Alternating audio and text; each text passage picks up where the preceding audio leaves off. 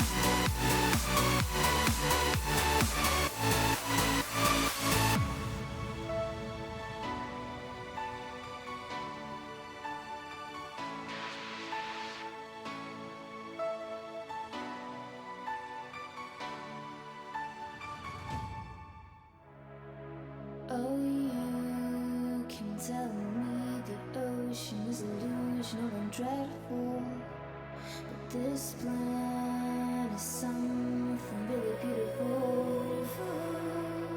Diadem in my hair, some with the wind in the air. Oh, oh, oh, oh. I will fly like a butterfly, flying high sky, and they'll never know. Water brings fear, but my goal is so clear. I know I am here. So I said to my man that they don't understand. You and me, let's jump 1, 2, 3, and he's with me. And the sea and the sky.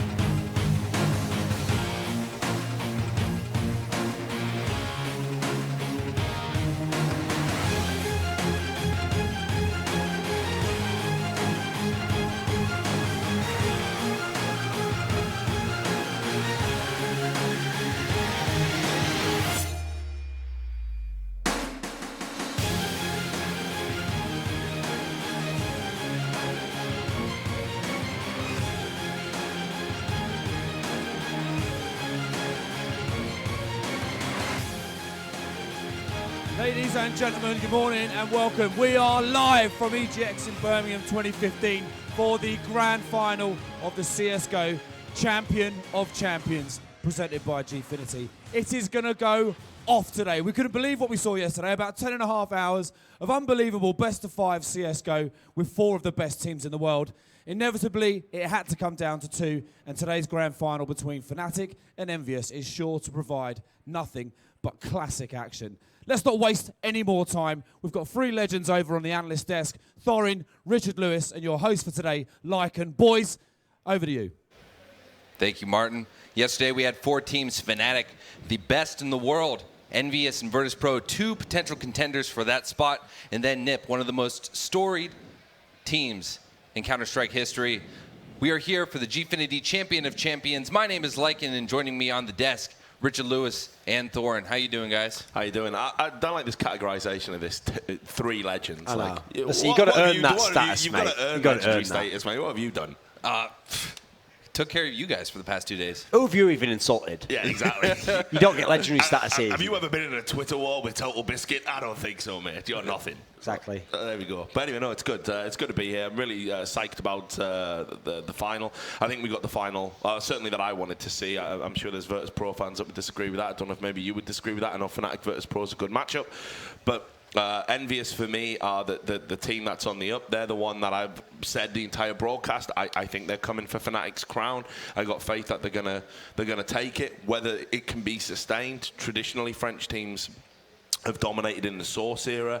Haven't really seen that so much in CS:GO.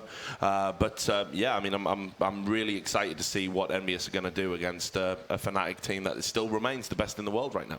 Since when we did like setting the scene at the beginning of yesterday, we kind of laid out that when you get teams of this quality and each semi-final was basically could have been a final at some point in 2015, the narratives are always going to be great. There's basically no bad final you can have at that point. You're going to be able to construct some narrative that makes sense historically and alludes to something. So if it had been VP versus Fnatic, that's been the best matchup recently. That's been the one that's always gone off, been fireworks, really high performances. In terms of Envious versus Fnatic, I think this is great in terms of this event right now because Envious has never beaten Fnatic fully without any kind of asterisks of like when they had the forfeit win at DreamHack went last year. They've never properly beaten them, okay? So it's still in their minds. It's still kind of like a ghost for them, like we got to overcome them. And I think even it's going to play, this could be like a watershed moment for the history of CS because with the next major coming up, Envious, they want to think of themselves as a team who can win that major.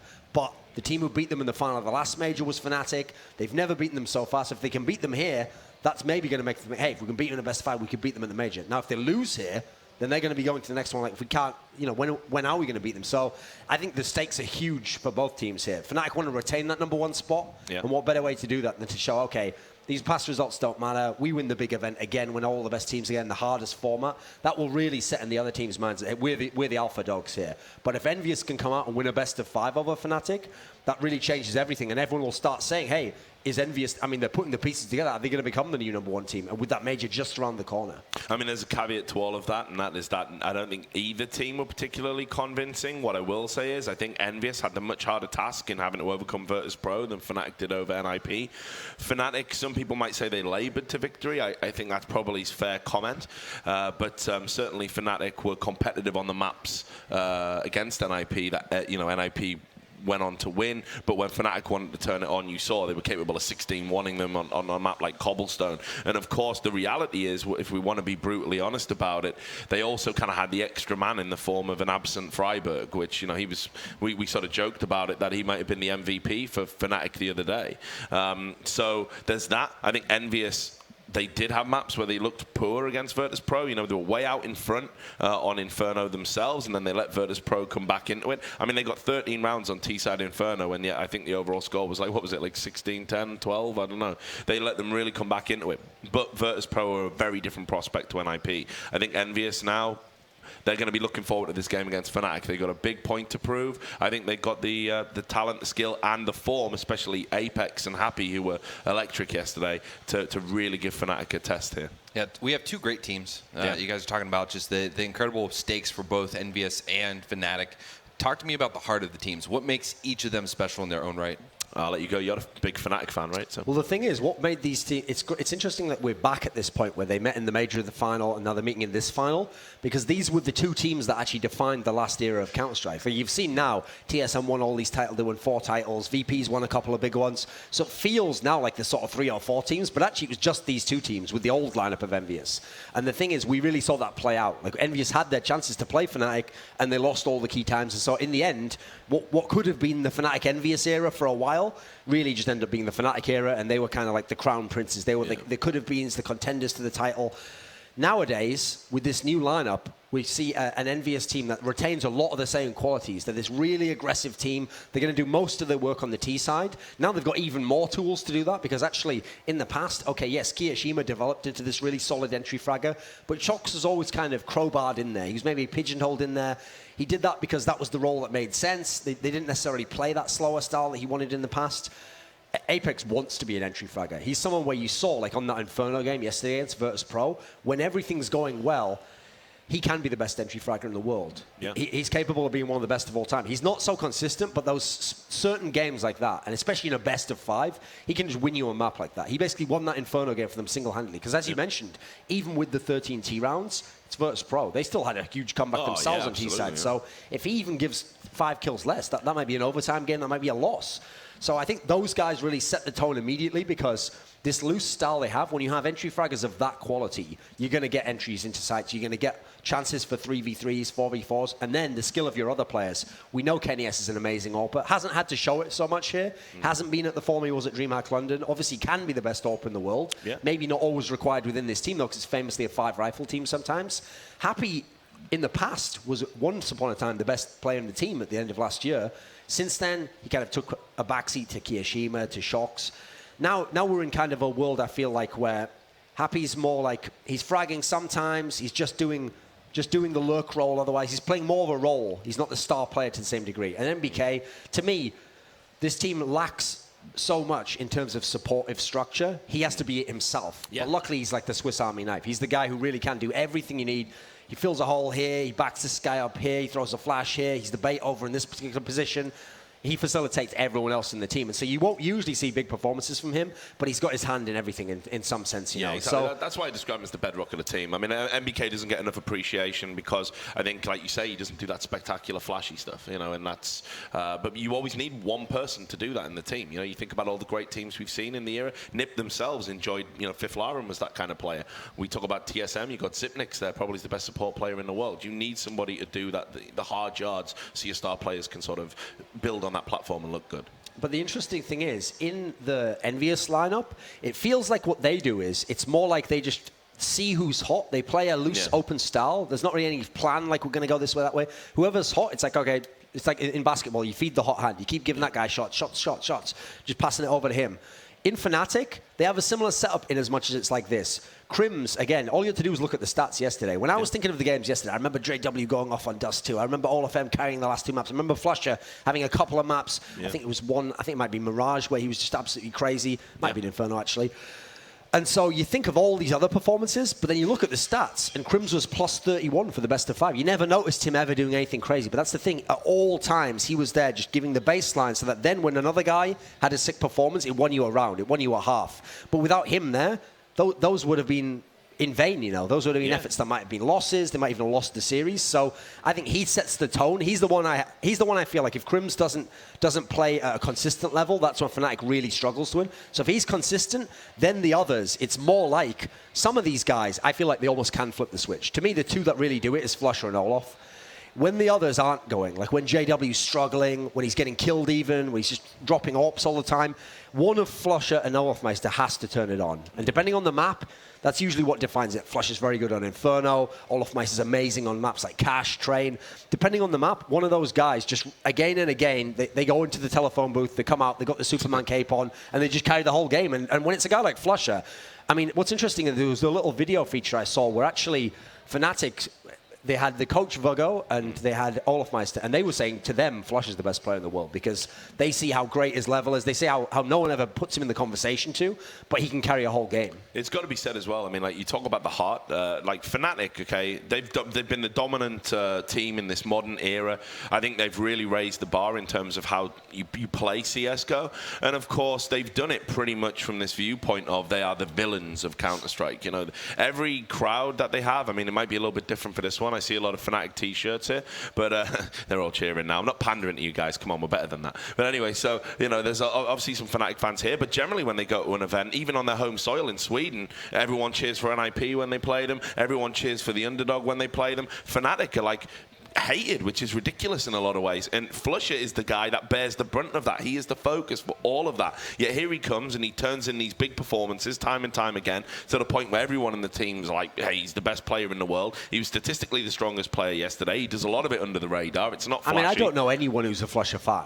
I mean that seriously. Yeah, as in even Fnatic fans are like, yeah, JW number one, all of mine. I don't know anyone who's like, I'm number one, Flusher, you're the best. And of course, you know, he's had this stigma around him, you know, for reasons obviously we won't even, you know, sort of bother talking about. But this is a player that is the lightning rod for the team. Now, I want you to imagine, we always talk, I mean, you hear casters bring this up all the time, like, oh, home advantage and crowd advantage and are they feeding off the crowd and blah, blah, blah. Imagine having all of that negativity being pointed at you online, offline, in the crowd, you know, like as I said at ESL One Cologne, as they walked through with the trophy to do a impromptu press conference, people booed them. People in the press room were going to me, hate Fnatic me, like I'm an NIP fan. You're like, well, what's going on here? Like, you know, this is like the greatest team. We should be totally appreciative of what they brought to the game. As if we ever needed proof that the press is scum with esports, Rich. NIP fans, all of them. Yeah, but it's true. Make me sick. There is a bias. So, you know, you want to talk about heart? That's the heart they've got. They come out with a will to win every time. They know that people aren't going to like it every time. They know there might be a smattering of polite applause when they win. They know they're going to get booed. They don't care. They keep winning. They keep digging deep as well. Think about all the times where they've had to pull a miracle out, where it might just be easier to go, do you know what?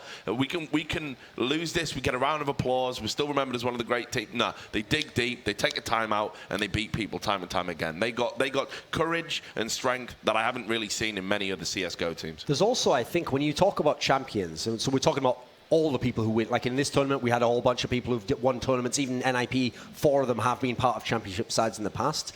One of the things that actually defines a lot of champions, believe it or not, is they tend to win when they're at their best. When things are like it's their meta, the right opponent, this guy, the star player is absolutely on form, that's when you win the title. So, for example, this year, every time TSM's won, they've won 4 big titles, it was always when they were in blistering form. They were playing really, really well. They never had to come through any difficulty to win, basically.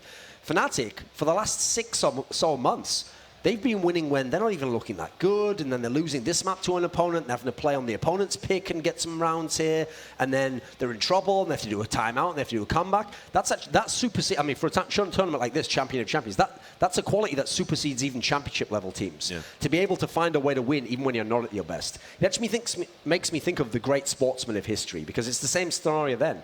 When you're in your physical peak, when you're in your prime in terms of like the right rival, he hasn't quite developed yet this part of his game, so you're beating him up in this way, and everything's just working for you in the game. Okay, there's a lot of great players that have been like that, but there's only a few who later on in their career, when they drop off that physical peak, can be as successful or more. They're still winning championships in whatever, tennis, basketball, because now it's more like, okay, I don't have the physical prime anymore. I can't just blow the guy away because I'm just athletically better, but now I know how to win. I know how to maximize, get efficiency out of what I've got at the moment. And the difference is, a lot of teams can win if they bring the 9 out of 10 level game that they have in their arsenal. I think Fnatic can sometimes win when they have a 7 out of 10 game. Yeah. Maybe they can even push it to like a 6 out of 10 game. It's really going badly, but one guy has that performance. As a team, they galvanize. That's quite rare, even among champions, I think. Yeah, Ali and Foreman, man. Yeah, so when you look at this, Envious, it's an extremely important game for them. It's kind of a proof of concept. Yeah. They need to win this for the future. They can get that confidence and understand, hey, we have that capability, and they can move into the next major with the sense of Fnatic is no longer an issue, right? Yeah. But for Fnatic, we've seen them recently. They got steamrolled by Virtus Pro over in Dubai. Yep.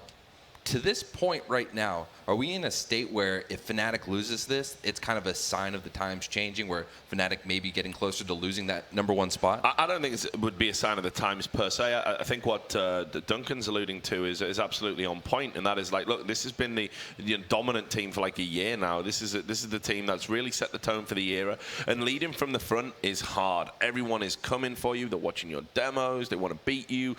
They know your tactics inside out. You got to continually reinvent yourself. It is grueling. It is tiring. That's why generally in esports across the board, not just Counter-Strike, you very rarely see somebody dominate for a ridiculous amount of time, because it's just people come at you, things change, metas change, and to keep moving with that and be #1, that's where the champion, that's where the true quality of a champion is dictated. So I don't think it would necessarily be a sign of the times, but as I said, Envious and New, this lineup, they're hungry. They believe they've got the capability to be #1. When we were doing the wrap-up at the end of the show, they were just off camera, and I was waxing lyrical about them, because obviously I backed them to win the whole tournament right from the start, and they're looking over at me and you're going, you're right. You're right. We're going to do this. They know that this is their time. If Fnatic are ripe for the taking, I think, in a lot of ways. Like, as Duncan said, they're digging deep to get these championship wins. All it's going to take is one team finding that extra gear against them in a major final to beat them. Envious have never done it before. If they do it, it sets the tone for their future. So that it's definitely a bigger game for Envious than it is for Fnatic in that sense. That's the thing, though. I think it's deceptive in a way, because it's true. Fnatic is not in any way in their peak form. They're not even a point in the meta, and the meta of teams as well, like how the other personnel's constructed, the styles they're facing, where it's ideal for them. It's not like before, because when they first dominated, they set the meta. It was this CT super heavy meta. You were playing a couple of maps. It was mainly Inferno, Mirage, Cash. Everyone had to play Fnatic's game, basically, and they were the best at it. So they were leading the tune, and you were dancing to it, okay? Now, it's not like that at all. Their style, they've had to shift it. They've become more of a T-focused team. And so actually, I feel like now what happens is every team has this sob story. I always used to say this, okay, one of the great players in Counter-Strike history was an old player called Potty, who played for the old NIP back in the old days in SK Gaming, in CS 1.6 and before. Won many, many championships. And what used to happen was, if you ever interviewed a player who'd played him in like a big match, they'd have all of the same sob story, but they didn't know this. And so in isolation, they'd all be like, oh, you've got to realize, in this game, I was doing so well for the first part, he was struggling early on, and then, he just won this really lucky 1v1, and then later on, he just got this like kill where it's like, if he had 4 health left, and if I just kill him there, their money, their money economically broke the next round, and then we're going to win another one. And what they didn't realize is they were thinking, he's so lucky. What they didn't realize was, there was about 50 guys had that story, and he could have just put all this to all of them and gone, it's not luck, mate. He wins when it matters. That's the point. He doesn't always blow you away. He doesn't always have the best performance. But again, he can win in all scenarios. And so I think a lot of people will look at that. Like, for example, they'll look at that game yesterday and go, what's Nip? Nip aren't at the level of us. We're envious, or they're not at the level of the Virtus Pro. Yeah, but that's the thing. They did just enough to beat Nip, and they'll probably do just enough to beat Envious here if they can win. I doubt they're going to blow Envious out the water. So everyone's got that story, but that's why you can't underestimate Fnatic as a result. Absolutely not. And I definitely think I'm not going to underestimate Fnatic. There's no doubt that whoever wins this is going to be a worthy victor. I mean, I know in your top 10 rankings, you haven't put Envious up quite that high. Obviously, when I think the new only played a rankings few come out events after of this this, lineup. yeah, exactly. So I think they will climb up those rankings, even in Duncan's estimation. But for me, I still believe that when we look at Envious, we are looking at the future #1s. I think actually, though, the styles of what we've seen in this tournament is what makes the best of 5 so exciting. So if it was a best of 3, okay, it's very possible you could get 2 things happen. One is that the games are just a bit lackluster and Fnatic just wins by default, or maybe Envious just comes out the gates, they blast 2 maps out and it's over, okay? Because it's a best of 5, at the moment I'd define the 2 teams like this. Fnatic have the crazy staying power. They have the whole map pool, and so as a result they can play on every map, and they just have to hang around enough to win 3. If you're looking at Envious, though, Envious is superlative on T side of maybe 2 or 3 maps. And so on those 2 or 3 that are going to be in the best of 3, which you only need 3 overall to win, they can definitely win 2. They're good enough to. They're so good on those maps. So for me, it's more like, will Envious kind of like burn out after those couple of maps and allow Fnatic to hang around long enough to win? Or will Fnatic who knows, maybe they can somehow shut down some of that stuff because we've seen them do incredible things even on opponents' best maps. So at the moment, I think it's like a form versus class type scenario because we know Fnatic have got the pedigree, the class to win, but at the moment, the form's on the side of Envious. And I also think as well, massively contrasting styles, which is going to make it so exciting because Envious, as Duncan says, they can blow people out the water on the T sides. Fnatic, though, on certain maps, you think Mirage especially, for example, they just lock you out. There's nothing you can do against their CT side. It's ridiculous. So this is the classic irresistible force versus the immovable object. What's going to happen? And, while I'm plumping for Envious, again, it's not like I'd be amazingly surprised if Fnatic won. Who would be? They are the team to go to. But I think this is what makes it an intriguing matchup. We saw Envious and Virtus Pro, two momentum-based terrorist favoring, kind of sides, go against each other, and in the end, Envious limped across that finish line. It was a great matchup. It was exciting, but it wasn't classic in sort of contrasting styles. We're going to get that here today, and this is why it's a really big test for Envious, because that terrorist style might look good against a team that isn't as CT assertive as Fnatic.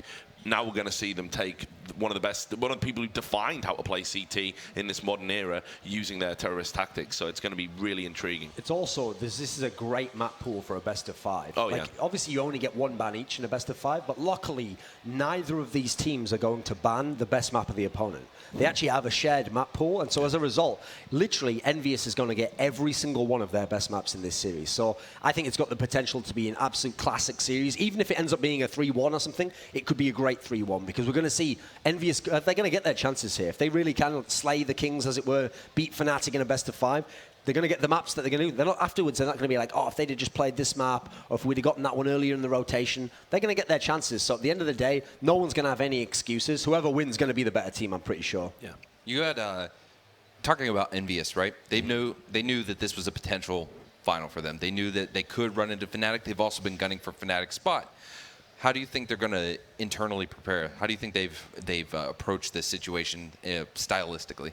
Well, I mean, look, so Envious, as I said yesterday, were really confident when they were heading back to the hotel. I know that they do like to play this loose style, and as Duncan says, they like to see who's hot. If Apex is hot, fine.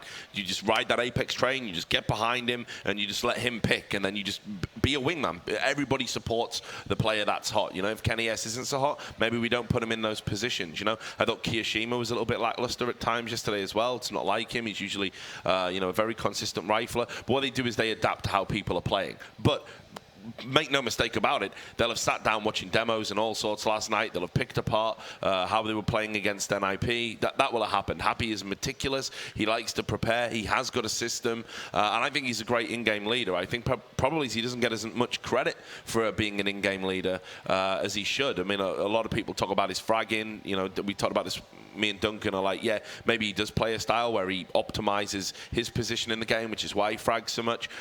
I think he's got a very good system. He's very good at reading games. Now, you contrast that with Pronax, and actually you've got a very similar kind of in-game leader there. Like, Pronax is great at making just calls. It's like he's got this spider sense. He just gets that tingling feeling where he knows that, okay, we need to make a call, we need to make a change here. He's not like a playbook coach, but again, meticulously, always looking to reinvent strats, reinvent tactics, and move players around. So I think Envious will be well prepared, but this is like two of the great in-game leaders going head-to-head here. One isn't a fragger. One, I think, reads the game better than the other. Happy's a fragger, maybe a bit more playbook-orientated. But I think, again, this is why this matchup's so intriguing to me. Let's go ahead and take a look at the vetoes that we're going to have. Duncan, can you go ahead and talk through the vetoes and the picks? So, okay, the first veto goes to Fnatic, and this is an interesting one because they choose to ban Dust 2, which actually recently has been one of the strongest Fnatic maps. It's been their second strongest map in terms of stats, and they've been doing really well on it. They've even been able to compete with teams like TSM. But I think what happened is they've seen, listen, Envious can beat TSM on Dust 2, so you don't want to mess around on that necessarily. So they've taken that out of the equation. The ban for Envious is absolutely obvious. They don't play Overpass. They've never played it with this lineup. And that's a map that isn't a strong one for Fnatic, but they can play it, and they have their own approach. So get that out of the way. That means that the most obvious pick, okay, to start with, for me, would have been Train for Fnatic, actually, because that's one that we've seen again. It's not an Envious map. They got wrecked by it yesterday. It's a map that's very strong in theory for Fnatic against lesser teams. It's only the best teams can probably beat them, but instead they go Cobblestone. Now that's going to be an absolute classic because both teams are incredible on Cobblestone. And we've seen Fnatic even bully teams like Virtus.pro on Cobblestone. They're very good. But we saw what Envious did to Virtus.pro yesterday on Cobblestone, so I think that's going to be two of the absolute best on Cobblestone going head-to-head. Mirage is the pick for Envious, and that's an unusual one, actually, because of the maps remaining, I would have thought they'd go Inferno. For me, the two best Envious maps are Cobblestone and Inferno. So they had a chance here, because of Fnatic picked on Cobblestone, to get their two best maps in the first two in the rotation. You can maybe go up 2-0. Instead, they've gone with Mirage, which at the moment, this is the thing. At the moment, it's one that Envious have started to introduce, so I think they're heading towards it, skewing towards it in the pool. If you're Fnatic, it was historically a great map. Now it's in the middle of the map pool. Listen, it's Fnatic, so you've still got like a 70% win rate on it, but it's not one of your absolute strongest. So, okay, still a decent chance for both teams. I think that's a very 50-50 map. Then you go Fnatic picks Train. I think that's an obvious one, as I referenced before, because it's not an Envious map in any sense. They played it once and they lost to Mouse Sports at Gamescom. Meanwhile, Fnatic have a number of notable wins on it. That it's gotten them out of trouble a bunch of times. So at the moment, Fnatic's feeling great about the map pool. Then final pick is going to be Envious pick Inferno. Literally the Fnatic map in history. Defined their style, defined what made them a great team. It put players like Crims in their best positions. In more recent times, statistically, still a great map. It's still a map where they win it at a massive clip. You saw yesterday, even when NIP was doing really well on the map, Fnatic could do whatever they wanted to get back in the game. They'll always be one of the masters of this map, but at the moment, it's probably skewing towards Envious. They've been really dangerous on that. We saw them beat TSM on it, so we know they're no joke in any sense. And that means the last map at the very end is obviously going to be Cash, I think, is that? Yep, Cash is the decider.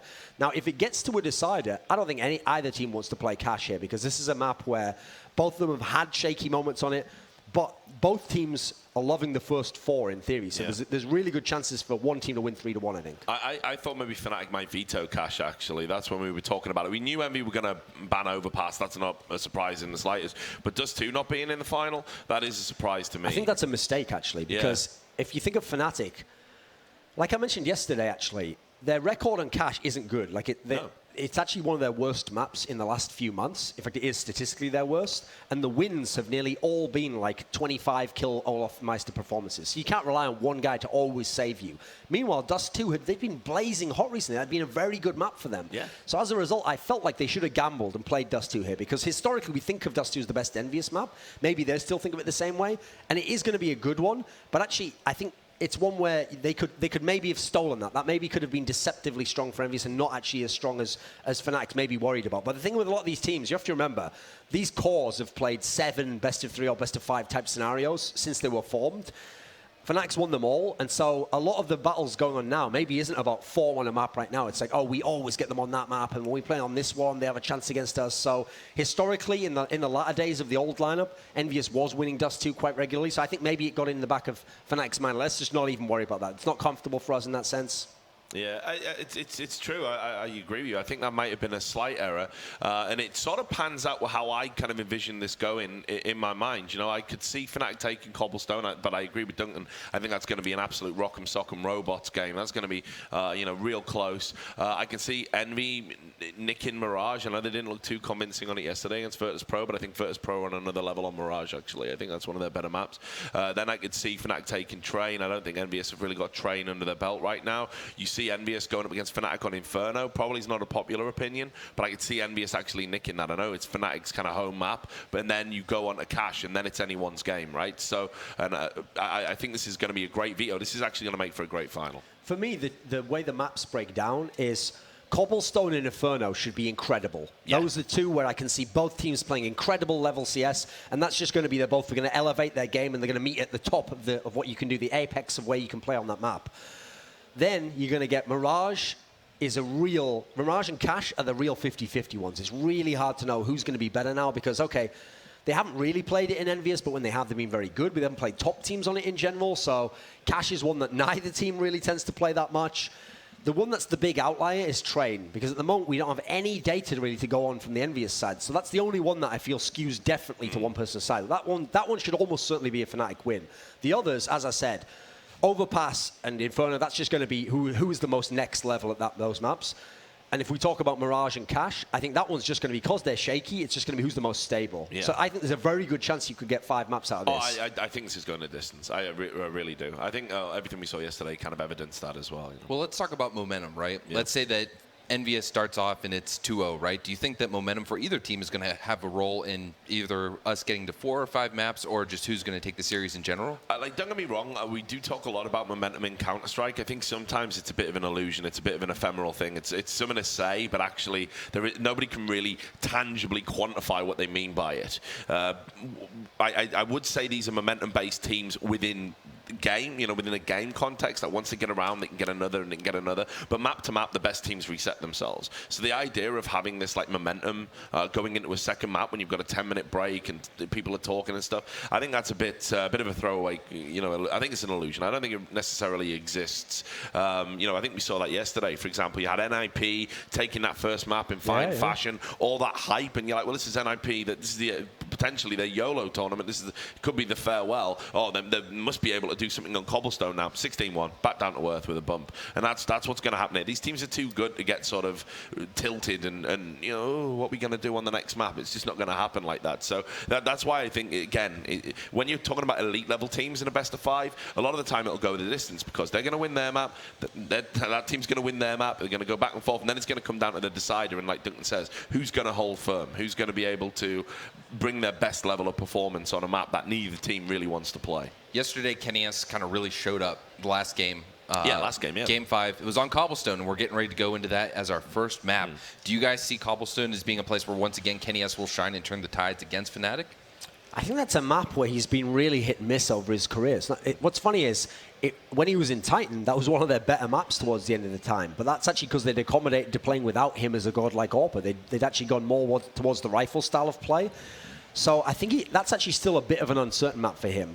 For me, both teams are very good, but it's quite defined. Like, what I think makes this really exciting is that Envious have that incredible blowout T side that we saw them show against Virtus Pro there. But Fnatic have an incredible CT side on this map. This is a real lockdown map they can get on here. And they're so good on this particular map at winning those clutch rounds on the big B site. So I'm just hoping it's a straight up matchup of like great T side from Envious running into that amazing defense from Fnatic. And we see kind of like an offense-defense interaction. Yeah. Hopefully that's the half that really blows it away. Yeah. Any map in particular in the pool that we see that is going to be a shutout? You think is going to be really? I think Train for Fnatic. Yeah, that has a chance to at least. Envious haven't really convinced me on Train. They definitely need to do some homework on that. They've got all the tools to be a good team on that map, but it's like everything. It's about practice, and they simply haven't had the table time to really get that map under their belt. By contrast, Fnatic, they're not convincing on it. They're not a top tier team. They're not a Virtus Pro or a Na'Vi, but they can grind out wins on it. They know what they're doing, and of course you've got the Olaf Meister effect on that particular map.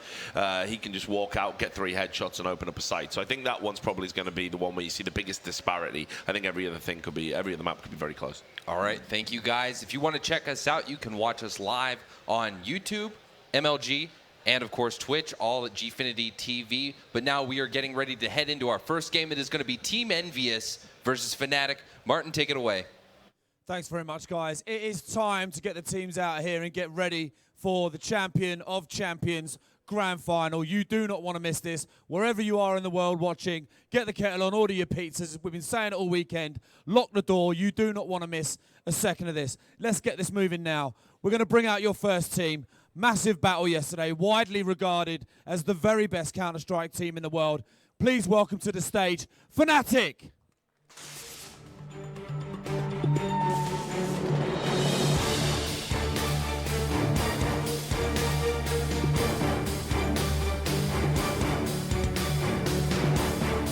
Thank you very much, guys. If you'd like to make your way into the booth to get ready, best of luck to you, all of you. So as they get comfy, it's time to start thinking about bringing out their opponents who are also about to start their tilt for the title of Champion of Champions here at EGX in Birmingham. Also, another mammoth battle yesterday, another 5-mapper, absolute classic. Let's see if they can do it again today. Please welcome to the stage, Team Envious!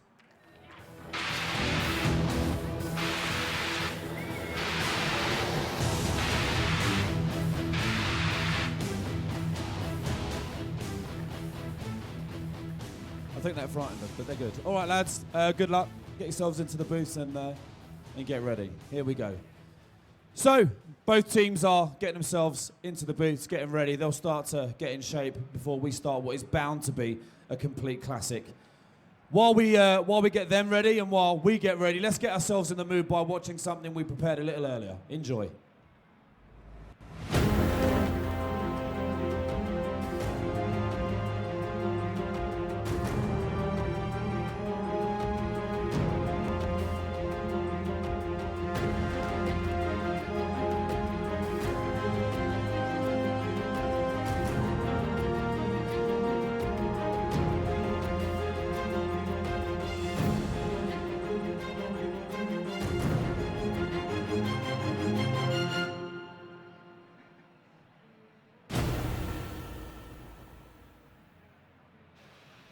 Welcome everybody here to your grand final time. I'm Toby One here with the amazing Henry G. Hello, sir. How are you? I'm great. I'm actually so happy to be here. It wasn't the final I was expecting to have, however. Really? I am still excited to see it. Absolutely. This is going to be an absolute cracker here. We've got Envious versus Fnatic. There's a final we saw at the Major. We get to see it again. And a best-of-5 series. There's no winner advantage going into this one as well. It's going to be... How nice is that? That's going to be great. It's what I'm really excited about. I think, like Diana said, it's going to go all the distance, although...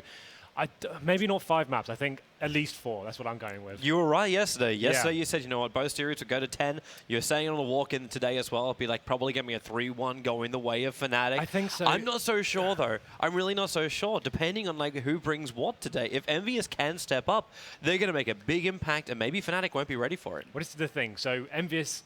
yesterday against Virtus.pro, I say Envious had the more skilled lineup going into it. They looked like they were just completely, like the guys said, incredible form. But Fnatic going on to this one, they can actually match up to Envious' skill level, and they're the full package. They have the strategies, they have the synergy, and that unique skill level to go toe-to-toe with these guys. So this is why it's going to be absolutely fantastic. But Cobblestone to kick things off, I think, is a really nice way to actually get this gong rolling, because we saw Fnatic actually handle NIP on this map, and then Envious had a really strong performance against VP as well. That 10-0 on the T side of Cobble, that was great to see. That was a huge thing. Like, I think a big thing we've seen from most of our Cobble games was just the fact that economy for the T side, the ability to hold it, and then just struggling to gain that same thing on the CT side has been a real problem. It took a triple kill USB headshot to come out and drop from Happy to actually give such a huge advantage that you just rolled the entire map over. That's the thing. They went 10-0, and then VP clawed themselves back into it with the five straight rounds in a row. Then Happy absolutely locked it down. That's a really unique way to actually do it as well. We see a lot of people trying that boost, but never to that sort of effect. It was actually really crazy moment there, and I hope we see some more of those high impact and high octane situations going down. That's going to be interesting as well. The pistol situations here are going to be really vital going into this one. We know both these teams like to rush B on their T-side pistol, but we see now how that can be countered. So what's the good approach here? What's the mind games going into the grand final? What can these teams bring to the table? Well, that was something I was wanting to bring up with this. The fact that we have Cobble to start with, but to remember where the biggest fault was for VP, like the fact that Neo was almost killless for like 10 to almost 15 rounds. Yes. Pushing into that A side, is this going to be the approach we go again? And have that distraction Happy playing inside of drop, and have Keo also trying to play that B plat distraction.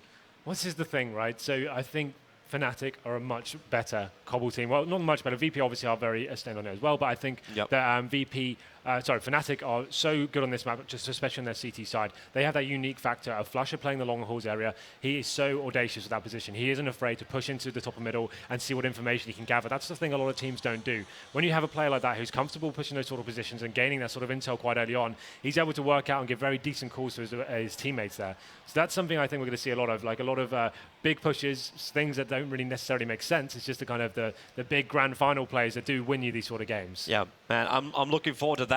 For now, I think we're about to almost start up our knife round, and this will decide who gets to go the CT side. I don't even know if CT is preferred now. This is the thing, right? So both these teams are going to be so electric on the T side. Yep. I don't really think the CT side advantage is actually going to be that beneficial to these teams. And it's the first game of the day too. Maybe you actually want to. I remember it was NIP used to try and quote this one.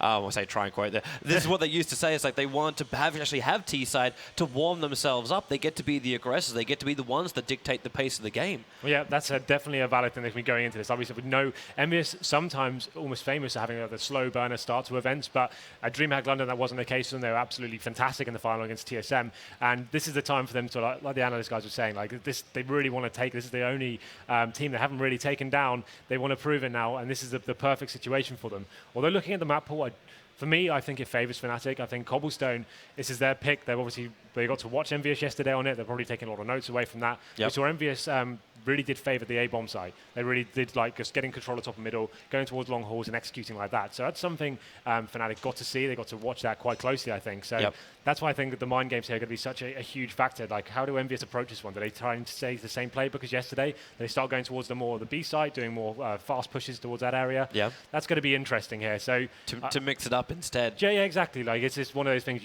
When you're at the grand final, it's almost like you have to work out. Okay, they've seen everything we've done so far. They can work out what we did there and how we won that game. We're going to have to change it up slightly just to kind of surprise them a little bit, I guess. And especially on the pistol rounds as well. That's going to be such a huge factor here.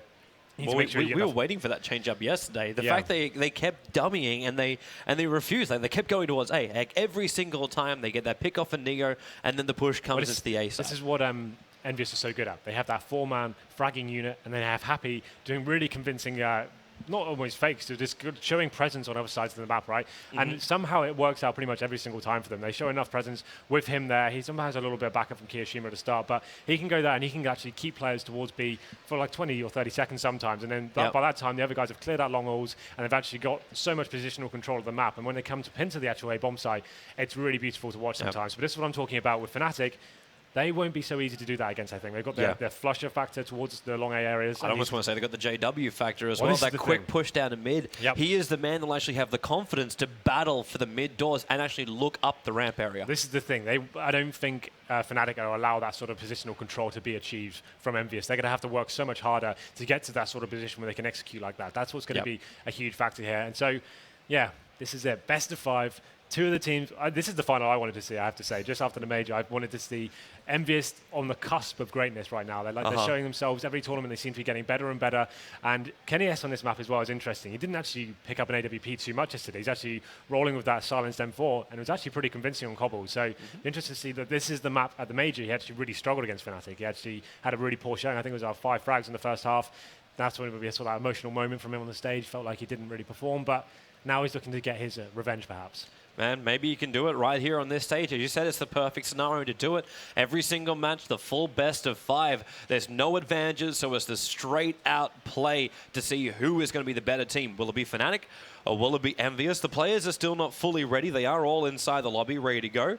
They just actually haven't hit the ready, hence knife round has not begun and you're still here with us. Well, yeah, we talk about the knife round quite a lot, but like I said, these T-side guys, they're going to be absolutely fantastic either side. I don't think it's going to play a huge factor, especially on Cobble. Seems like the meta is kind of going towards the T-sides actually have the full control of it, and they're kind of determining where the CTs are trying to stack and predict where the T's are going to be going. You see sometimes the 4-man stacks towards B, pretty much a lot of rounds VP are trying to do that yesterday with Neo on the A bomb site, and that's where he really did struggle. That's why we said he didn't really get the frags because he was left in that isolated position. We're happy keeping so many players towards B.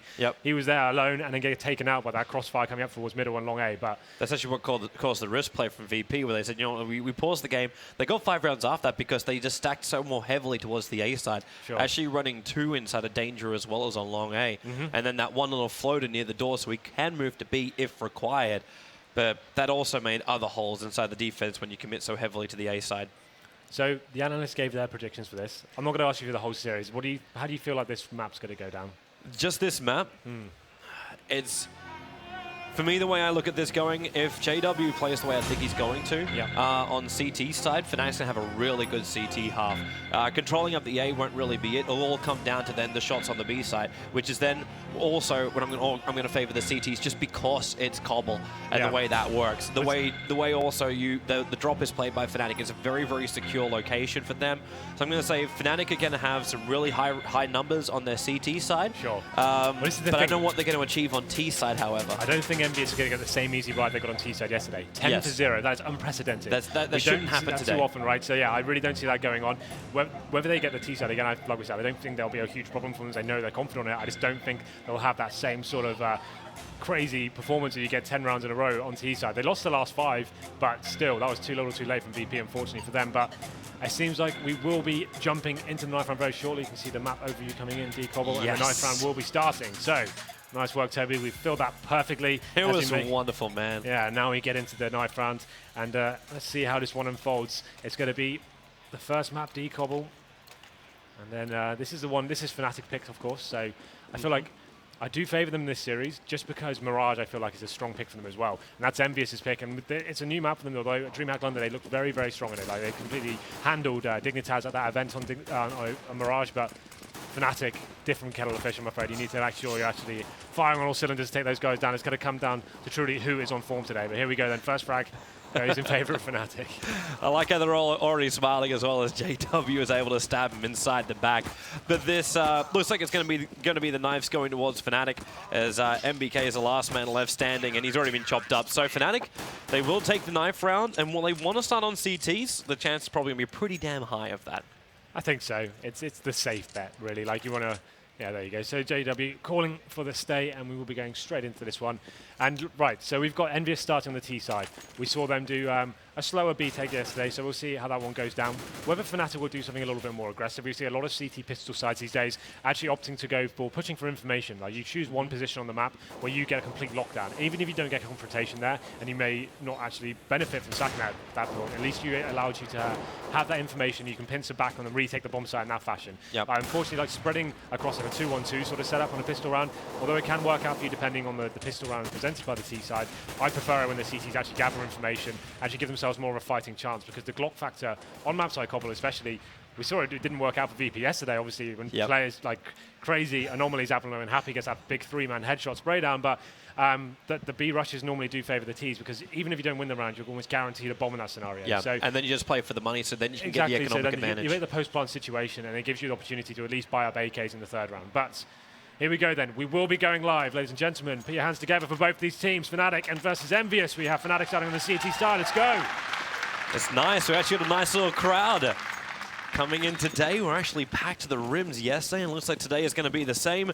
But this is it. This is the pistols. And how are they going to do this? Envious, they're focusing towards the A side this time around. The aggressive push from the CTs, not really that aggressive. They actually stacked over towards the B side this time around, but as Flush at the man the front lines, he gets a glimpse of Happy, and now instantly just flagging the fact that something's going to be wrong here. Throws out the nade, tries to win the fight, and actually able to do so. So already Envious having a little bit of trouble getting up. Flusher, they are at least on top of the site, but Fnatic, they haven't been on a retake just yet, but it inflicted a hell of a lot of damage onto Envious. Yeah, and the bomb's going down as well. It's going to be a 2-on-4 situation, and Pronax just jibbing in more. Takes down Pronax, and then Kiyoshima going to be fighting now in a 3-on-1. He's going to be left behind this fence area, and I don't really think there's much he can do. 1 minute remaining, but he does get handled by Pronax, and it's going to be the first round going in favour of Fnatic there. So Envious went for that slower pace, long A take towards them with the mid split as well, and it just seemed like the 1-on-1 battles got absolutely decimated by them. You can see there, Pronax picking up 3 frags, great performance from him.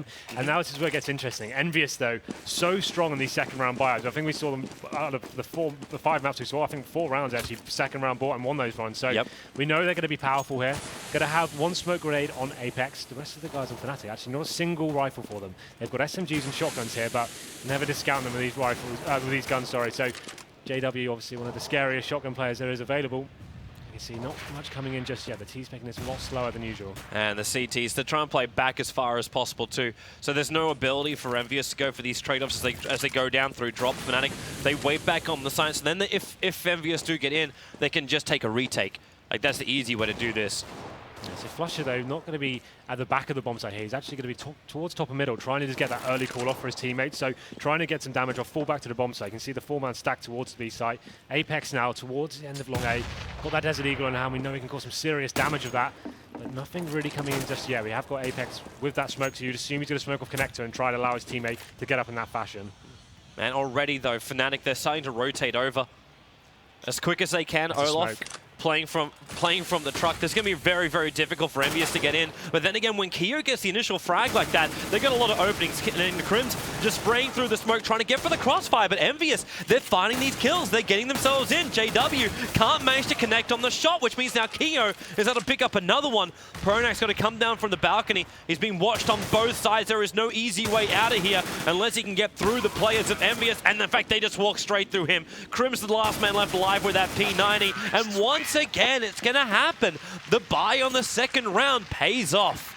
only losing one frag as well. That's absolutely sick. So Kiyoshima coming up middle, just takes down the first player with an instant headshot there. And it was that one smoke from Apex that actually locked the round down for them. Once that 4-man stack came in for Fnatic towards the B site, the smoke comes in. It's such a difficult retake in that position as they're swarming the bomb site, isolating that one player that's remaining. And once that bomb went down, the CTs had no real chance with the SMGs and the shotgun they had left over. So Fnatic, of course, buying straight back into this one. We saw a lot of this yesterday. It was going to be a very stubborn affair to see who will give up and take that first eco on the chin. Olaf Meister will be going straight out the middle, though. Takes down Apex and gives the advantage towards Fnatic. Man, he caught a glimpse. He was pushing for information and thought that maybe Apex would be a little bit higher. But with that jump, saw just the edge of his head. Now JW gets the same kind of thing right now on Happy. Happy, you had a lot of success in that upper drop area in yesterday's best of 5. And this time around, not having as much success. They are boosting up. It's JW getting a little bit more aggressive with the CZ. Hiding in the corner now. They don't see him. They actually flash over a little bit too far. Pronax forced back with that deagle back onto the side. And the flashes, they're perfectly slowing him down, allowing Olaf to go to working also with his CZ. And maybe Envious don't really have the easiest round in the world here. Hello. The knife attempt from Olaf, hitting nothing but air. The flusher is already on the flank. Happy heard him though. Look at the HP of Envious now. They've done so much work here. That's 20 HP average on the whole team. 3 players remaining on the Fnatic side. They definitely have the advantage here, considering there's only 30 seconds left as well. Flusher coming in the back. Happy takes him down and putting the advantage back towards Envious. Bomb still yet to go down, though. Crims, he's the stealth man. Right on the side, sprays through the smoke, unable to connect, and now one he will. Finding out Kenny S. Kenny S down. And now Olaf as well, combining up from the rock. They still know Crims is there. 8 seconds left on the clock. All Crims has to do is just stay away from that T, and he can hear him running. Jumps around the corner, 20 life, goes for the shot, but Happy brings him down with only 2 seconds left on the clock. Envious barely holding on to that third round. Oh my god, I don't know how they got away with that one. 3 seconds remaining on the clock, and he was trying to make his way in his little escape there. 2 seconds remaining, but somehow he holds his fortitude there and takes the round in favor of Envious. That's going to be absolutely massive. Olaf Meister opening that kill up into middle, and it seemed like he found the second one as well, and did so much damage across the board. And it's very lucky for Envious to actually get back into that one, but they take it. And there's another force buy coming in from Fnatic here. They are not done yet. They know they hurt the economy of the T side, and they want to make sure they can close this one out. So full CZ buys there. Flush is going to be on the 5-7 as well. What can they do here? This could be the breaking of the CT economy. If they actually lose this round, they could be looking at a double eco here. So let's see what they can do as they do force buy full head armor into this one. Well, if it is going to be like a double eco, then we're looking at Envious just rolling through on T side. It's a huge round. This is not what we were expecting with Fnatic's defense potential. Keo got a quick glimpse, of course, at the same time. Fnatic also will be able to get a glimpse on him. Flusher sees a foot, and then instantly just has to back up. They're getting little bits of information, Fnatic, but they're not finding any openings. Soon they are going to be under siege. As Envious pushing 4 players, they're going to come up through mid. Flusher, the main man around the other side of that corner. MBK looking for the quick pick as well with that scout, but can't find it. In fact, okay, it'll be Keo and Apex, the man to do the work. And already, Fnatic on this buy, it is not working for them. They've lost Pronact as well, and Krim is the last man standing. I don't think they were expecting this full AK buy and armor. Like, it was more viable against the SMGs, for example. Actually, you saw Olaf Meister go through, getting that first pick. This time, they just kept a much more slower pace and big, long-range one-on-one duels there, so they weren't able to capitalize whatsoever. Not going to be able to take a kill this time. Krim's left with the CZ and armor, and he's just going to be trying to find anything he can. If he can save an AK, it'd be absolutely fantastic, but I don't see that happening, if I'm honest here. So MBK with his scout there as well. But this is the third round on the board for Envious, and this is a bit of a nightmare situation for Fnatic. They took the huge gamble, didn't take the eco here after the force buy, and got locked down by these AKs on the 4th round. Yeah, and Fnatic, this could just be momentum building for Envious. Their money's going to be looking really good after these next couple of rounds where Fnatic just has to eco it out. And how much money is Fnatic really going to have coming into the CT side? Like, is it going to have to be the full 2 ecos? They can justify a few PT50s this round. I think they can definitely buy next round, depending on as long as they don't force buy into this one again. Please, guys, let's calm down right now. Yeah. They'll be able to say there's 3 Zeus's. Yeah, this is it. Like, this is the thing, though. We saw this do so much big work. It's a little bit questionable how strong this is in some positions on this map. Like Swords drop down, for example, in Long A as well. There's so many places you can get that one shot kill for $100. It's ironic, too, that Fnatic are the ones buying this after JW was tweeting out last night saying, Valve, can you please ban this? Oh, yeah, but like, you just be spicing yourself not to use it, right? So yeah, definitely got to get on that. So 3 Zeus is purchased. I've got the CZs again, but Krim's just saving his armor from last round there. Apex Going to be isolated towards long A by himself. Let's see if he can Olaf just going to go for the turn. He can't get the shot off in time, however. Crims was meant to be the distraction to allow Olaf to find that kill. Now Crims, no, he can't win out against Kenny S either. So it's down to 3 defense players now for Fnatic. He's playing a very slow pace. You can see the bomb still top and middle, just trying to work out whether they can find any sort of stacks going on. Happy holding towards drop down, just waiting for any sort of CT reaction and seeing what they do here. He made a noise too, try and force one. Let's see, CT's not reacting too much here. There's waiting.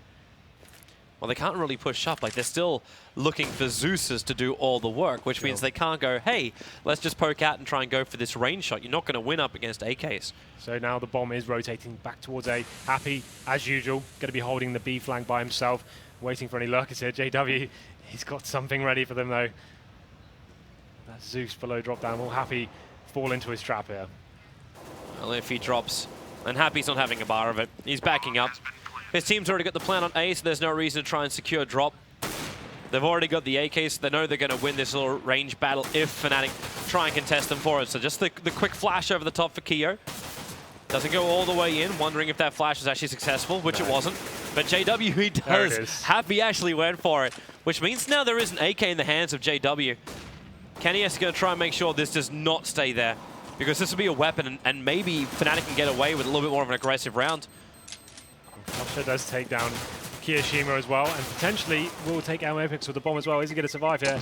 No, he's going to just get away with his life there, but JW does keep the AK-47. That's his use coming to fruition for him. It's going to definitely help boost the CT economy here, as he will be able to keep 200 in the bank, it seems. But what's the approach if they actually get the AWP out on Flusha? He normally plays towards the long A area, and I assume, knowing him, he's going to go for something a little bit aggressive at the start. He knows he can probably gain a little bit of traction here, but at the same time, look where Kenny S is moving. Like, this is AWP side for both of the teams, and actually Flusha wisely not playing aggressive. He holds back on that long A. Keo, however, doesn't really care. The T's move so aggressively onto that B plat. JW is right below them with that stolen AK. The flash is coming from Crims, and it looks like this move from Envious, they made the play, and now they're pulling back out again. Yeah, once the smoke went down and they got isolated, the team got separated. It took some heavy damage as well. You see Apex going down to 13 HP. They made the educated decision, okay, this probably isn't going to work out for us. We've got low HP. Let's fall back, try and work the picks with the AWP we have available. Kenny S has got control of mid. Let's go back to that long A take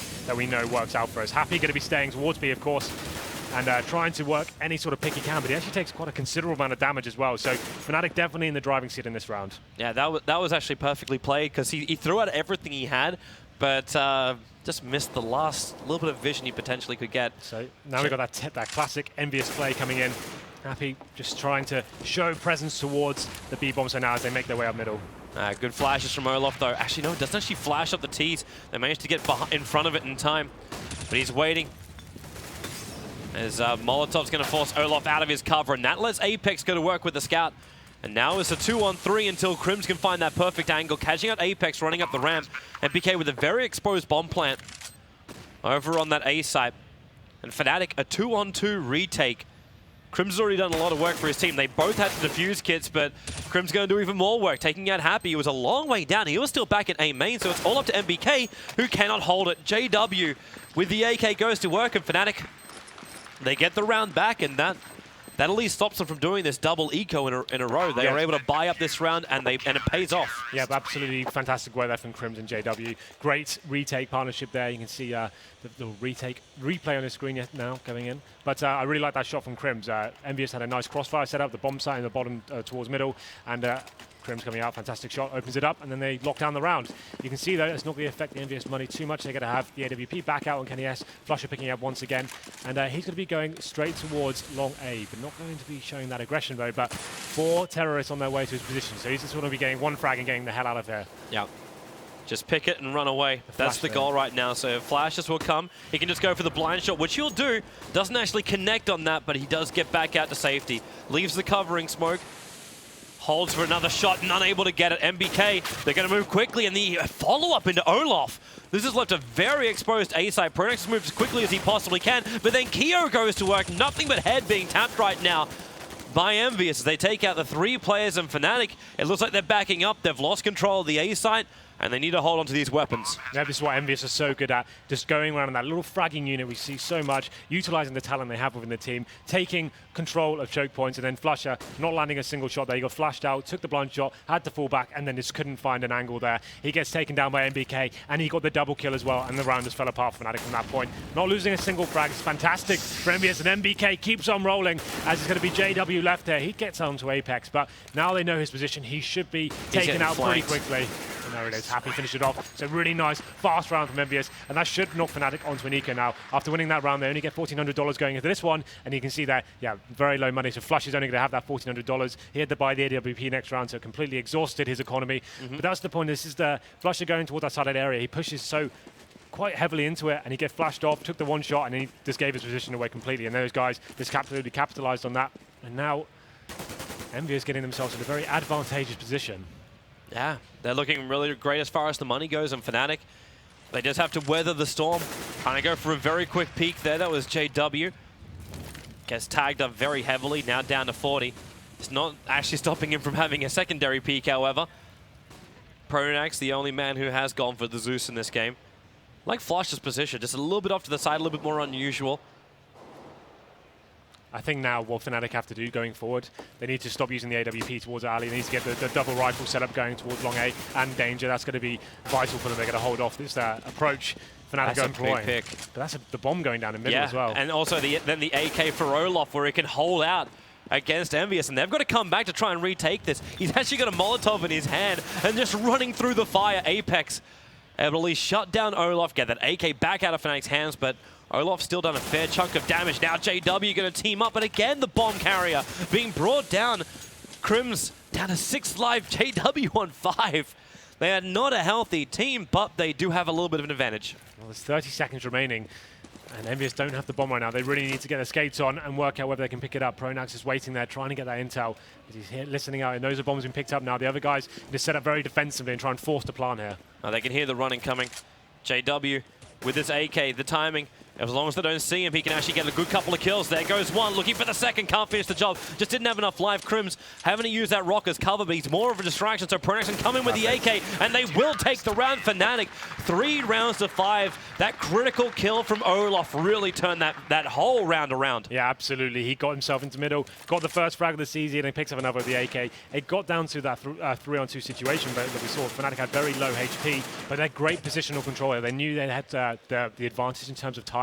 So just playing defensive, making it almost a 2-on-1 situation, just because the bomb had to go down as quickly as possible. He couldn't have time to actually flush out the bomb site there. Yep. So let's see how this one goes down. The full buy coming in. JW this time taking towards the AWP. But he's not looking at the right angle. They've already come down. Envious have already got themselves down. B plat as Keo goes to work. JW will shut this down, however, and now he's into that little bit of a battle. He doesn't see where Happy is up there.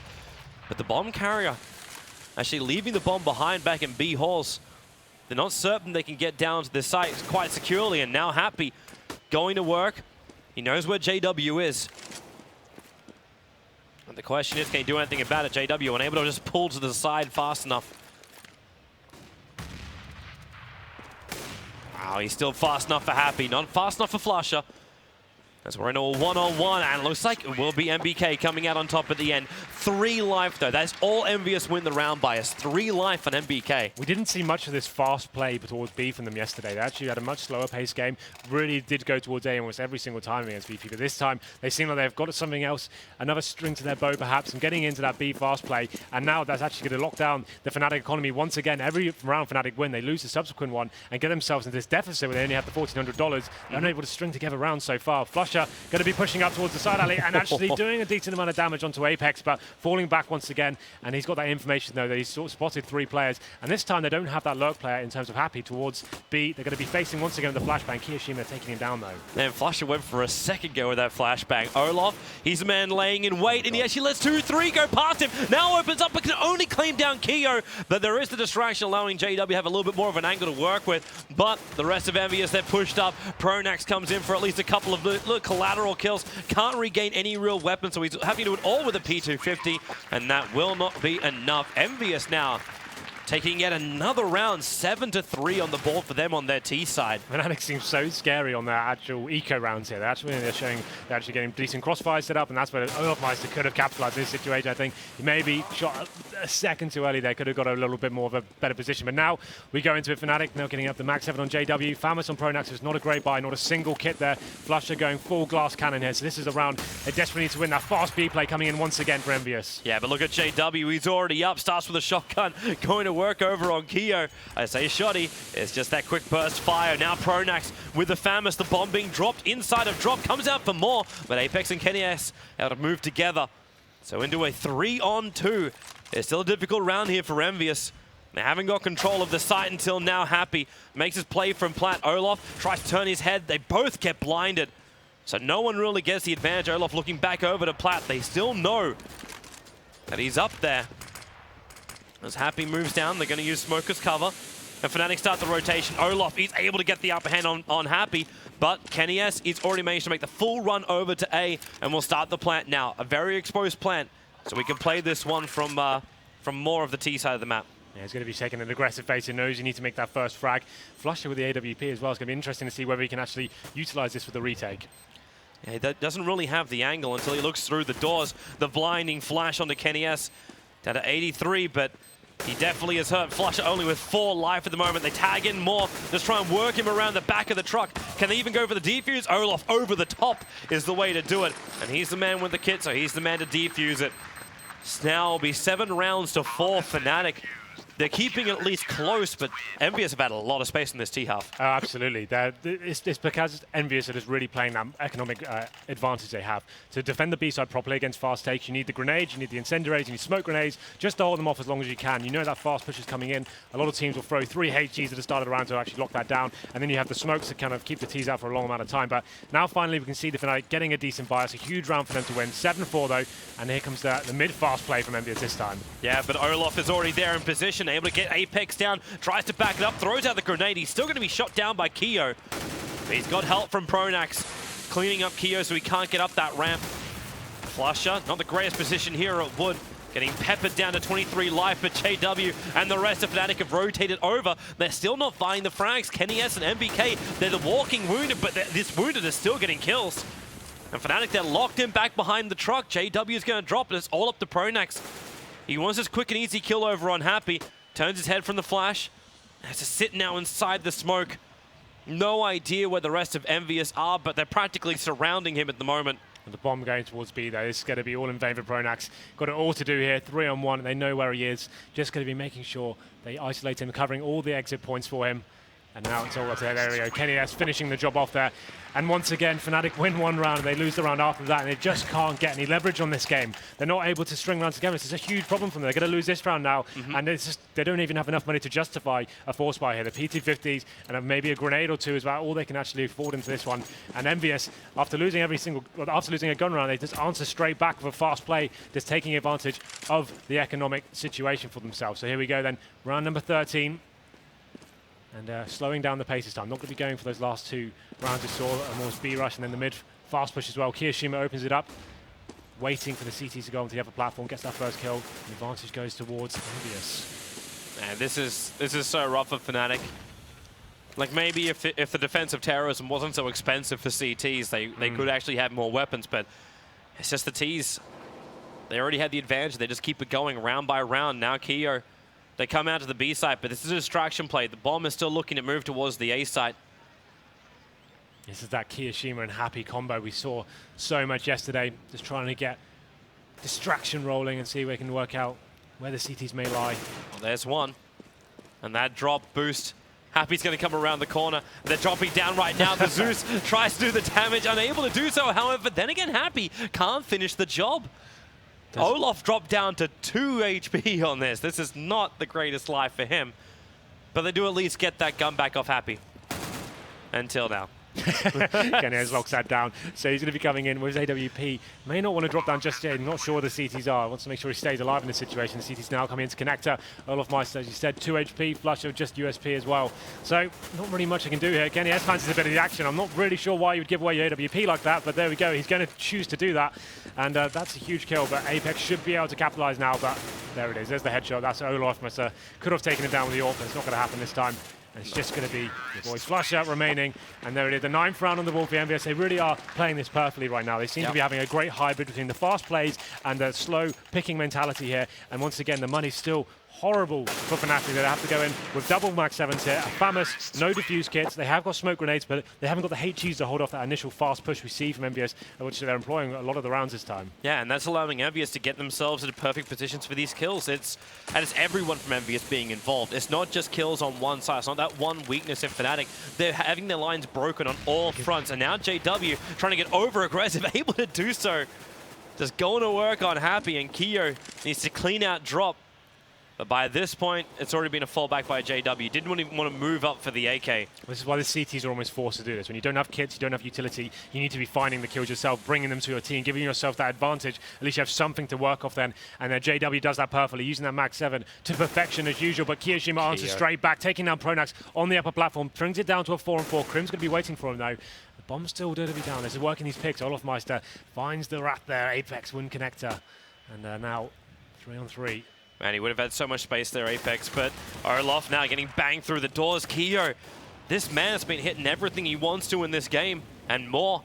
Then maybe now he'll find JW. That's a 3 for Kyo. And he might have finished off with the quality to say, how much more health do we have to get through? Wait till the end of the round to answer it. Nope, there's your answer right now. Flusher killing off Kyo. And now with the AK, maybe he can play this range game, but Kenny S has the AWP as well. This is not going to be an easy situation for him, but he gets through MBK, trying to control that spray up, and he can't finish the job. Having to switch over to the Tech 9 here, Kenny S. He will still get an Envious. This looks very familiar. 10 rounds right now for them, but can Fnatic with their desperate buyout, it's the last round of the half, so they force whatever they can. Can they get the 5th round? You can see the replay coming in now. I'm not really sure why Envious decided to handle this 2-on-1 situation in that manner. Make it at least 1 2-on-1 situation instead of two 1-on-1 situations. So that was disappointing for them, but they managed to scrape through that one. 10-4 now. You can see once again Fnatic. It's been a theme for this half so far, not having any money to buy once again. And it's going to be Max 7s, P90s and pistols to take them into round number 15. You can see them stacking towards that upper platform, trying to gain an early pick here. Krim's just jumping up, seeing what he can find, but Envious slowly making their way over. Going to have the full buy with Kenny S on the AWP as well. So they just need to buy their time here, wait for the smokes to deplete from the CT side, and then they should be able to work the picks pretty comfortably. But the Max 7 has been a problem. Will it be able to capitalize here? Man, Olaf's still waiting with that. He's waiting for Envious to come back over to the A side. He's not buying the bait into B, which is not actually a bait. It's legit. This is it, and waiting for that smoke to go down. Krims now should get Molotov out of position. Let's see how it works out for him. They should do that, but they're down. They're down through drop.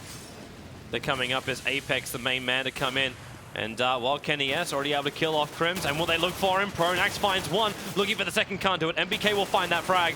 And they're just going to mop up the B site for now until Olaf comes in and snaps. They actually pull back out of the plan, realizing it's not going to work. Happy gives him the cover, and Flusher going to rely on the Pro 90. Can't do it. Kenny S will wrap it up. And what a T-half here for Envious. 11 rounds to 4 here on our first map of Cobble. Losing the pistol as well and getting 11 rounds on your T side, that is absolutely incredible. They just really controlled the economic game. Every time they lost a round, they bounced straight back. And when you have the CT economy famously so hard to control, you need to be stringing rounds together, give yourself a decent bank. They just kept coming back into it after scraping through rounds in one-on-one situations.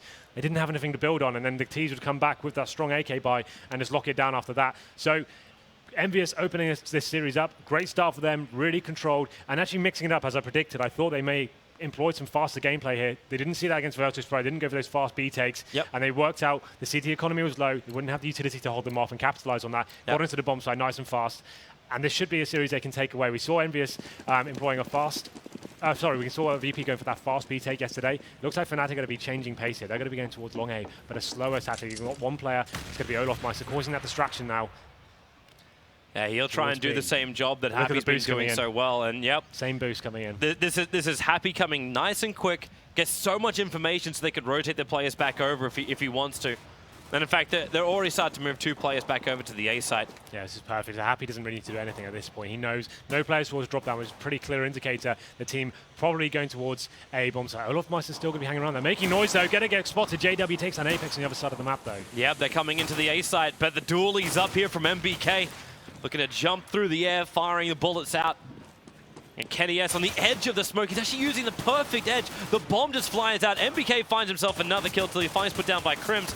But Kenny S, now he'll back himself out. Olaf, it is a 2-on-3. Needs to try and level this up. Happy just on the other side of that wall. Crims already doing the work, and Olaf as well. Now is Envious in real trouble, and Olaf gets both of them. And that is going to be the pistol round going the way of Fnatic. The question is, though, can it be held?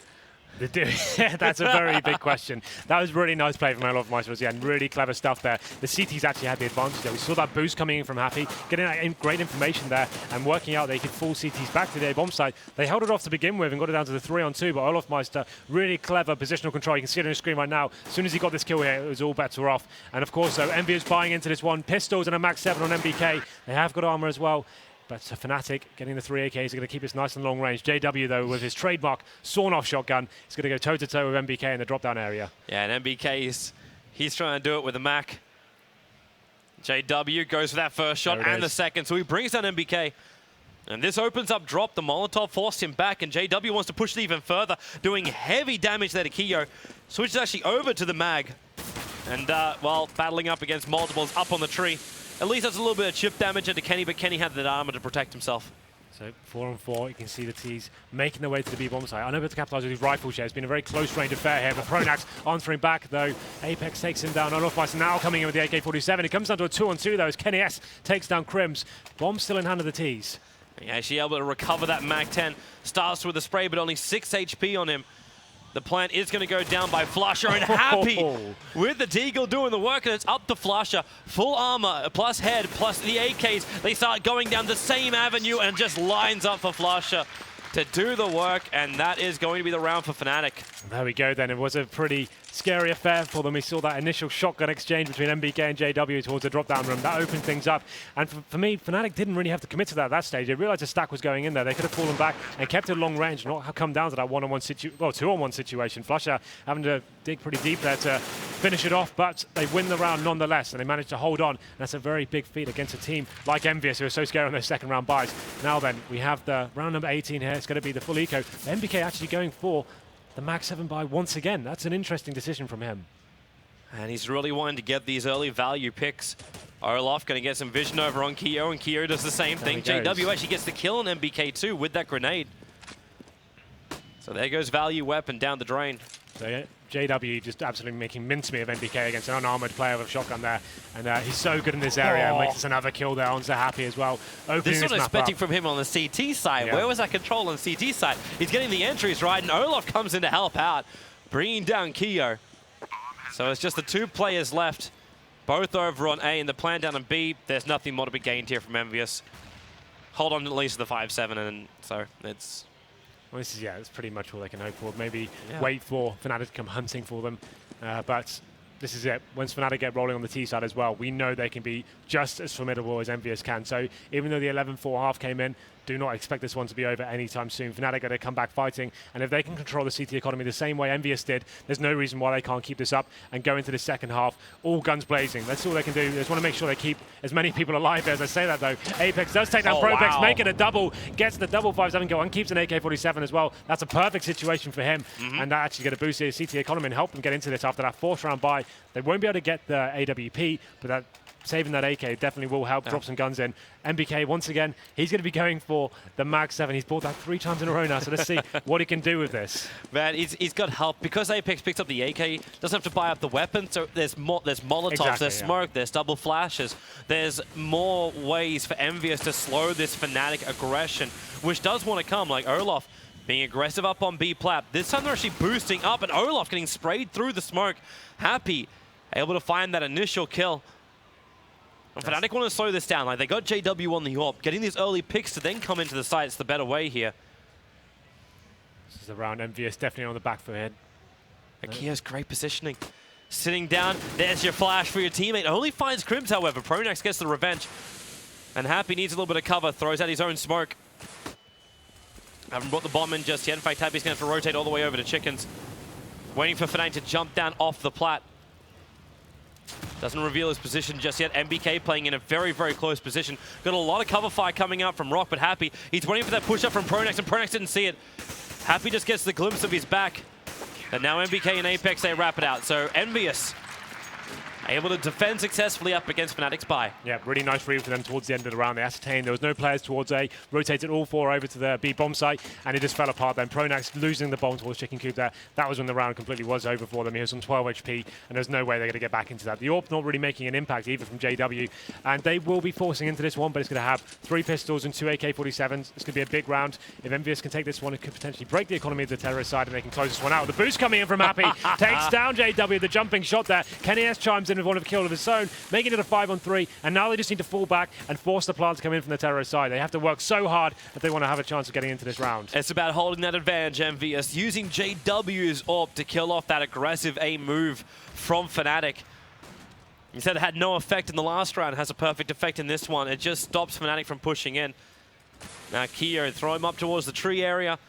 This basically means they can't get into B. The smokes don't give enough cover for it. And Crims, well, Happy's going to shut him down. It's only the 2 AKs left for Fnatic. Yep. Flushes the man with the bomb, and he is bringing it over to the B site through the B halls. Akio, okay, well, there goes Olaf. Flushes all by himself. The chance of succeeding here is next to nothing. So Envious taking the game to the terrorist side there. Flusher going to be the last round remaining. Does manage to find that opening kill onto Kiyoshima. It's going to be a 3-on-1 now. He has got the bomb in hand. Just going to be looking for a fast kill here, and he should find it as he takes an Apex, makes it down to 2-on-1. Kenny S and MBK now going to be waiting. They have got the intel, and there it is. A huge shot from Kenny S to close the round out. And as we said, that round really is going to break the economy of Fnatic. They need to make a big decision here. Do they take this round on the chin, or will they be forced buying into it? We know they're an audacious team. It wouldn't surprise me if they went for the Tech 9s here and went for something fast, but I definitely would not advise that if you're trying to play the percentages. Let's see how they do approach this one. And it looks like they will just be going for the full-on eco here. They've got a couple of P250s in hand, some Glocks, but no utility, just one flashbang or 2. They can still try and rush into that B side.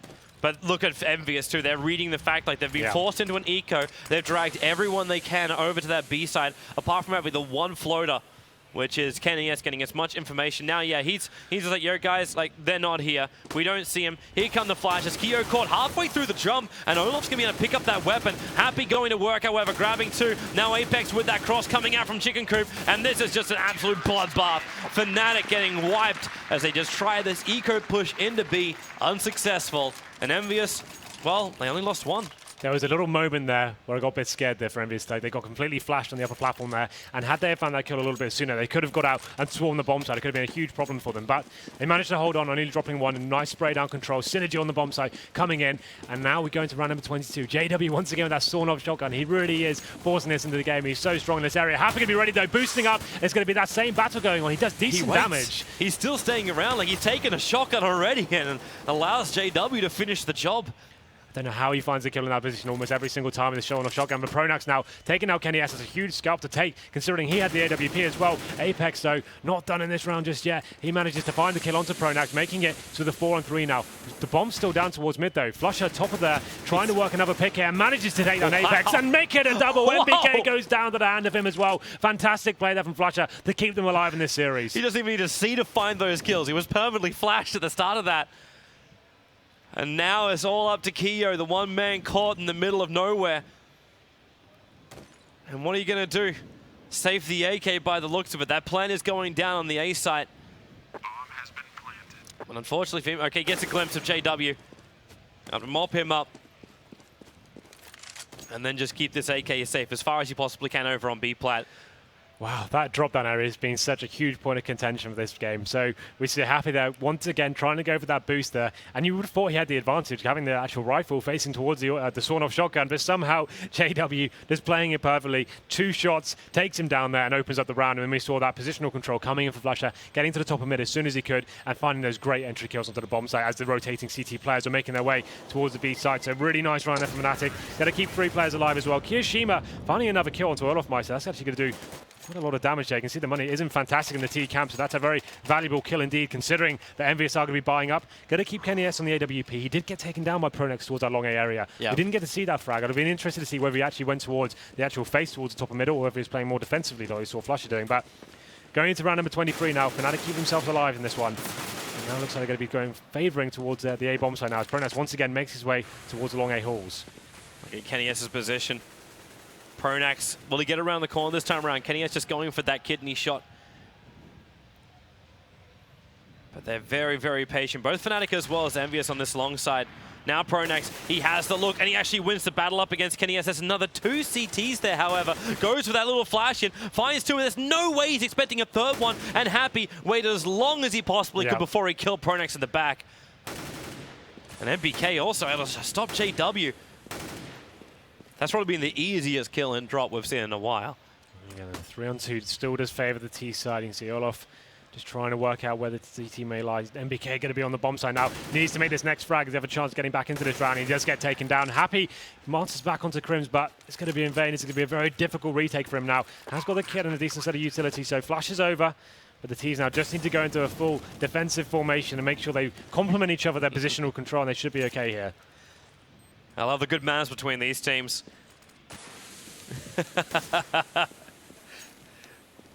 All right, so Happy, Molotov, as well as Nate's trying to clean up the plat. Flush is waiting for Happy to have that secondary peek, and he moves so far up, Happy was just not ready for that angle. And that allows Fnatic to hold the round, now going 9-14. So that's he's spotting all the chat going on right now as I was taking. But they both share the same sponsor. Yeah, that's interesting. But there we go then. So shameless sellout. Shameless. Fnatic handling that clutch situation very well indeed, making sure they're both facing at the same time. It's not going to be 2 one-on-one situations. They're making sure both players go down if they have to. So there we go. It's going to actually break the CT economy now. They're on the cusp of taking this to map point. But Fnatic fighting back as it looks like they will be taking this to double figures. Oh, what nice pushing flash. around though. Actually managed to pick up 2 from that. Yep. And that means weapons.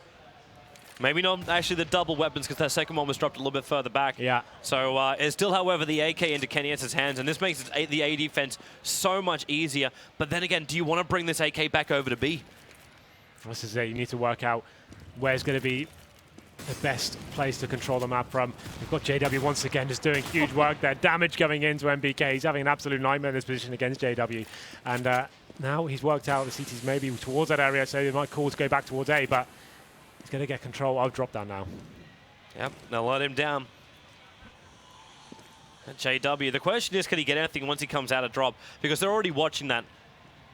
So JW, the X is not going to be as easy until this happens. Olaf pushes in from the side, and it gives JW an area, and he actually kills off MBK, coming around the corner, looks down the rocket, takes out Happy, looking for a third one. If he looks towards the window, he won't, however. Kenny S, with this AK moving over, takes a lot of damage through the doors and realizes this is a futile effort. Will back it up, as he'll just want to save that AK for the next round. But Fnatic now going to drag it back to 14 rounds to 10. Still in favor of Envious, however. JW was Terminator-style shotgun usage there. Fantastic stuff from him. Just seemed to know exactly where the CTs were coming from. And it's such a good weapon against the unarmored players. It just rips them apart. So, like you said, 14-10 in favor of Envious still. We would assume they're going to be buying up into the next round. Here's a little Let's replay see that again. Gosh, there it is. Headshot onto Happy. Does lock him down. It's a weapon we're seeing more and more coming in on this map. It's so viable towards that area. But there we go. 6-3 now on this half. Fnatic definitely fighting back. But this time Fnatic still have really good money inside the CT, so we've got a proper buy around from both sides. Yeah, the AWP's up for both JW as well as Kenny S. Must be interesting now to see where Kenny S decides to take it. We've seen him playing, although he's going up towards long A, he's not going for the aggressive take there. He's actually playing that angle. And this time he's going towards the B bomb side. So you assume he's going to get back control towards the chicken coop there and just hold off any sort of aggressive push from Olaf Meister maybe coming in. This is it. He's going to be going pretty fast as well. Man, he's going solo too. He's trying to run the full fake right now. Checking out towards chickens. There's no vision there. And Kenny S, the patience. Oh, he misses it. Olaf does get tagged up a little bit. But with no kills, they have the cover fire there. And they're actually bouncing over. And there's the shot from Keo up on the box, as Olaf just knew exactly where that was coming from. So he gets a revenge kill, even though no vision was required. And it looks like Fnatic, with these early kills coming out, they decided towards the B side. That's if Olaf can find more. Kenny S, round 2. Missed that first shot, but he's going to have a second bite of the cherry here. He is back towards the chicken coop. Not going to be playing too aggressive. Makes his face and actually missed the shot. Olofmeister takes him down. Fantastic shot. Make it 2. Takes down Happy as well. That's a really amazing play from him. He gets the 3K there, and Crims finishes it off. Amazing scenes there. Olofmeister stepping up and doing what he does best. Nothing but headshots there. And I can't believe Kenny S got absolutely wrecked there. Fantastic work from Olofmeister. Man, Olaf just played that absolutely perfectly. The initial rush, he was by himself. The rest of Fnatic were thinking about going over towards the A side, and then he's just like, you know what? Hey guys, like, I may have lost my friend here, but we've managed to get out on side of Plat. You've got vision control over on Chicken because of the smoke positions, and there was no way for Envious to push up and get a good lockdown on the Plat. So the rest of Fnatic rotated over, but it was his entry frags that just made that work. He was just enjoying it. He wanted more players on his screen. The aim he was possessing right then, absolutely nuts. But Envious now looking a little bit rattled. Actually, this series looks like maybe slipping away from them. They take the pause here. They probably will have to eco here, but maybe Envious have something different up their sleeve. Maybe probably going with some P250s and some grenades to try to stack an area. But I think this is a good idea for them. They wanted to stop that momentum Fnatic have actually gained so far, and they look like they're firing on all cylinders. They want to make sure they can work out what's going wrong here. Just talk about what areas. You can see MBK having a very difficult time in that drop-down room. He seems to be getting absolutely owned, it has to be said, by JW in that area. He really is playing the mind games there to almost to the extent he's playing so passively now. He's playing outside the window, just trying to give intel. Like MBK is known for being very aggressive in that area and now taking every single face he can, but he's being shut down slightly there. So it's that drop control which they had previously, like that boost up getting Happy in, and then they just control top of drops. You never really have to worry about when they finally come down, but this just doesn't exist for Envious this time around because when Happy has attempted it, JW stepped him back. Yeah, absolutely. So this is the point now. Envious needs to work out how we can close this series out, right? So Fnatic, they are having a great day. It's just working. Olofmeister is so scary in that upper B platform area. He just seems to find frags out of nowhere there, and he didn't even get the initial one. It seemed like he answered back on the Kiyoshima's aggressive push, and then he thought, okay, that's my opportunity now. I know they're going to be rotating and trying to get themselves back in this position, and he just decimated them and made sure he went absolutely nuts there. So if he can keep that up, maybe they have a chance to get it back into this. We knew the T-sides were going to be big here from both teams. I didn't think they'd be this big. Man, I thought that would be a good contest, but taking that many rounds on T-side here of Cobble, it's also the economy that comes in from this pistol switch. Like you win the first pistol round, then what happens directly after that? Where's the momentum shift to? And it seems to be a lot easier to hold it on this T side than it is on CT. You're working like 10 times as hard to try and make sure you could hold on to weapons. That's why the reason, like when we were talking about at the start of this game, like I thought Fnatic would be looking a lot better on this map was primarily because they really make the most out of these these shotguns and such that you can control at close range. But Envious has just really brought everything they've got to the table. This time around, though, they don't have a lot on the table. A couple of pistols to speak of, and they are heavily stacking B. All 5. So this could work out for them as well. Olofmeister going to be towards the upper B platform area, but normally he's alone, but this time he has 3 of his teammates with him. It's going to be Flusher lurking towards the top of mid, waiting for any rotations there. So they're playing very passively. They're trying to see where they can work out where the stack may lie, but he's not giving anything away just yet. Man, JW's waiting for the booster. If this is an eco, you look for that early pick. Olaf this time checks the trees, but he can't see anything perfectly behind the trees. Reveals his position out in the plat, trying to win with this AK, but now with the pistols and the nades flying in, Envious can at least bring down Olaf, the man that carved them apart in the last round. This is good from Fnatic. They've realized the stack's going on here. Instead of committing to that and trying to force the issue, they've got to fall back, try and gain positional control. Somewhere like long A, that's what JW's making his way towards. And then they can actually keep the battles long range now. They've worked out it is an eco, and there's potentially a stack towards B as well. So you've got these guys staying towards there, trying to get a pick here. Flusher's going to be just trying to get some decent damage off, and there it is. Happy does go down the hands of Flusher, and now the advantage does go back towards Envious, about to say, but Fnatic will get a headshot there as Kenny has taken Crims as well. Man, they are actually fully committing now. They're running in, but these T's are just so low. The pistol round here from Envious is working as Kenny S takes another 2 into his bag, and he's actually sitting in a potential ace right now. If he can get the last hit here on JW, then it will be the full wipe, but JW coming on 9 HP onto that site. 8 seconds as well. He's running right into Kenny S, and there it is. It is the full ace on the pistol round for Envious, giving them 4 map points right now against Fnatic here on their CT side. I'm not really sure. Like when I said Fnatic were going to fall back and go to 8, that's what I assumed. That's the logical thing to do, right? When you get that, you lose that first pick, you haven't got control of that area whatsoever. They seem to just force the issue so much and actually got themselves in so many one-on-one duels. And the CTs were set up in such a great crossfires, they got shut down there. They had time on the board. They could have fallen back and done a proper execute onto the A side, but that's it. Envious go to map point now, and they get the full buy-in as well. Olofmeister not going to be slowing down though. And Kenny S finally locks him down, gets the first pick, makes it a 5-4, and gets him in touching distance of taking this first map now. Man, Kenny S can start to silence them haters. His performance on Cobble has been wonderful for Envious this time around. And JW, well, at least he managed to get himself out into that connection. This will separate Envious. That's moved very, very slow, but Apex, he's man the front lines. JW taking a lot of damage. The flash comes in, but Apex can't find the second. And JW just cleaning up Envious. They try and rotate off that B side back over to A, and the swing starts again. I don't know how they've won this round. It's now going to be a 2-on-1 situation. Kiyoshima, they haven't yet. Last man remaining, but just crazy scenes here. JW just pulling out all their stops with that Storm-off shotgun, and Kiyoshima will be saving this round. But that was crazy. So we saw the first pick coming in from Kenny S. It looked like they had full control of that situation, just had to fall back, but somehow JW gets through connected there, takes that MBK, and then they just all hell broke loose. They got out connected. Apex unable to hold them off, even though they had the smoke advantage there, and they managed to get the bomb down to A and stay alive at least for another round here as we go into number 28. But what an amazing map this is turning out to be. So back and forth here. No one seems to be able to string together some momentum on the second half, and Fnatic staying alive. 3 more to go. Can they bring it to overtime? It's the individual plays, man. It's the individual plays that just make this game so crazy. And anything is possible right now. Envious, though, you are still walking around with that AWP over on Kenny. Yes, he's got 26 kills for this map. He is the top fragger on Envious' side. This is when the AWP can actually be really viable in this sort of situation. 1 AWP and 4 pistols. He can go in, he would go for an aggressive face here. He wants to get that first pick and give them a fighting chance this round. So it's all going to come down to him. Going for a more passive play than I would like to have seen, but he's probably going to get flashed off and forced to fall back, but actually dodges it and may have a chance to go for a shot. They're throwing out some more. Now they have a bit of a look. Goes to the initial hit. He's got support here, but it's in the hands of Happy's pistol. And that's all. So Fnatic just slowing things down. Again, Olaf being given a little bit of space to work here on Plat. If he can find these instant kills, then Fnatic just rotate over. And JW doing his work. He just loves it, doesn't he? Look how much damage he's doing every shot with that weapon.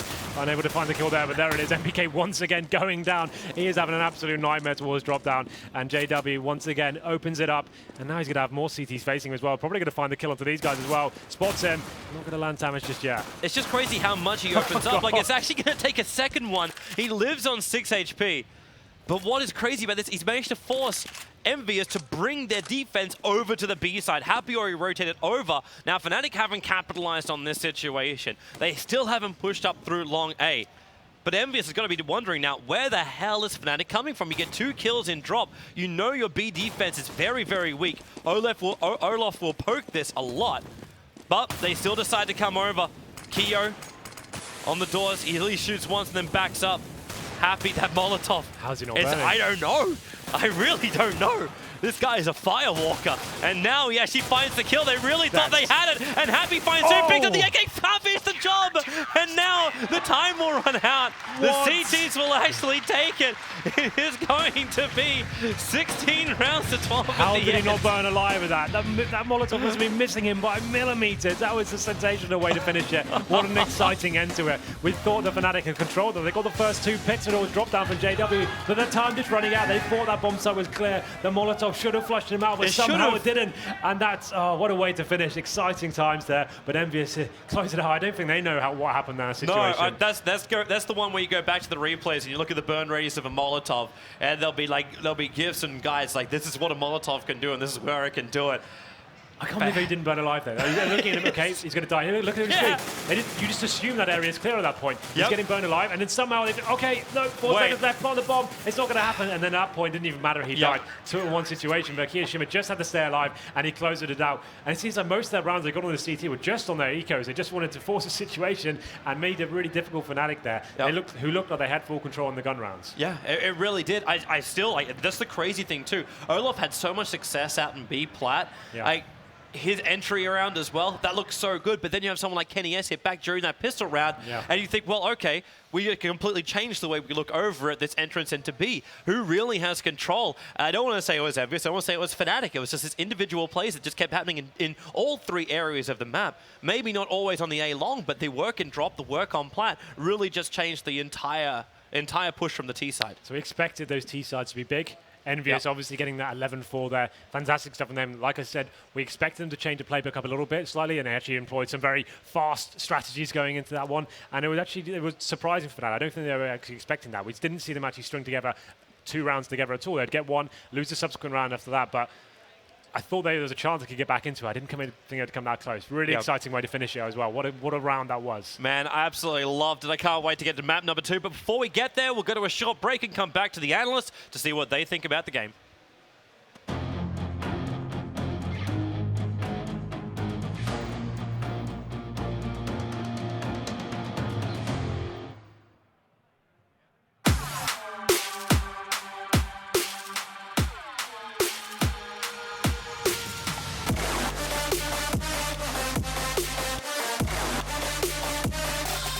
Check this out.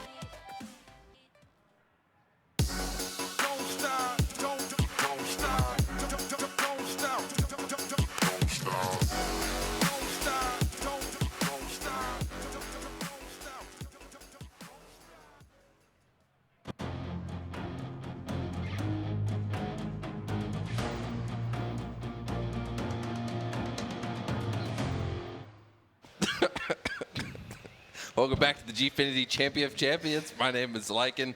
With me, I have the very hilarious Richard Lewis and Thorin. What's so funny? What's so funny, mate? Take this Don't get it. Nothing It's not a safe joke to me, for mate. It's an stream. important game. This is our life. Yeah, you're just a tourist. Anyway, how you doing? As you guys can see on stream, you can get a Dragon Lore factory new op skin. It's go to gfinity.net/competition. You just sign up. It's free. Click the button and possibly win a very valuable, I think it's $1,500. That's what it's going for. Yeah, I was going to say, Henry G was telling me they can fetch up to $2,000 on the black market. So On the black market? yeah, What black market? The black skins Oh, okay. market, mate. You wouldn't know about it. Only I don't know anything about the black skins market. yeah, you definitely You're don't. veering into some territory there. I'm telling you, mate. It exists. It's real. All right, let's talk about the game. Let's talk about, first of all, the first half, right? Yeah. Envious 11-4 over Fnatic. It was just an absolute incredible game. And then second half, Kenny S, that op, making some magic happen. Yeah. Go ahead and talk about just the strengths we saw. Well, look, I mean, this was the map we thought it was going to be. Absolute great game, back and forth. Two of the best teams on this map, arguably the two best teams. But again, it's all about that Envious T side. Just ridiculous the way they were playing it. They were just moving around the map in packs like they do. It's not even a pure picking style that they play. Like, you'll watch some teams and they'll send a player kind of almost tentatively to some part of the map to work a pick, and then, oh, right, he's got one, okay, let's just regroup, and do we go there? Do we wait for the CTs to move around the map? They just basically sort of go as a pack, and they're like, okay, should we just go in? And they go, yep, and Apex will go in, gets a kill, or maybe Apex runs in, doesn't get the kill, but while he's distracting everyone else, Happy and MBK there, or Kenny S might pick them from behind from a longer distance. And once they open up a site, they're just all over it. And it was incredible to watch. That was just a masterclass on how you play that T-side on Cobblestone. Even Fnatic, notoriously good on CT, couldn't keep them out. So I was pretty, I don't know what you're sniggering at, mate, but it was pretty good. So you see here from some highlights, that we've got on screen right now. This was the second round. So Fnatic obviously won the pistol on CT. Let's not forget that. And that's another strength of Envious. We keep talking about the force buy. We keep talking about what they can do with pistols and these lesser guns. Just an incredible performance. I think that was the difference maker in the game. Yeah, definitely. Both teams were good on the saves and were working with very little money, and both teams are really good on gun rounds. But what ultimately tipped it was Envious was just a bit better when they had full save. Like you saw towards the end of the game there, they had a round where they had purely pistols across the board. It wasn't even a good position. It was like P250s. And they still managed to win a B site hold. And it wasn't even actually that close. They won it quite convincingly. So they got a bit more out of it in that sense. I think this was an incredible game. Like the score really belied what a great first half it was. It was 11-4. First of all, if you're Envious, they lost a pistol and won 11-4 on T-side. So you see what an incredible T-side they have. But what a back and forth 11-4 though. There's so many clutch round situations. And then this game, one of the things that made no sense to me was this weird battle that went on between Happy and JW, where they both just like bought whatever they could and just rushed to the dropper to see who could see the other one first and shoot them with shotguns. And JW probably got about 15 mag and shotgun kills in the game. At one point, they were actually doing full buy rounds for Fnatic, and they were still dropping in the sawn-off shotgun. It didn't make any sense whatsoever. No normal player. That's not the meta for how the hierarchy of weapons is supposed to work in this game. But you saw how effective he was with them. It was ridiculous. And then Flasher had some crazy rounds. Obviously.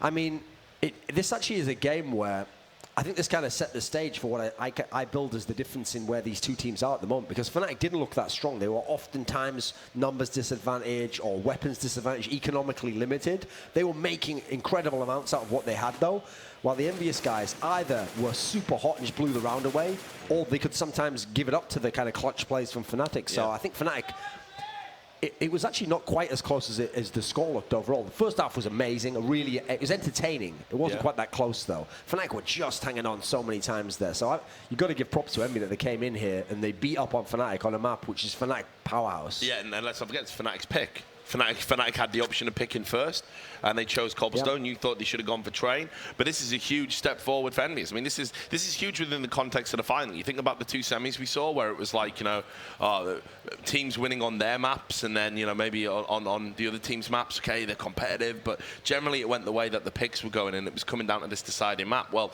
Envious have given themselves a huge head start here because they're beating Fnatic on a map that we still agree they're the best on overall.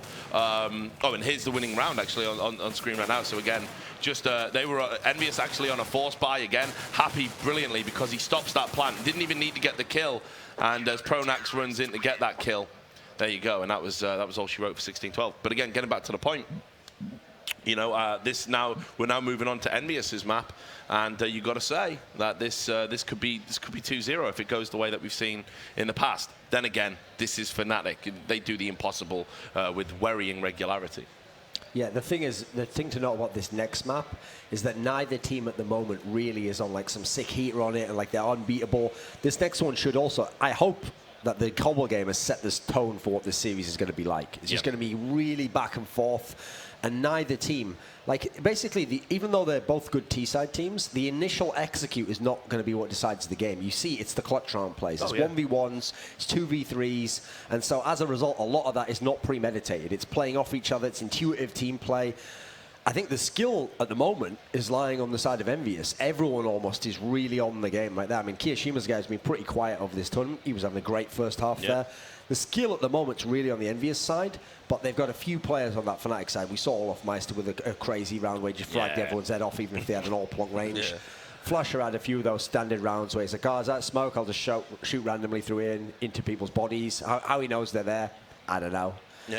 Technology, I guess. And then we have JW doing what JW does. So I think it's got the potential, no matter who wins, to be a really entertaining series so far. And that's an interesting point. You know, Duncan's highlighting how it's coming down to these clutch rounds. I think Fnatic has a better team in terms of pure clutching. You think about clutches, you think about Olaf Meister, you think about Flusher. They're two great clutches. I wouldn't say Envious have that same sort of level of clutch play when you think about the great clutches in the game. But so far, it's Envious. It's that pure skill. They're just fragging, though. Yeah, exactly. Just fragging, and on that T side especially, which is super, super important. So, really, really great final in prospect. We knew that map was going to deliver. Looks actually like the whole final is going to deliver. So. When you talk about the clutch from Fnatic versus Envious, it sounds like Envious, especially with their ability to take games on or take map rounds on an eco round, that really plays against. Fnatic can clutch, but Envious can take a bad situation economically and turn it around. Yeah, but this is the thing. Duncan mentioned this yesterday, and it's absolutely on point. And that is that you can never force Envious out of the game by wrecking their economy. Like a penniless Envious are just as lethal as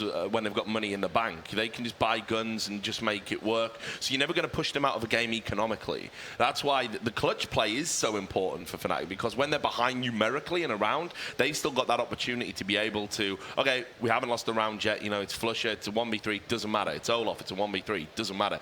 And winning those rounds are what keeps them in the game. It's super important for Fnatic to maintain a good economy moving forward, because ultimately we know the economy doesn't matter quite so much for Envious. They're so lethal with Tech 9s, so lethal with Mag 7s, just whatever they can get their hands on, they can make work. And I think that's a strength Fnatic don't have. Well, to see the difference in the fragging in that game, it felt like Fnatic was permanently down numbers. Even when they would end up winning the round, it would come from behind a 2v4, 2v3.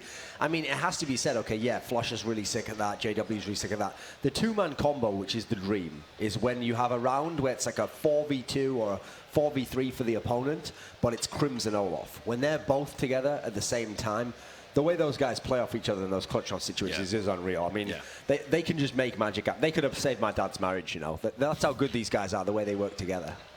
I don't think he's still married, so it's just a lie, guys. So. I don't think anyone could do that, really. But yeah, anyway. All right, moving into the next game, who do you think is going to take it? What's the map again? It's Mirage. So this is interesting. We saw Envious yesterday. I thought they labored a bit against Virtus Pro. Virtus Pro are a great Mirage team, though. And now Fnatic are on the back foot. I wouldn't say this is a map that... I mean, I'm surprised Envious picked it, frankly.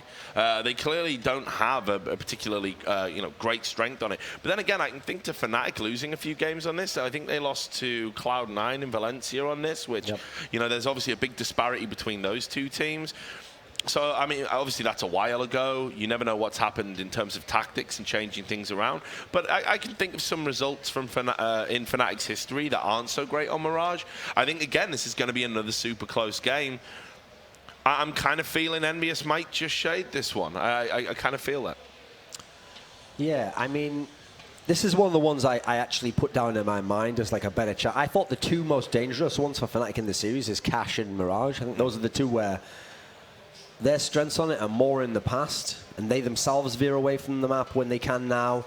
So I'm feeling Envious have the better chance to kind of get the jump on them there. With that said, it's the thing about Mirage, I think the reason why Envious never embraced it before when they were at their peak with the old lineup is because I think actually it doesn't really fit the tactical style so much of Happy, because to me it's a map that on T side you're supposed to make those mid-round calls, which is where it works out for people like Pronax Existence. You set up, that's why you take mid control and you make a read on the game. You go, okay, I think they're going to play off the B site here, so we'll fake in a way and then we'll go to B now. The Happy style's more like you just go in, you frag, and then everyone moves into that area. I don't think there's as much nuance to his game in that sense. So if they can have a strong CT half, Envious can win this map. But I actually think it's going to slightly edge over to Fnatic. And I think if they can carry over the clutch round component, I think this is a great map to do so. I think Duncan's right in terms of the tactical aspects of it. But the one thing I will say is that we've seen Fnatic kind of get caught out. Like, for starters, what Envious need to do, in my opinion, is you just avoid B, because I think they've been playing Flusher over there, and he just seems to be so good on that B, on that B site. I think you want to avoid that as much as possible, because he's always going to get 2-3 kills. He just seems unstoppable on that site. So it's going to be about using the smokes. They look vulnerable on A. If JW's not having a game and isn't controlling that mid area, if they can get picks on him, if Kenny S is really feeling it, and again, one of the things we didn't really have time to highlight at the top of the show was that this is a matchup that historically has always favored Kenny S. Like, JW doesn't like playing against him. Yeah. So, I think they can get that mid control, and then maybe, okay, the reads are bad, but if you just force A repeatedly, I think Envious can have a lot of joy on that T side. We know they're godlike on T side, so I'm definitely going to give them the edge on this one. The thing is, with the confidence that JW showed in that first game, like I said there, every round, even if he died the one before, he's rushing to meet happy at that dropper. I actually anticipate in this game, it's not going to be JW like, oh, I'll buy the AWP, you buy the AWP, like a duel. You know, we meet at this point and we both, like, you know, seconds stay out, we're just going to do this by ourselves. Instead, I actually expect this to be more like a rifle game from JW. Smoke off the mid, push up, try and get into those corners so that Kenny S can't just come out to the boxes and AWP. I think JW actually has learned his lesson from those past battles with Kenny S, where you just can't go head-to-head with him when he's AWPing.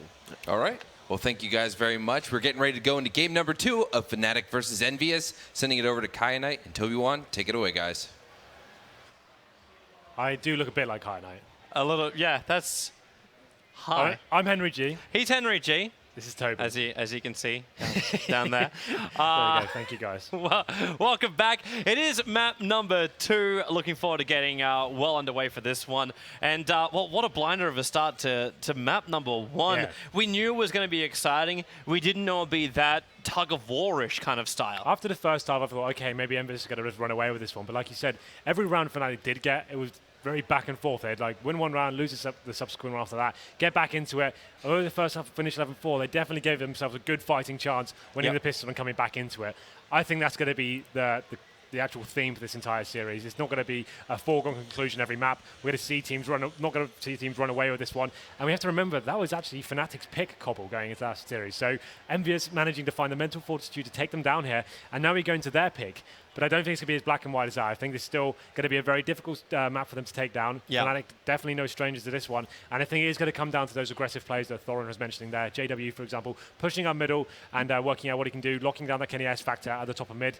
And I actually think they're going to roll the double AWP setup. I think Olaf Meister and JW on the AWPs on the CT side, as long as they can control their economy. That was a huge problem for them in the first game.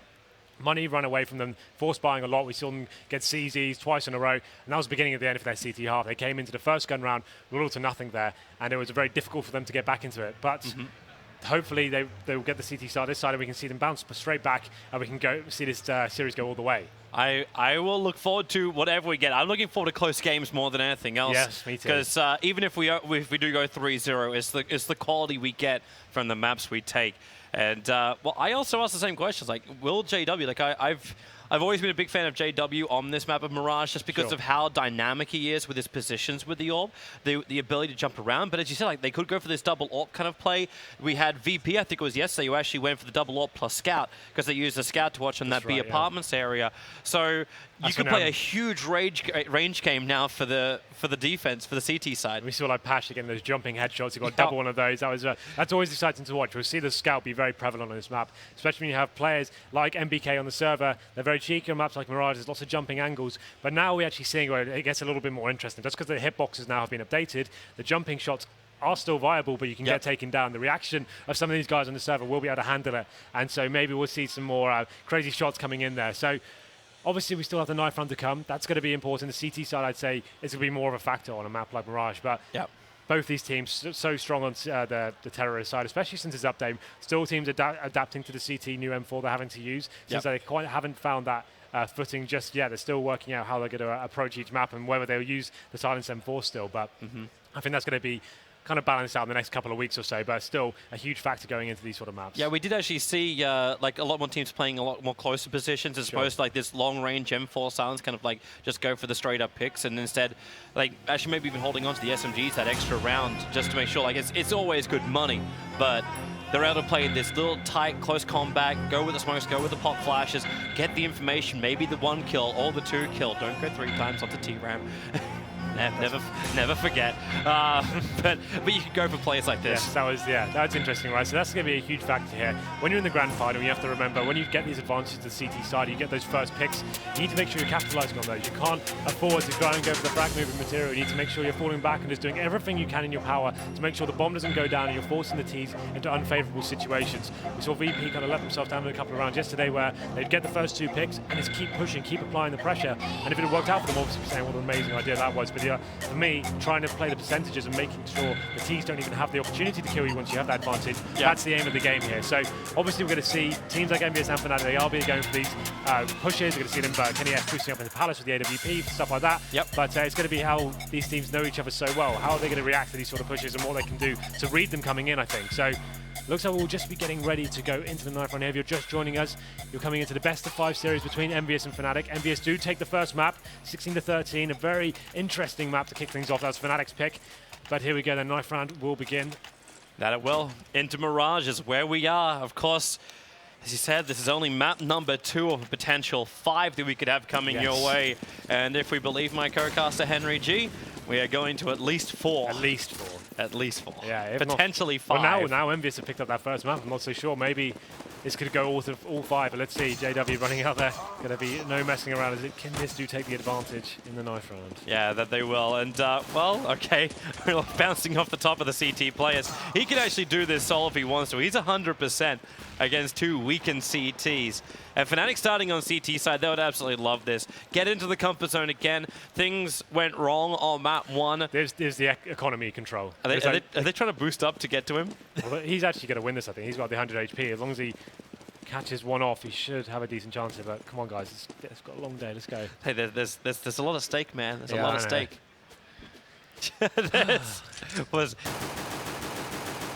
Yeah, that's not going to bait him over, Olaf. They're waiting for you to come around that corner. So, making up for Thorin talking. Shots fired. Just see a game of cricket? Reminds me of this. It's true. Yeah, 60 minutes. I love how MBK is actually crap talking Thorin as well during the middle of it. All right. So someone's going to make the play. What they're hoping they must be like to slice him both at the same time. That's the dream right now. And Olaf, well, he makes the run, and he says, finally, the wait is over. Olaf will win the 9th round, and that means Fnatic will be switching over to the CT side. In fact, there is the switch.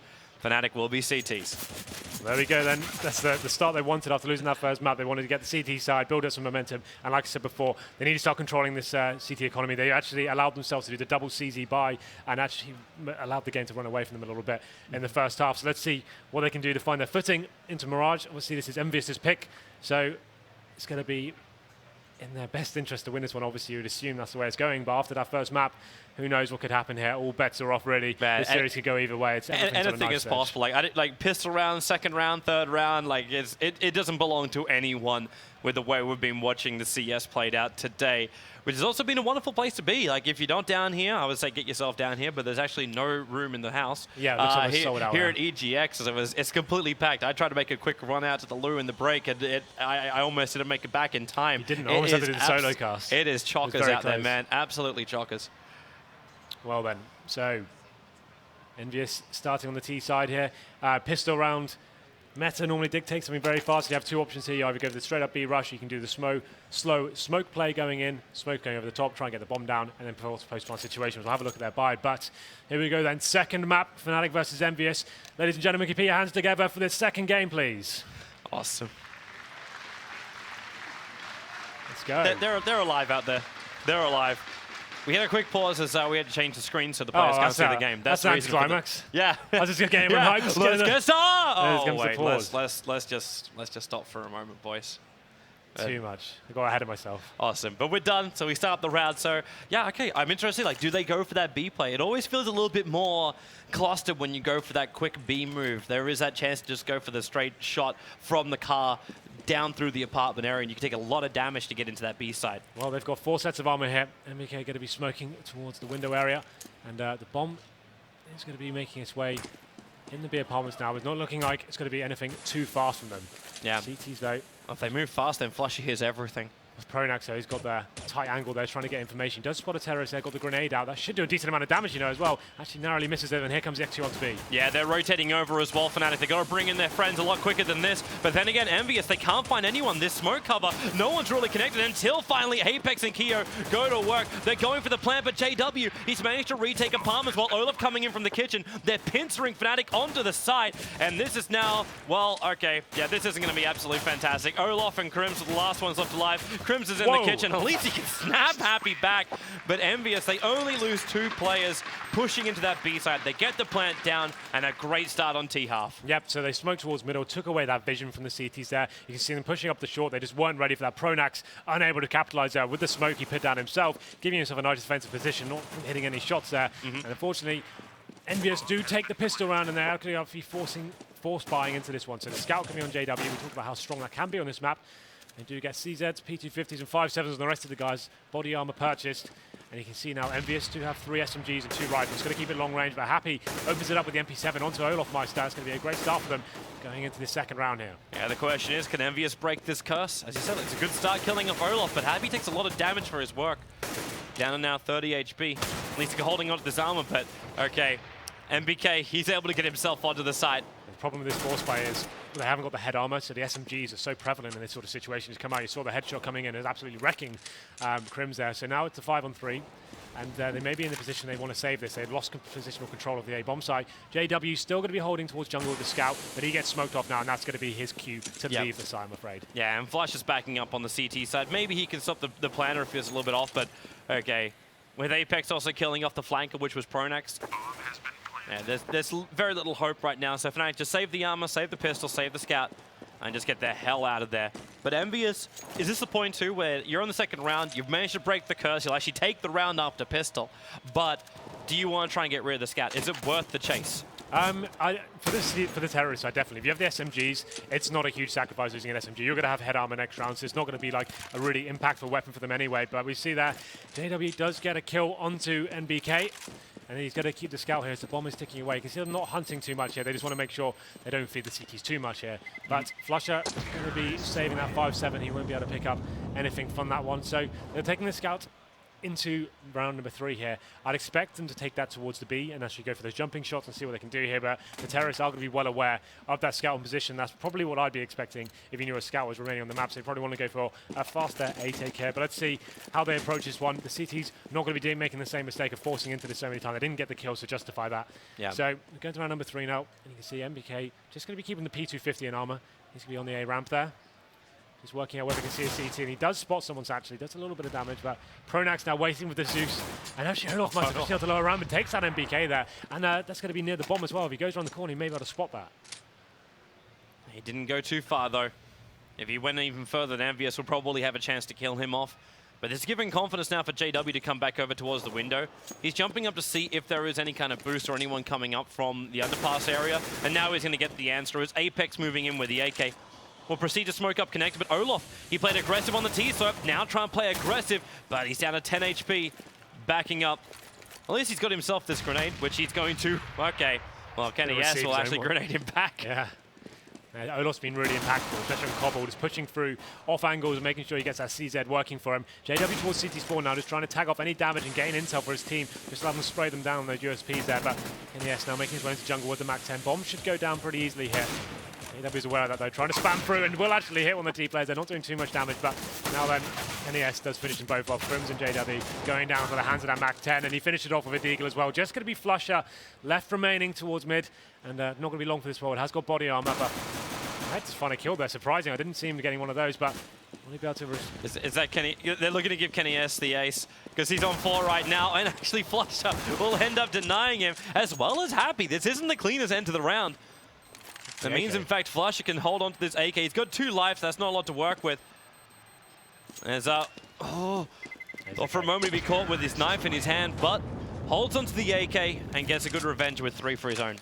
So there we go, 3-0 to Envious on the T side of Mirage. A perfect start for them. They're going to be rolling the double AWP setup for them. That's something they do on a lot of maps across the board. It's definitely unorthodox, especially on Mirage. It means they're going to be doing a much slower pick-based mentality here. Obviously, Kenny S controlling middle. It'll be interesting to see where Happy will choose the game. Maybe we're just holding B, seeing if he can get any sort of aggression. He's going to towards Palace, in fact. So that's going to be waiting for any sort of aggressive CT pushes coming in. You see the CTs now not going to be going for a classic mid push. They haven't got much in terms of utility. You know, they have got 2 kits and 1 incendiary to play with, and 3 more smokes remaining. So CTs are actually pushing into the lower ramp area. It's going to be Olaf Meister going for that aggressive play. Happy does take down JW though to open things up and make it a 5-on-4, and that's going to be a huge advantage for the terrorist side here.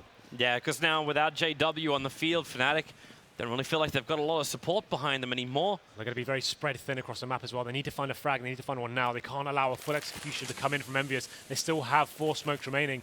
It's going to be very difficult for them to hold off, especially the fact they've only got 1 smoke remaining themselves. So let's see what they can do. Definitely a reaction required. You can see that reaction coming in terms of Olaf Meister pushing off that lower ramp, trying to gain some intel and working out what he can do to get a frag here. The fact he's up so far is already giving him a lot of intel. The fact that there should be a push over to B. Happy is now running himself out. Pronax jumping into a better position, more of a trap position for the pop flash. And Envious, 3 players now inside the apartment. It's still only Pronax up there. The smoke is down, but he finds 2. 1 through the smoke, and it was Apex at point blank range. The Molotov will slow down this push as well. There's just no way to get through anymore. It's a little bit sloppy from Envious there. Apex isolating himself behind that smoke. His teammates unable to assist him. Pronax getting the skill, the spray through the smoke, predicting the movements of his teammates. Time. 10 seconds, they have to save it. They can't really justify even going for this one. But they can't back up. Olaf's managed to get himself into a great position where now he doesn't actually find the initial kill. Wow, Inflicts heavy damage, but can't kill off Kenny S. But they're out of time, as you said. In fact, they lose Pronax as well at the end. So Envious, they hold them to the 2 orbs even if they don't hold the round. That's quite an expensive round for Fnatic, you know, as well. Look, they've got 3K on the players that didn't have guns there, so they didn't really want to lose that many guns. Olaf Meister needed to capitalize more on that situation. Such a great position to be in. Kenny S reacting, and there's the replay now of that Pronax play. You saw him actually taking down Apex pretty easily there. He actually walks straight into his crosshair and then gets the second kill for the smoke. Now we've got that aggressive play we talked about. Olaf Meister going towards the top of mid, locking down 2 players though. And there is an answer back, making it back to a 3-on-3, but damage has been done. MBK going to be down to 10 HP as well. So I say the CT do have the advantage going in this situation. That grenade's going to be huge, but it bounced off the wall and doesn't make it all the way to MBK. He's already so low. Pronax knows it too. He knows he's just waiting in that side little area. And MBK, he's got no choice. Like, what's he supposed to do? Come out and peek? If that player is still on K, he's going to go down. So he waited for Happy to rotate over and give him the support with the AWP. I say rotate over. He's already on the B side, now shooting into the legs of Flusher. Couldn't get the full connection off, however. And now Flusher just nails him out the window. That's Flusher for you. Gets that jumping 5-7 through the window. Absolutely nails Happy there. And now it's going to be Krim spotting Kiyojima, and that's really going to secure the round. 2-on-1 now. MBK has got the bomb, but only 10 HP to play with. I think you got your answer as well about the M4ASs. They've been really working hard. Both Krims as well as Olaf have been doing some serious lifting with these 2 guns. Well, and all they need to do is hold on. Don't need to. They know where MBK is going to be lying. They saw him before. And he's going to make his way to jungle, though. This could actually be a decent position for him. He's going to see the barrel of the CT player in window there. I don't think he did, judging by his movement. Oh, God. Unless he is being so stealthy, and then Flusher will see him at the last moment. I thought that moment was going to come. It's always when you leave those players to rest. That's when they always turn around, it seems. And getting a replay of the knife run, it seemed interesting. But, yeah, I assume this is a technical issue coming in. You can see Olaf's sound issue there. Sound issues for Olaf. But that was a big play there. It came down to that advantage towards the terrorist team, and then we saw Flusher jumping through the window of the 5-7. Happy absolutely controlled that B-bomb site, and that's that big play we see from these Fnatic players, throwing the rulebook assist out the window. He knew he had to react there, comes through, nails the headshot onto Happy, takes down the AWP, and then the round fell into their favor. And that was a problem on Cobble, right? They actually won the round, and then they're losing the subsequent after that, and their economy never got built up. So this is a real chance for them now to build up a bankroll and finally get themselves in a decent position in terms of the money of the game. Yeah, you're right. And then Fnatic can actually have the half they were hoping for here on the CTs, which is more than 5 rounds on just 1 half. Yeah. And slowing down this MVST train, the one which the economy can just keep paying for round after round of attack after attack. But it's Envious who are now into their CZs and Tech 9s. They've only got 1 flash for Apex, so this is going to be an all-in kind of push. There goes the flash. They're coming down Envious. How much work can they do? Well, they've already got the kill on JW, and Keo doing some serious work, pushing into Olaf onto the CT stairs. But Olaf able to just back up enough, play with the range, shooting for that firebox as well. And it's Kenny S who's just running himself across the site. Now, there's 1 M4 into the hands of Apex. So Fnatic may slow it down for now, even if Kenny does take a grenade to the side. Yep, this is the bomb hasn't gone down yet. It's going to be Apex, a really key position here. He can lock down Pronax. Our next kills will be incredibly vital. Pronax didn't see him come through. So Kenny's will find one. Flusha trying to find that revenge. The grenade will finally kill off Olaf. But as Happy as well as Apex. Happy doesn't have himself a rifle at the moment, but Apex does. They'll go for the smoke. He's waiting, actually baiting this out, but Apex too smart for it. He gets 2 for the round. Kyo also gaining those 2 initial entry kills. That's what opened up the site for Envious. They didn't even force buy into that round. They got some CZ, some Tech 9s, and a couple of flashbangs. One flash. That's all they needed.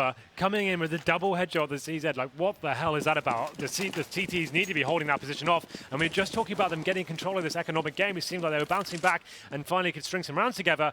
And now you can see it being completely crippled once again. They've got USPs, a couple of Zeus's, and the Mag 7 on JW. Never write him off with that weapon, but still, that is a very disappointing round for Fnatic to lose. You can see some huge damage coming in. Apex actually taking down JW, make it a 5-on-4, but there's the dudes coming in. Happy managing to avoid the lightning strike there. 90 damage. Is that what it did? It actually did it hit? It hit. Oh. It did 90 damage to Happy. That's weird how it doesn't actually always hit. It's like a little bit random in that situation, but okay. I don't know how the gun exactly works. Is it like range equals damage? However, I think it's literally just random where you hit on the body. I couldn't really speculate. I haven't used it that much myself, but let's see. We'll look it up later. For now, Fnatic, they're actually still getting a couple of kills out. It's not great. Like, as Apex down, Happy's a little bit injured. There hasn't been a regaining of weapons here for Fnatic. And in fact, we just have this fall back for Envious. They were pushing to the B side, but they've already got control of the A. Crims is over and connected, but yeah, he's unable to play the range game with that weapon. And in fact, NBK just doing serious work. Crims and Pronax both dropping, leaving Flusha alone back on the CT stairs. And if I'm looking correctly at that, is Happy just staring at the stairs. Yeah, it's going to be 4-on-1 now. Just get filled with, and then Envious get their 5th round on the board. So again, a very successful T-side campaign for them so far. And you can see now, Fnatic, that money issue is becoming a huge problem for them. They have to take another eco here. And that's going to be difficult times. They're going to be forced buying into this, Toby. Okay. I'm not a huge fan of this. This could be the moment it all falls apart for Fnatic. At the same time, JW as well as Flusha with the 2 scouts. If they can get these early picks, then the dream could be real. The push is coming very quickly here from Envious. They're coming over to the B side, and Pronax, he's the man with a pharmacy. You don't actually have Flusha with that scout, but now flagging out the problem, and that's the push coming in. He's got smoke as well as that grenade doing a lot of early chip damage into Envious, and Flusha using the scout from his short, so Pronax, they can't hold him in for now. Envious, they're down on the side. They brought down the CT defenders. JW, he's got the scout at point-blank range going through the smoke. He can jump up and actually snaps back MBK, looking for the second. He just took Kenny S through the wall. Apex is on the side. He's able to stop this rotation coming in from the kitchen until now Olaf will arrive, leaving 1 man left alive, and the bomb stranded up in apartments. The force buy has worked for now. Happy's trying to get his way in, but now he's down to 30 as well with initial frags, and there's JW. Huge defensive play in the apartments and finishes the round with Happy. He comes in with the scout, through the smoke, close range, jumps up, gets the first. This second kill is what blows my mind. How is that a thing? He takes him down, headshot for the wall jumping, incredible things, and he actually managed to get the photo on the board. I was questioning that force buy, but how can you question them back? JW, some amazing pedigree there going in to round number 9 now. They bounce back and get the AWP on, and Olaf Meister gets the first frag. Happy replying though, 4-on-4 situation now. Man, this is the reason why Fnatic do these force buys. When it pays off like that, why wouldn't you? Absolutely. It just happens time and time again, and the momentum swing happens again. That AWP on JW, he still doesn't find anything, but Flusha so far up on the mid boxes. So Envious, they can't control mid. They can't move up through the underpass area. They've either got to go up through apartments, or they have to come in through T-ramp/palace. Yeah, that round is just grand final things. That round could have absolutely cost them the game. They would have been on another eco after that, and it really would have slipped away from them. But now, 4-on-4, JW looking like he's going to get another pick, but MBK finds the headshot. Fantastic shot from him. And now the 4-on-3, Crims is going to be in shadow. All going to come down to this man. He's the only guy on the A-bomb side so far. Has getting back up from the connector, though, but he takes a lot of damage there. They're just shooting in through the plywood. Still, AK beat AWP before, and Crims, well, there goes Flusha. He's lost support. Crims has moved back to Firebox now. MBK will look for this position. He already banged through low, taking up Pronax from range, and Envious, now it's their turn to win a round. Unless Crims can pull off beyond magical plays. They're going to line up for him. He'll grab one. He takes 2, but he cannot get the 3rd, however. There are a lot of bullets inside that M4, but not enough. He can't swing around for the 180. And he does some decent economic damage there, but the headline is, after winning one round, Fnatic lose the subsequent one again, and the economy has been reset. They're going to be on the $1,400 here. They could buy the scouts again if they wanted to, but it's not going to be a stronger buy. So they will be taking the eco on the chin here. CZs, P250s, and it's going to be the full AK buy now from Envious. Seems like they're going to be going to a very defensive formation. They don't want to allow that kind of economic damage to come in once again from the scouts here. So you can see the CTs going to be pushing off the short, just trying to work out whether they can find any sort of information here. Pronax, he saw one. Jumping up, yeah, and just spotting them. Happy, though. Should be able to pick up a kill here. The timing not working out for him, though. Oh, yeah, Olaf goes down. Nope, now he goes back up again. That'll work for him. So Happy ends up killing off Olaf as Keo waits for the aggressive apartment player to push, or at least have a peek. A very envious. Okay, there we go. Apex able to take out Crimson the window. This is opening up the A side completely. In fact, look how far Happy's already gone down. Is he looking in the corner? JW, like it's the ultimate camper spot. Waiting inside CT spawn. Flush was able to pick up one as well. And this means now JW has an AK, and he's coming back. He wants to try and contest up the side, because Flusher, if they can get down there, no Keo, he wins the duel from the underpass area. That would have made it a really good retake for Fnatic. Now, up to JW, he can't do much with this at all. He needed his friends to make that play from connector. Yeah, the bomb is down. He hasn't got a key. He's got the AK-47. Looking to try and find one frag here and then fall back. He spots a player towards Palace there, but nothing going to come of this. Just going to be falling back now, trying to stay alive. I think he's just trying to bait out some players to die with the bomb, with that smoke play there. But it's not going to be enough time. That's going to come in too late. He does survive with the AK, seeing what he can find. If he can pick up a cheeky AWP here, that'd be fantastic. But what does he get there? We actually missed that towards the end. I doubt he did. I think he only had the AK at the end. Yeah, I was hoping he'd run on the side and find a there wasn't an AWP close enough to him. But let's see how this one goes down. 11th round now. Envious getting their 7th on the board. And Muddy still not favouring Fnatic. They're not going to have any AWPs. Pronax to be settling for the Famous here. One kit. He's going to be the only player with that as well. 5 AKs for the terrorist side. And looks like they're going towards an AXQ this time. 4 players heading towards bomb site A. And you can see they're setting up that smoke. Wall of smoke play, forcing a post-bomb situation. This is really bad news for Fnatic. As I mentioned before, with the lack of kits, it'll be a very difficult retake for them. At the same time, though, they still have flashes as well as grenades of their own. So this won't be the easiest way in. They're trying to use a better positioning by boosting up Olaf on top of the fireboxes. So then, okay, well, Flash gets the initial kill. And it's all about Olaf. He's actually dropped himself down to defend on top of the side. Crims protecting from the stairwell, coming in close. It's going to be Apex who does not get the advantage there. And JW, they work together. You may have lost Olaf, but JW spraying through the smoke now into the CZs. He doesn't realize he brought Keo down to 5 HP. He's bouncing across Tetris as JW just couldn't find him. He tried inside the shadow, but that wasn't where it is. It's the 2 T players now. Tetris bouncing up on top of the stairs, but Flusher wins the duel, and Keo on 11 lives. That's going to be finishing the job now. Flusher claiming 3 frags in that round and keeping the round going the way of Fnatic. A critical one as well. They would have been in a real rough position if they lost that. Yep, absolutely. You can see the money's still not great for them. It does come down to that 2-on-2 situations. They're still having to string together any cash they have and get the Famous once again. But that was a nice 2-on-2 situation for them, making sure they capitalize on the HP advantage they had, and Crims finishing it off there. So Fnatic get their 4th on the board. They definitely need to get a couple more here. The CT side is one of the ones we talk about being favored, but now Kenny S has the AWP. And he's going to be looking for those picks here. CT's unable to actually get that money together to answer back just yet. But it's coming down to JW in the window. Got a gap in the smoke as well.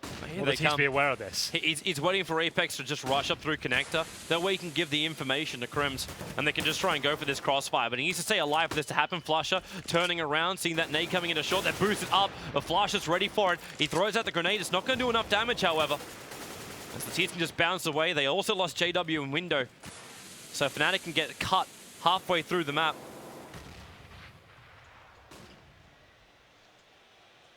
Just patience now on the corners.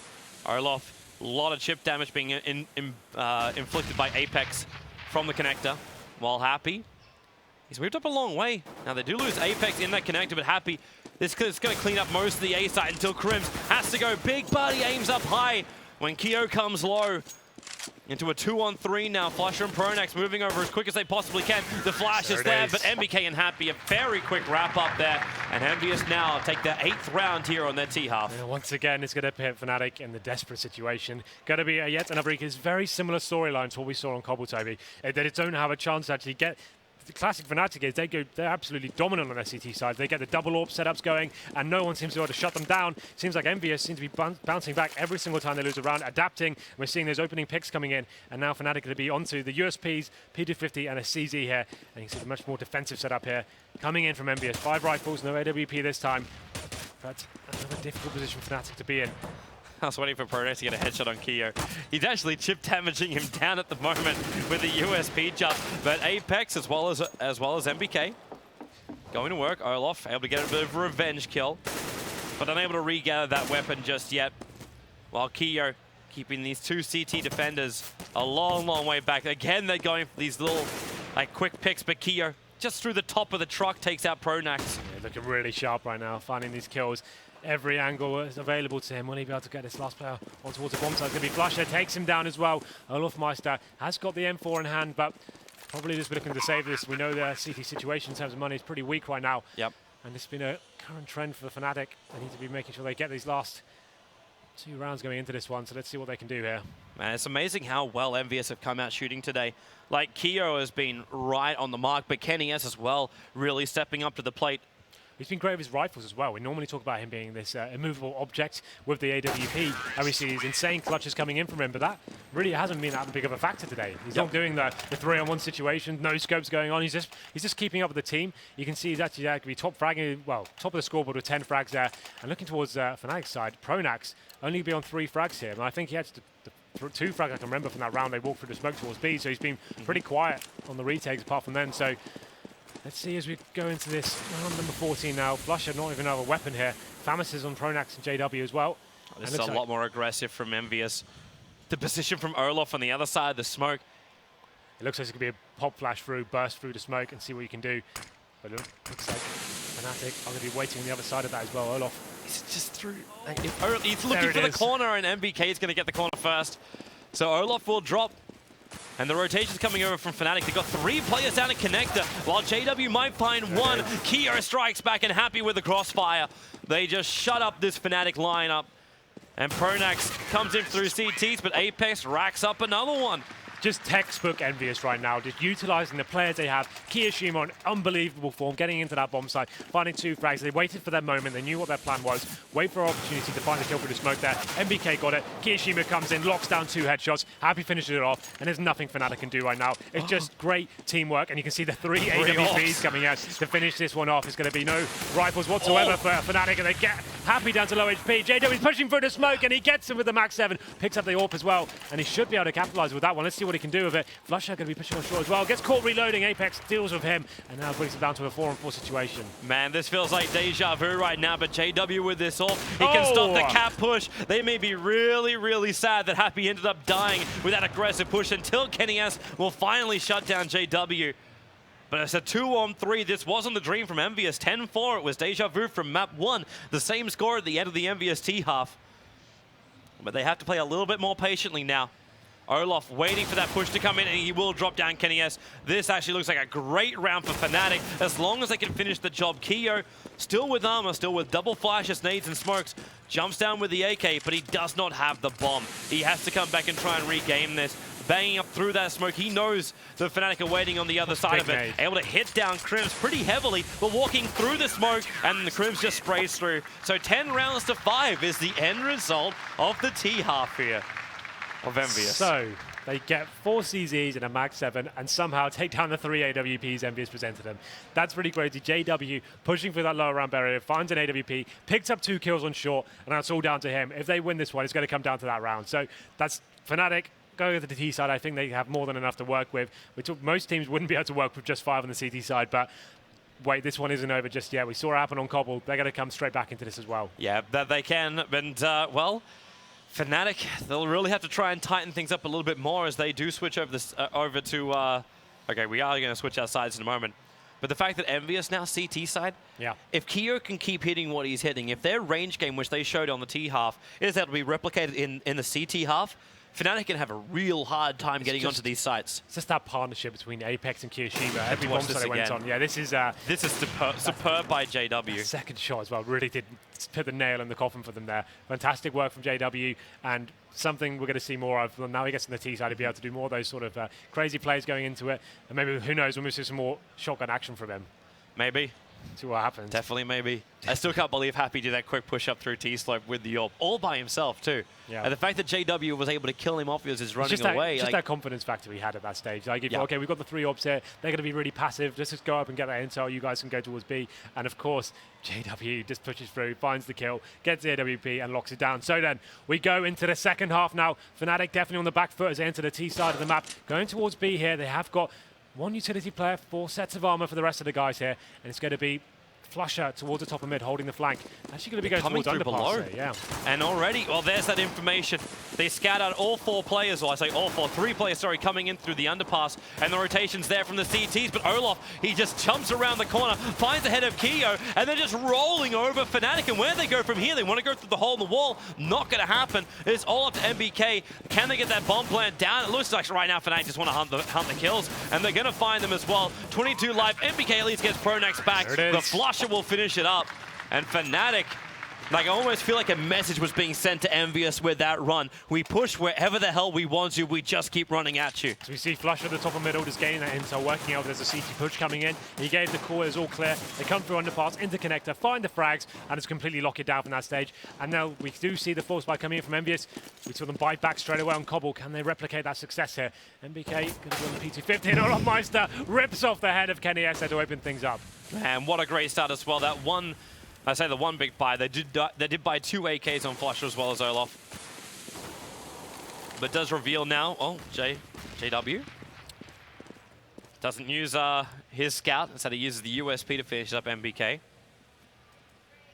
But the T's have control of this mid once again, so there's no control over connector. Apex might be on the A side, but he's cut off from the rest of his team, and also pincered by Fnatic.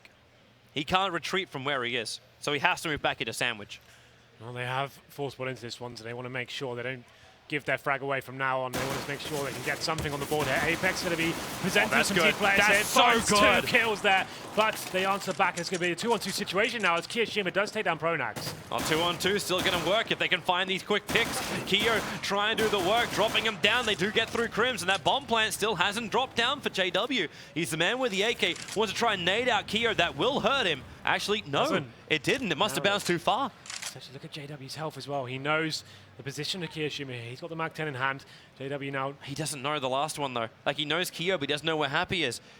And he's worried that Happy's coming from behind, so where's he go for the plan? Happy is right next to JW, sitting on that CT round. Now the push comes up, and Envious actually hold the pistol round. Not only that, they get one of the AKs back into their hands. That's a 5-on-3 situation on an eco round. They had 5-7s of force buy, but Apex, look at this. He knew he had to make something happen here, and does he make it happen? He gets 2 5-7 kills. Bomb goes down. Kirishima answers back, and then once again, Envious take the second round force buy in their favor, and Fnatic now force buying themselves with the Tech 9s, have got smoke grenades as well.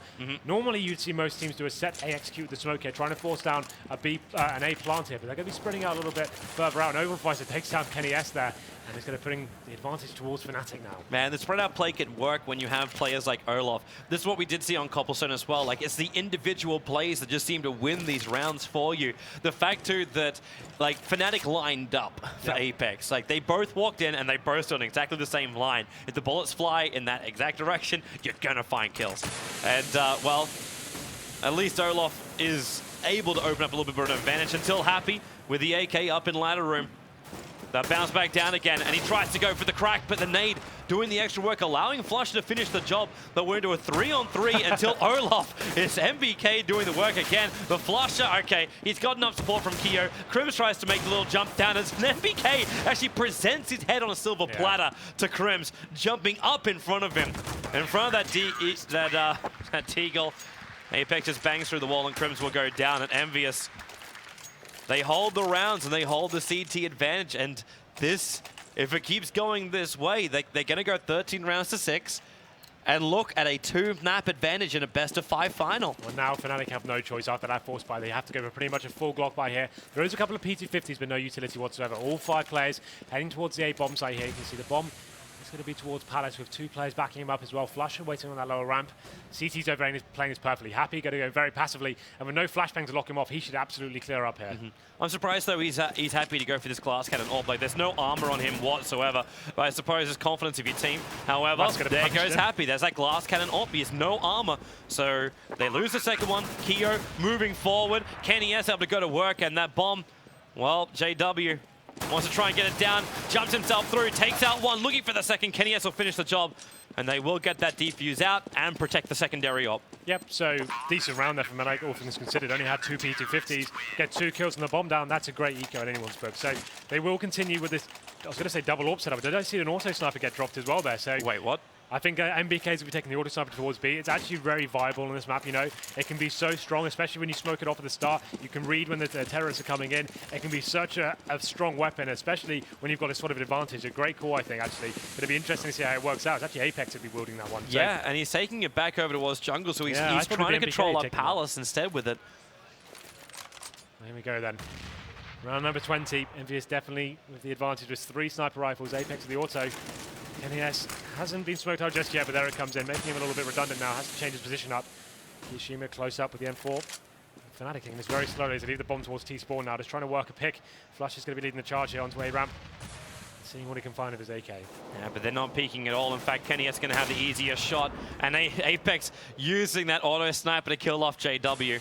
Adding insult to injury. These 2 CTs, Kenny S up on the box again, taking out Pronix. Nolov does not want to push up here. He's going to get shot from Cat if he's not careful. He's hugging the right, actually gets through the connector into the jungle area, and Apex is looking in the complete wrong direction. Olaf will find the kill. I don't know if he really wants to have the auto sniper. No, not in this situation. He needs his trusted AK there. 4 on 2, but it still is time for them to work with. Happy's got such a great position now in the B house. That's going to take the bomb down, and that's going to secure the round as well. Well, as you said, though, Olaf does get a kill, but 3 men to find in 30 seconds with the bomb down in B apartments. I don't really fancy his chances, Toby, but maybe just trying to get one of those AWPs he just took down would be a good option for him. And just so he has to take that into the next round. But such an expensive round as well for Envy. It's like you just lost an auto sniper as well as one of your AWPs. At this stage of the game, like they're not going to lose this round, but just getting the 14th round of the board is huge for them. Yep. It's going to put Fnatic in a very difficult situation. Olaf getting his kills down definitely helps. He gets 4 of them as well. Like you said, that's going to be very expensive. That's like 20K's worth of kit going down. Yep. And let's see. MBK's in no position to regather any of this, and Olaf will actually end up saving one of the AWPs. This is a huge round for Fnatic, really. That's big. The fact he got those kills and actually knocked down all those sniper rifles out of the hands of Envious there, and he takes the AWP, it justifies the force buy now. It actually gives them some sort of footing. If they win this round, it's all down to Olaf Meister's clutch play towards the end. They didn't win the round, but did enough work. You see the replays there. The sniper work coming in. Apex will be pushing up middle. Gets flashed off the side to go back to connector. Good call there. Didn't want to lose the first frag. As you said, though, Kenny S takes down Flusher there and may have secured this round for his team. Yeah, that Molotov, it was actually keeping Envious out of the connector, but it also kept Flusher exposed as he ran down the mid because he couldn't just jump himself into connector. Apex, a good quick rotation with the crossfire coming in from Kenny S. They just do a lot of serious work. Tetris is just a death zone for Fnatic and Envious. 15 rounds to 6. So many rounds to finish this. So many rounds. On the favored side, on Mirage, the way these guys are playing right now, I think this is only going one way, but you never can count Fnatic out. Who knows? The story could continue here. So they do go into round number 22. They have pulled up 4 players heading towards A-bomb, so it looks like it's going to be a very fast play. He's going straight in. No nonsense here. Keo takes out, well, actually, it was Happy that got it. Keo is helping out as Happy takes out a second, looking for his third. He's able to claim it. He'll have to look up to Tetris to find Crimson. There's a 4th for right now for Happy. Olaf, the last man left alive, and he's going to be brought down by MBK, and that is it. Map 2, 16 rounds to 6 is the end score coming the way of Envious. A 2-map advantage in a best-of-5 final where, like yourself and a lot of the panelists say, you know what, Fnatic, they look good. They should be taking this 3-1, but it's Envious who hold all the power now.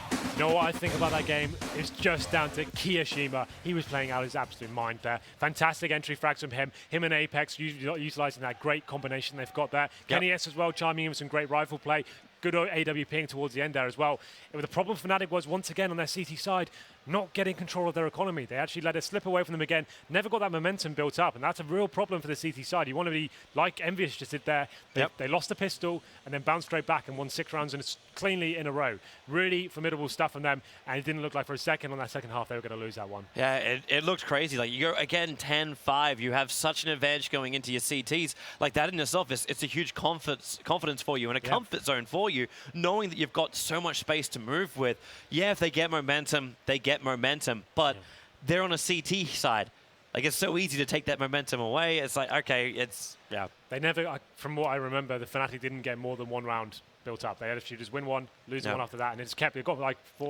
They won 1 and then lost 5 in a row. Yeah, and then it was just all went horribly wrong for them on that CT side there. So, unfortunately, Fnatic, they go down 2-0 here in this best of 5 series. 1 more will do it for Envious, and it's kind of interesting. Now, like you said, we didn't predict this one going down. We thought Fnatic are the masters of grand finals, but definitely don't write them off yet. There's still a lot of stories to go here. So they have time, man. They have time. So Fnatic, they'll take a moment to try and regain their thoughts and find out what the hell has happened in this series. How is Envious getting the upper hand on them every single time? They'll have a break to think about that. So will we, and so will the analysts. We'll come back with them after this break.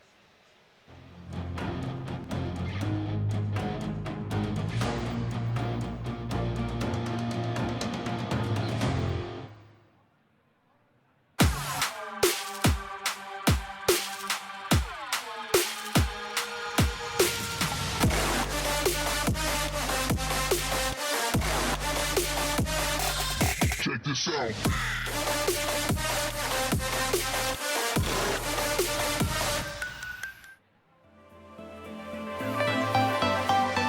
Stars shine into the night, wide-eyed and underexposure. Tonight, our hearts align, faster than light. Welcome everyone.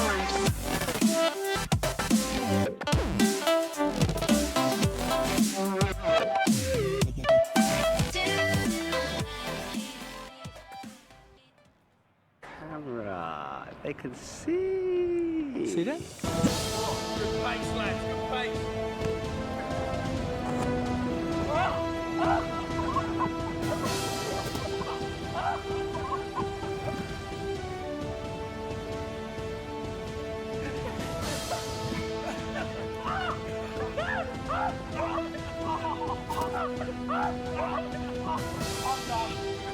I'm done.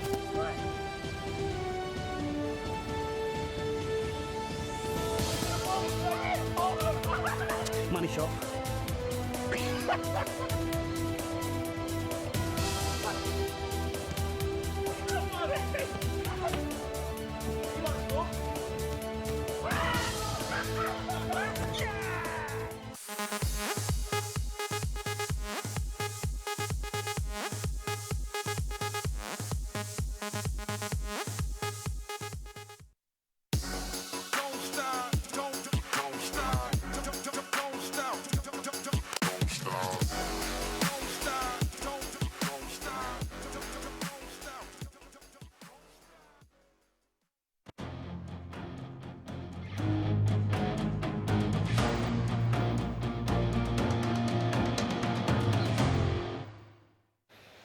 Hello and welcome back to the Gfinity Champion of Champions. This is the Grand Finals. My name is Lycan. With me on the desk, I have Richard Lewis and Thorin. We just saw an incredible game, once again from Envy against Fnatic. Talk us through it, Richard. Well, I mean, I said I gave Envious the edge on that map. I didn't realize it would be quite a comprehensive margin in the end. Very, very surprising, because Envious haven't really shown us anything that good on Mirage. Now, I think Fnatic is susceptible on that map. I don't think it's particularly a strong map, but now I get why Envious have picked this map first. So, gives them a 2-0 head start. Incredible performances there, and they were doing what I said they were going to do. Avoid that B area where possible. They're very, very good there. You know, Crims used to play on there, and obviously you know how good he is when he's playing solo on a site. Then they move Flusher over there. It doesn't really matter. That Fnatic have always had control of that B site. It was the A executes that was so good. You know, putting a smoke down on ramp, and they just move up as a pack. They get the one pick. You know, you take Olaf Meister off A site, that's it. You know, the site is open for business, and they were just executing incredibly well. You throw in some moments from Kenny S, and just Envious were just looking like a real focus, complete package. I mean, I'd love to sort of get to watch that back. I know we're going to bring up some highlights at some point, but just real textbook executes on that T side again. And this is what Envious do better than anyone else right now, it seems. Just the T executes are just, you know, impeccable. Yeah, Envious T side is off the chin right now.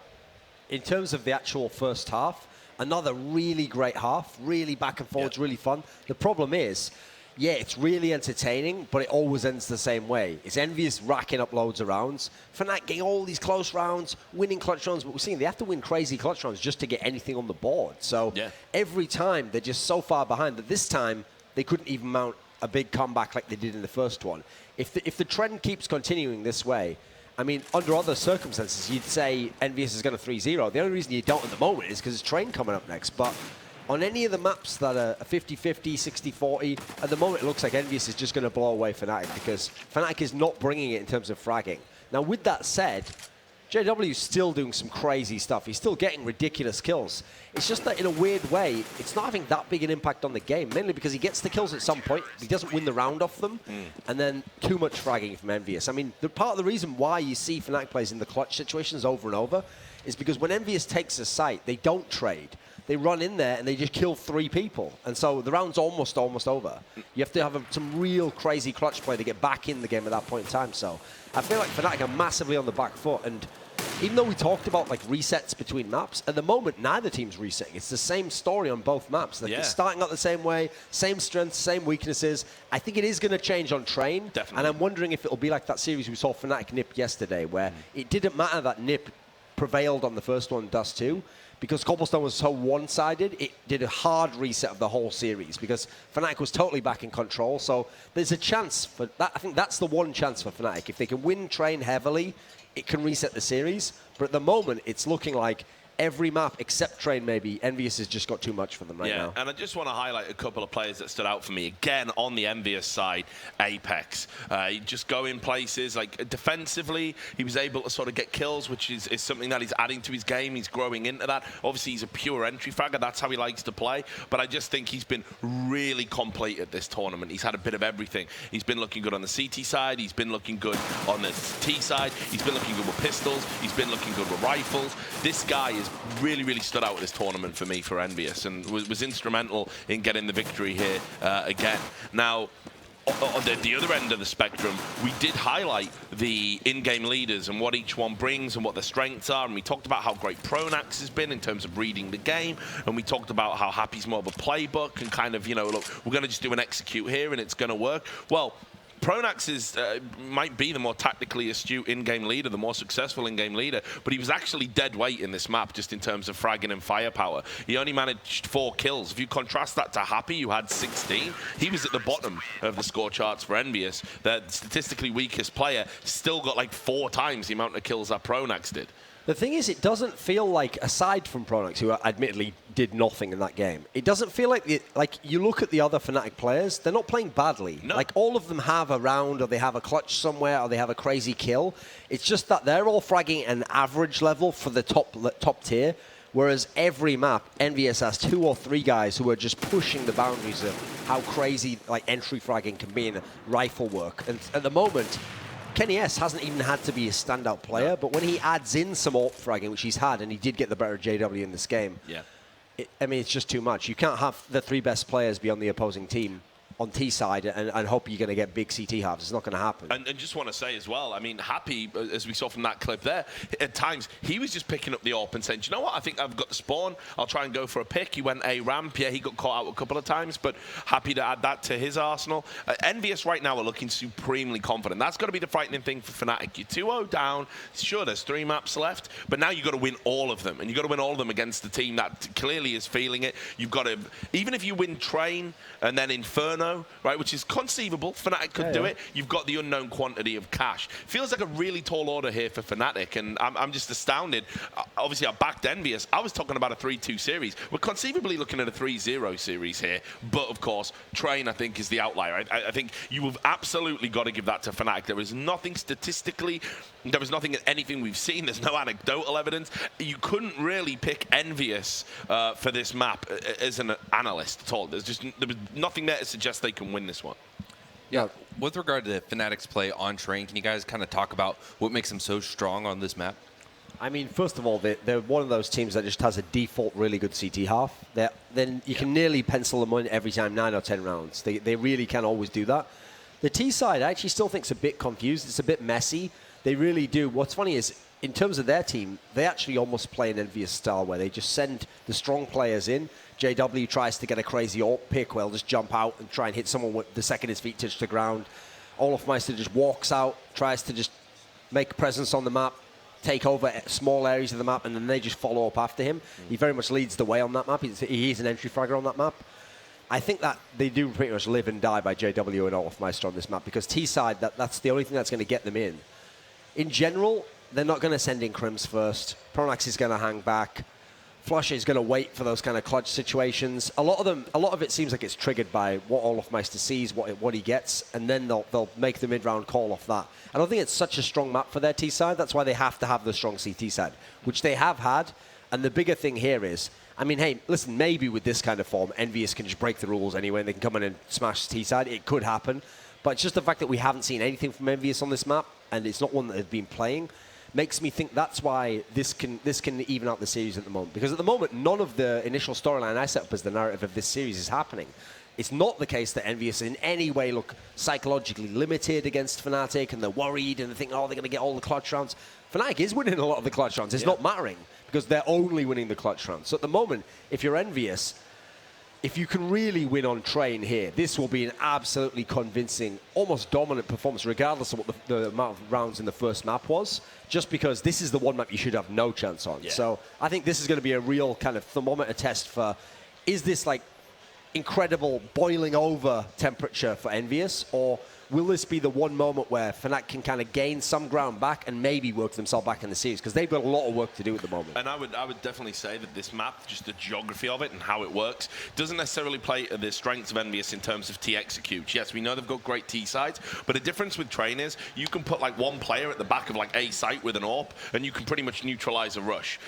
Your smokes have to be impeccable, your flashes have to be well timed, and what Envious actually are doing, if you look at the sort of more, kind of open maps like your Dust 2s, your Mirages, they can actually get out and get cash as well. They can get out as a group. You can have multiple people facing at once, and that's where their strengths are. That's where they're really good at delivering that timing. So it's like Apex just peaks that split second before MBK. They're too busy dealing with him. Boom, your head's off. Same with Happy, everybody else. You can't really do that on Train.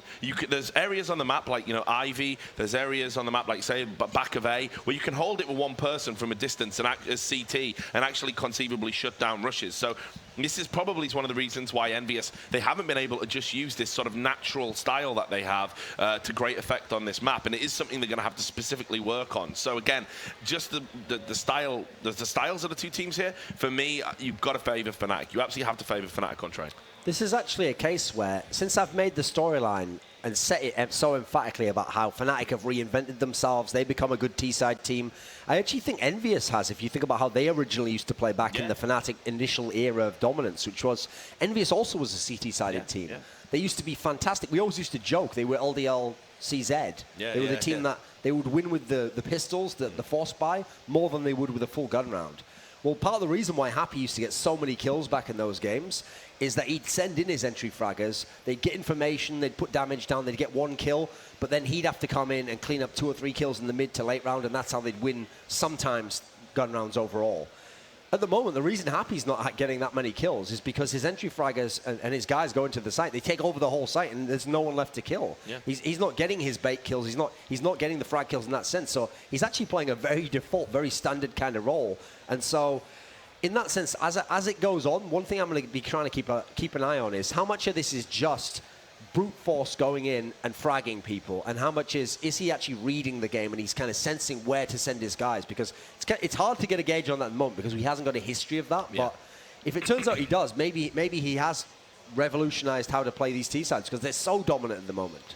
Yeah, I mean, I don't know. I maybe think he is kind of brute forcing it a little bit, and it's just working. It's just working. It does seem like it's a dream day at the moment. Yeah, it's like they've woken up and everything's firing. But that was always the risk with Envious because they're so good individually. You know, do you really need like amazing tactics if you just have your executes on point?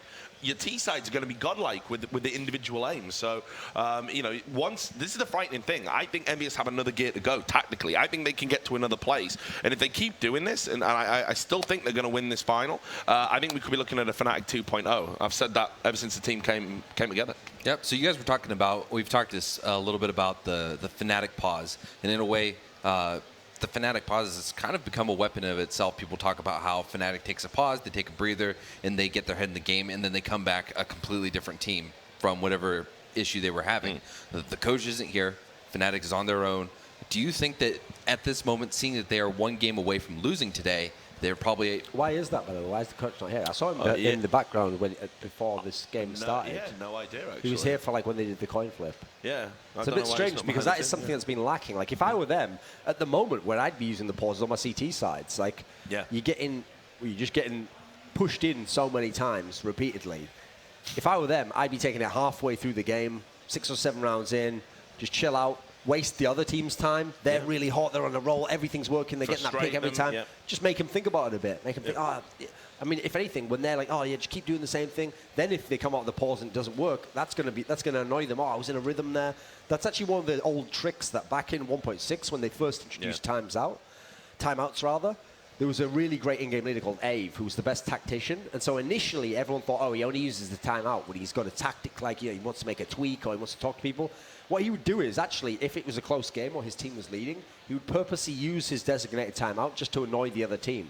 So actually, sometimes if he tore off 5 rounds, he'd call a timeout just to make you even more annoyed. Like, you want to get into the next round and try and reverse your fortunes, and he would do that just to tilt you. So if I was Fnatic, I'd be taking them, even if you don't have anything to discuss yourselves, just to slow the other team down a bit. Don't just let them keep spawning into the server and rushing over and over again. Make them think a bit more, make them think that you're going to change something when actually maybe you don't have anything to change. I think that's at least something psychologically you could do. And it does seem suspicious that we're not seeing any timeouts, and apparently the coach isn't there. I mean, and the other thing, of course, is Envious love to play it fast.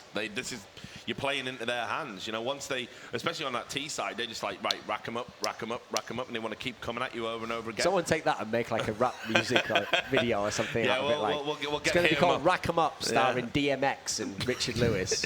Together at last. Rack 'em up. The point is, they're going to be... on 'em, Richard. You're my hype man. So anyway, the point is that you've got to try and break up that momentum. You've got to break that up. You've got to frustrate your opponents. When things aren't going your way, Duncan's right. It's got to be about that CT side because we know how ridiculous Envious are on T right now. As he described it as off the chain. You can put that in the rap video as well. You've got to break it up. So I don't know why that isn't happening. It is worrying if the coach isn't there, but is sort of here with his team. Very strange. But as I said, Fnatic are now going to get a foundation. They got Train coming in. This is something that they can really put to good effect and start getting into this final because they really need it. All right, so the expectation is that Fnatic's going to gain momentum. Before we go into the game, real quick, what do you think it's going to be, Thorn? I think this map particularly is going to be a win for Fnatic because the one thing we haven't seen from Fnatic so far, because of how superlative the T-sides have been from Envious, is really solid CT holds. And I think Train's the ideal map to do that if they can start on CT side. In fact, I was referring to DMX there. What they need to do on the Fnatic side, to use some kind of scripture from the Bible of DMX is, if you're Fnatic, you have to say, listen, I just love when a person brings his whole crew. It's just a bigger piece of cake for me to chew a hole through. So if they can embody that philosophy, that beginner's mind to the game, that Zen mind, Richard, then I think they can win this game. I couldn't agree more. That was exactly the song I was thinking of as well. So. All right. Thank you, Flavor Flav. Thank you, Richard. Guys, we're going to head into the next game. This is going to be game number 4, heading over to Henry G and Toby 1. Take it away, guys. Kai Knight. Thank you, Richard. It's great to be back. Yes. It's great to be back. Map number 3. Yeah. We head to my favorite place, Train. Is it your favorite place? It is. It's my personal hell. It's Train. It's not that bad. Yeah. I know it's one of your favorite maps. Tactically, I find it really exciting to watch. I think most teams are following a very similar meta. There's only a few things they can do with it so far. I think there's a lot more to be explored in terms of what the teams can present to them. I think Envious is going to be interesting. It's not a map we've seen them play too much so far. I mean, I want to see them employ this four-man mentality, happy lurking towards it, and it's keeping us that fragging unit. I think that's going to be really cool to watch. Whether they'll be going for the very fast stuff like we've seen in the last couple of maps, that's yet to be seen. I'm not really sure how they will approach this map. Obviously, with the analysts mentioned it many times, we expect Fnatic to take this map. This is one of their hometown maps. They want to make sure they can actually dominate this one and get themselves back into this series. Yep. 2-0 is not the scoreline we expected whatsoever. I think I predicted 3-1 in favor of Fnatic going into this one. So Envy is definitely running away with it slightly. Well, with all the predictions you can have, like, okay, yeah, you say Fnatic, this is their map, this is their comfort zone. Envious has just been playing so well. This is the form. They're getting the entry shots, and that's kind of what Train's all about. It's about getting that initial kill and then either massively splitting up the defense or finding a way into the inside or outside bomb plant. You're absolutely right there. Yeah. So the fact is that the Ts will always, unless they go into a full-on set piece from the get-go, they will spread out and look for that initial pick. And you're right. So Kiyoshima, Apex, looking incredibly sharp right now, actually landing every single AK shot as soon as they get out there. So their T sides have been so hot tonight. Yep. Or tonight. What time is it? It's afternoon, today. this morning. Yeah, you know what I mean. Good talk. So like, they've been so hot today. I don't think whether them starting CT or Ts will give me a massive issue. They seem like they're just dominating every side they get onto so far. Some really impressive results for them. T sides especially being so on form. So whether they can keep this going onto Train yet to be seen. But I've got a feeling they might just do this and do the 3-0. It could be quite possible, man. Right now, if I'm a man of momentum and I believe in momentum, I believe in who's actually winning their shots right now. Yeah. My money would be on Envious to actually go 3-0 on this Train. Just judging by what we've seen so far, I would agree with you. Yeah. Yep. But I'm interested to see if they start on T side or CT, because that's where our mind has to go to next. They will always start on CT side. My point is that why? Is it because like whoever wins the knife, like if Fnatic win the knife, then they switch to CT. Like, how Envious going to deal if they're the Ts? Well, that's the thing. Like, I don't think that's going to be a massive problem for them, just because the way they are working as a unit right now, and they're just hitting all their shots. If they can just, they have some basic T-side stuff. We didn't see like a plethora of tactics from them. We didn't see the crazy wall of smokes coming in too much. It was like kind of quite basic stuff, but they can get rolling and start landing the headshots. That's all it comes down to. CS in its most black and white form is whoever hits the shots first is going to win those. You can have the best tactics, you're not hitting the shots. That's what it's come down to. So I think if they do win the knife round, Envious, that still puts them in a fantastic position because that's where they can build up some serious get-go there, because they can actually get the 5-0 in, for example, but they've been doing that on the T side anyway, so what does it matter? And maybe it really, really doesn't. Like the whole, like you said it in the last game, like it doesn't matter if a map is CT or T sided right now, not with the way these teams are playing. It's just go all out. Get the entry kills if you can. The second that happens, you just roll with momentum. Sure. And it's happening on so many different points of the map. Like, if we actually look back to Mirage, like, the entry kills were happening, like, either over on B, over in mid, over on A, and then the attack came from all angles. It wasn't just this, we have to keep 4 or 5 people together and push straight through. And, like you were saying, like, you wanted to see, like, that kind of 4-man play coming here on Train. On Train, teams like VP do this so well. They're so good at doing these fast execution. They have the running smokes and the Molotovs they do when they come out, and they have players like Pasha coming onto the main train yard and just doing absolute work there. Those are the tactics I like to see the most. I think they're really exciting, and it's a really great way to see T teams utilizing each other's strengths, going out there, and they've got strong AK players that can lock down and hunt down these CTs that are hiding in these different areas. If you have unformed terrorist players that are doing that, it's really hard to hold off. So that's what I expect to see. I want to see more fast play from Envious. We didn't see it so much last couple of days. We saw them playing much slower play, getting positional control, but this grand final they seem to have changed the pace a little bit and going for the fast plays onto Cobble, for example, going for the very fast B plays, taking advantage of the money situation they had. So maybe we'll see some more of that. So that's yet to be seen then. Obviously, grand final time, I think Happy definitely would have done his homework going into this one. He's would have been working hard the last night just to work out every scenario. He probably predicted this would be a map to be playing, so who knows? We definitely predict Fnatic to take this one if we were talking about before this grand final, but in the current form Envious are in, I'm not so sure. No, it's going to be fun to watch, man. I still find it absolutely hilarious. Like you say, like Happy was going back over last night, like trying to work and prepare for today. Like even their attack on Cobblestone, I think he must have looked at it and said, you know what, I don't need to change this at all. Like it still works. Like on our T side, we know what we're going to do. We run this distraction play, and it's really difficult to deal with. Here on Train, I'm interested to see just how they run it too. Like I always kind of feel like Ivy's so disconnected from the rest of it. You can't just run it like a distraction as you could do with like the drop in Cobble and then rotate all the guys over to A. Yeah, it's much more difficult. The choke points are a lot harder to access. So like Happy couldn't go towards the inside bomb side, for example, and cause as much distraction as he could on Cobble. He doesn't have that kind of easy access to something like drop down a key choke point on the map. He kind of, the option he does have in that sort of scenario, he could smoke down the lower ramp, he could throw flashbangs towards upper after that smoke, and maybe push the CTs back a little bit, take a bit of information, but still, it's not the same sort of impact it's going to have. I'm sure we're going to see some wall of smokes from them, and try and just force some post-plant situations, and like that's a lot of teams will fall back to. Once the rushes don't work out for them so well, they'll go for the picks. If the picks aren't working out, you go back to the set piece of going the smokes over the walls, bomb goes down, and then you try and utilize your fraggers in that sense. So it's the test of Envious. Like they've been able to play with these two combos, but can they play with a 4-man combo with smoke initiation? Well, we'll see. They haven't had to rely on it so far. It's just been coming down to pure frags. They haven't had to fall back to the strap book of deep tactics so far. But Fnatic going into this one, I think they are a very loose team on this as well. They can actually have the hybrid of going for the picks, going for the tactics as well.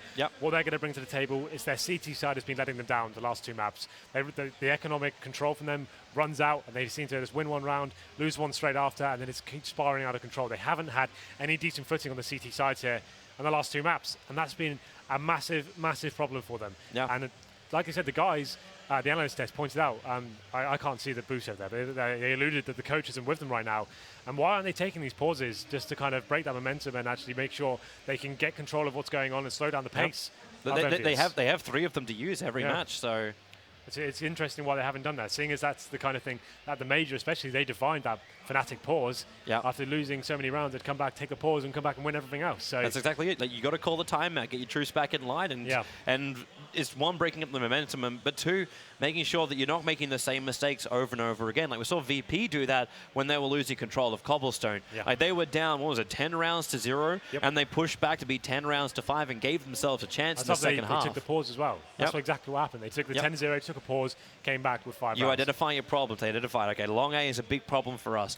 We need to find a way around this. Stack, and then just if we have to rotate to B, we rotate to B. It was just smart play. And Fnatic, by the way, the reason why we're having ourselves a little bit of long delay before we start here, they did just have to restart one of the PCs of the Fnatic players. But they're all back inside the lobby again. So when they're comfortable, we'll start our knife round. Yeah, there we go. If you are just joining us, where have you been? It's been an incredible series so far. Not the result we expected. Envious have gone 2-0 up here in the best of 5 grand final, Gfinity, champion of champions event. And hopefully we can see it go to a couple more maps here, but potentially... If they 3-0 it, you kind of get what you want. Like the CS community will have its drama. The fact that Envious are able to 3-0 Fnatic in a full best of 5. We've kind of been waiting here. Like Envious have been on the cusp of greatness for the last couple of events now. They've got a few championships under their belt, but they've still, this is the nut they've waited to crack. Fnatic is someone they haven't been able to take down in those big games. So this is definitely the perfect opportunity now. If they were able to close it down to 3-0, that'd be amazing for them. If they lose this map, I think they'd start to get a little bit worried as to, okay, what can we do in this situation? But right now, they're in such an ideal situation, but I'm excited to see what they bring to the table on Train. Like you said, we haven't really seen too much of them on it in the grand scheme of things in terms of what they've done at previous tournaments. It's a map they've normally not had to play too much. But yeah, it's going to be an interesting one. So we still have got this delay incoming. So we can. There's problems with Olaf. It looks like he's still got some sound issues they're trying to sort out. I don't want to start repeating everything the analyst desk went over at this stage, but I think we're going to have to start going down that path very soon. We have got 9 players on the server right now. How would you like to fill our time? Maybe it's time to go for a small break while we... I think you might be right, sir. So, well, they need a bit of time, is what we just got in our ears. Okay. Just a little bit of time. So let's have a quick prediction from you where you see this one going. Let's finish it off with that. So you throw me into this one as let's have a score line from you. As a bit of a new perspective. For me, I'd actually say Envious will end up taking out this map. And I'm actually going to say it's going to be a very similar scoreline to before. I think there's going to be not the greatest momentum on the T side. A lot of the rounds are going to come on the CT half. But I'll be looking at like 15 to possibly 12 and then have that deciding round coming from there. Well, we were going to throw to a break. We were. 10 players on the server now. Do you want to risk fate Well, and go no, straight in. The producer has no ear. So what's your prediction? You put me on the spot for this one. All right, so it's going to go 15-12, and from there it can still go either way. What's your thought? Before this grand final, I'd have said Fnatic all day long on this map. I think they're really dynamic, and players like JW really do have high impact on this one. But judging by current form and what we've seen in the last 2 maps, it seems like some of the players from Fnatic haven't really arrived just yet. JW's been great. He's been doing some really big plays there and actually kept the Fnatic alive in some instances. Pronax hasn't had a very quiet game. I think he got 4 or 5 frags on Mirage there, but obviously playing towards the other side of the map. But we can see the players are just discussing. May not be ready yet. Both teams have said they're ready, but I believe it's actually at this point it's the spectator who hasn't said he's ready to go just yet. So once they do that, this 9th round will finally begin. And we can get map 3 underway. Train, we still have Inferno as well as Cash coming up. That's if Fnatic is capable of winning this map on Train. It is their comfort zone. This is the map they wanted to have, but being 2-0 down this whole best of 5 is still going to be a rough run for them to come back on Inferno as well as Cash up against Envious in their current form and in the form they brought today, and they really brought it today. Yep, it's all about who turns up on the grand final. Doesn't matter who the better team is on paper, it's who's making the frags on the day. So far it's been Envious, but it looks like we're getting ready now to get into D-Train, and this would be either an explosive finish for Envious to take it in style, or a time for Fnatic to claw their way back into it and potentially take it in 5 maps and see where it goes. And it could be a terrific series, or it could end right now. We're still waiting to kick off, but we get to have a nice little look over on our Train.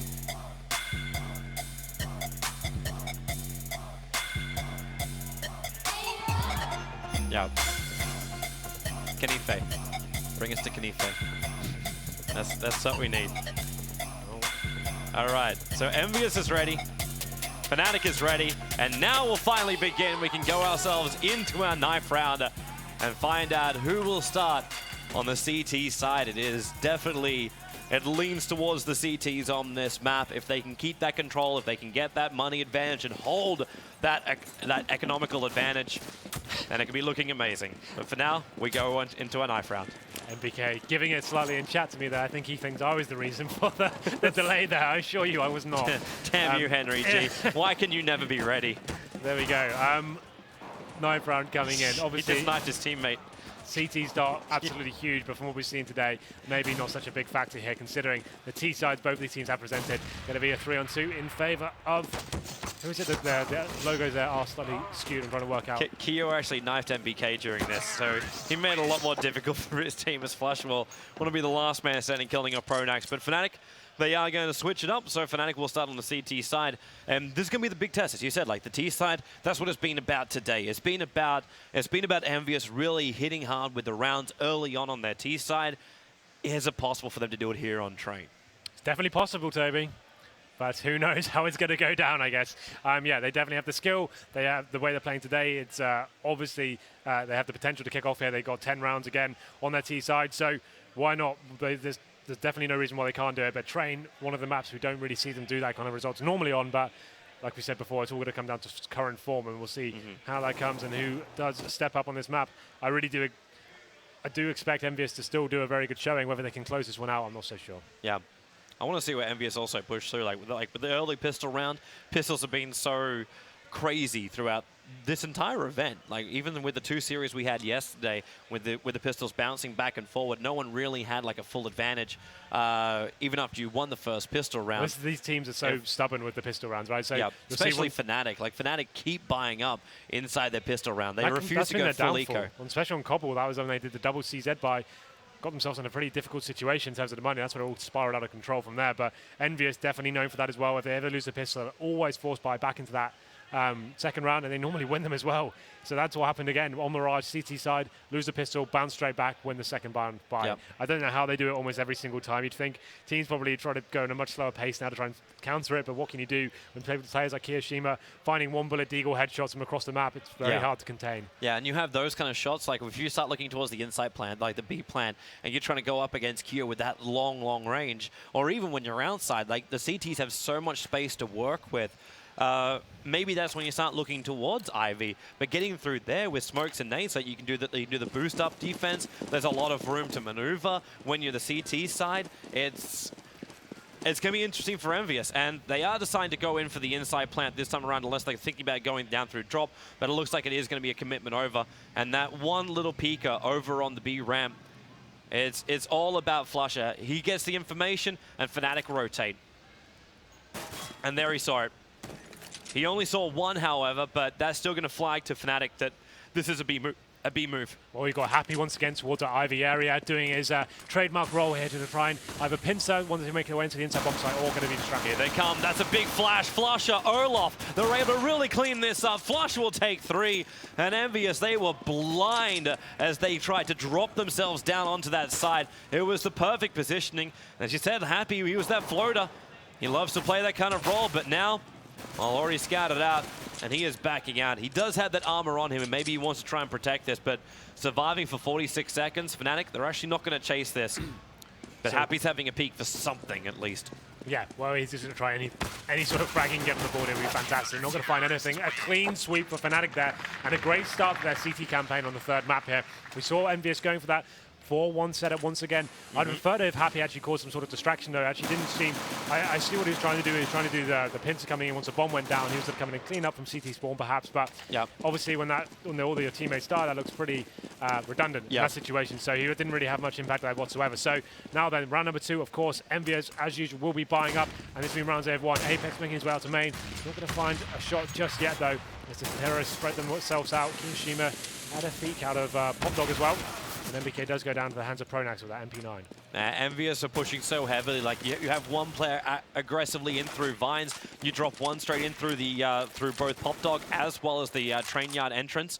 And it makes them all think, okay, well, Fnatic, it has to be an A move. They've got 4 players currently on A. There's only 1 defender in the hands of Flusher, but he has M4 versus pistols. They're going to need that deagle shot. He is at least in an exposed position, and they're looking over the top to try and get the shot. Happy can't get through the top area, but now rotations come in from the rest of Fnatic. They come onto the side, and Envious, they need these entry kills, and they're just not finding them just yet. Flush using the train perfectly. They do get the bomb plant down, so extra money arriving in for Envious. And, well, maybe that's all they really want. They have the Deagles, the CZs, and Olaf, well, there's that extra movement. Happy comes in, but Flush will finish up the job. So Fnatic lose 1 weapon, but that's all. That went a lot better for Envious than I actually thought it would do. They didn't have enough utility on train. It's one of the maps where you need to be able to smoke down the lower ramp before you actually try and get out. Some flashbangs to push the CTs back. Getting the bomb down before any fragments was changed was pretty impressive by them. We saw a CT spraying it down pretty comfortably. It's going to be Flush getting up a couple of frags there, putting himself into 7-0 right now. So he's having a great entry after 2 rounds into this 3rd map. But it's a lot easier when you got the T's running at you with no weapons and you've got the range of the M4. Well, let's see what we can do here. Envious, they're getting the bomb down, so we'll be fine for next round after that force buy. But Desert Eagles and P250 this time. Not going to have grenades once again. That grenade doing pretty decent damage from the CTs onto Apex. He goes down to 19 HP. But they're going to be spreading out again, trying to work some picks for the CTs. Not giving much away now. Yeah. No reason to lose any weapons. When you're up against the pistol round of Envious, you don't want to risk anything until Kenny S can do things like that. And JW looking to get a little bit more aggressive on the rally yard.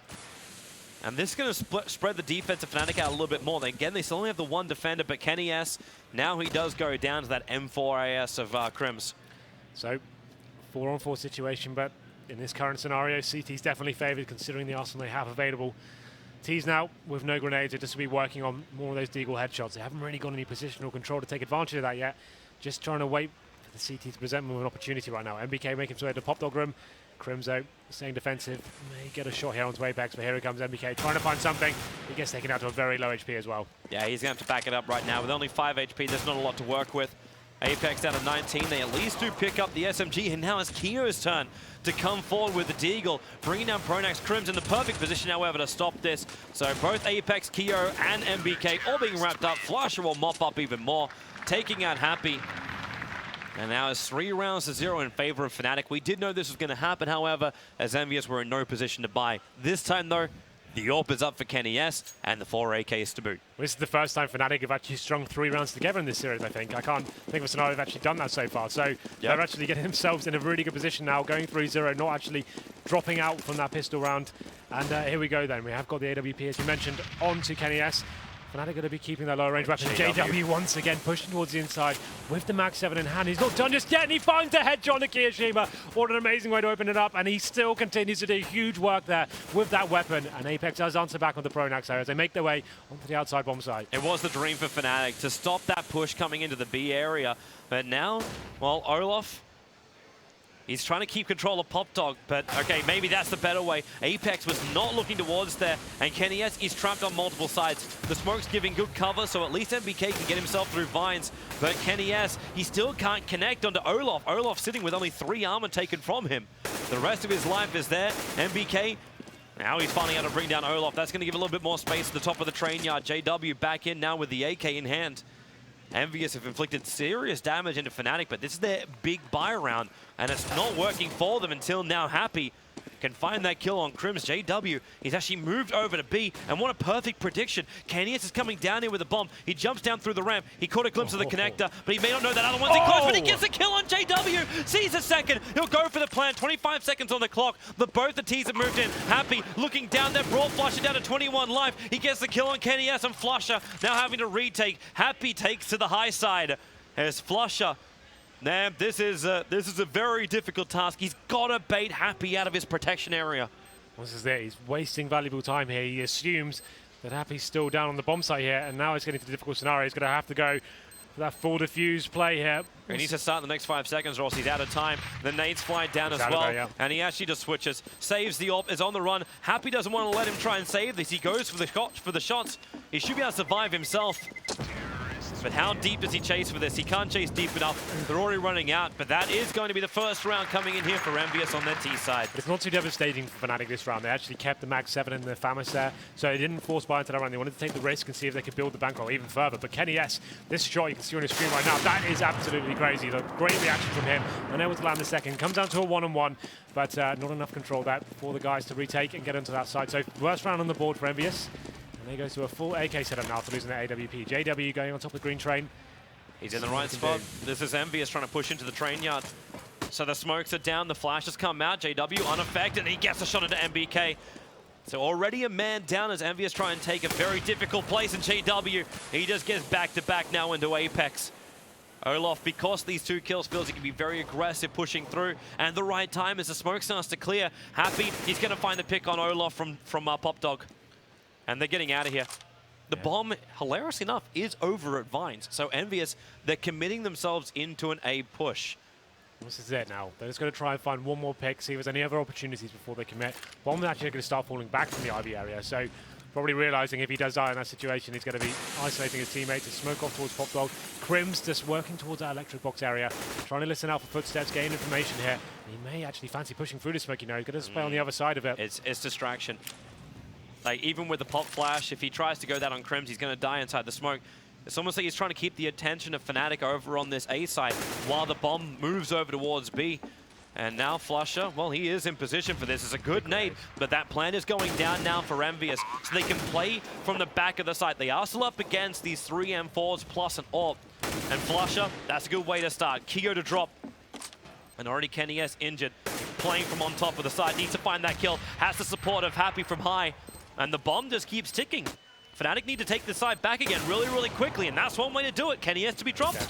And Happy, they know exactly where he is. Crims comes from behind, and Fnatic will take their 4th round here as long as they can get the defuse out in time. Yeah, it's absolutely fine. They did have 1 kit on JW. He gets himself there just in the nick of time, but it's a pretty convincing round there. They get the opening frags once again. They did get the bomb down towards inside with a couple of frags there. It was pretty good work for them to even get in that sort of position, but the clutch was too far for them to go. They get the bomb down, get the $800 bonus coming into their bank accounts, but this is a round they can't really justify buying into.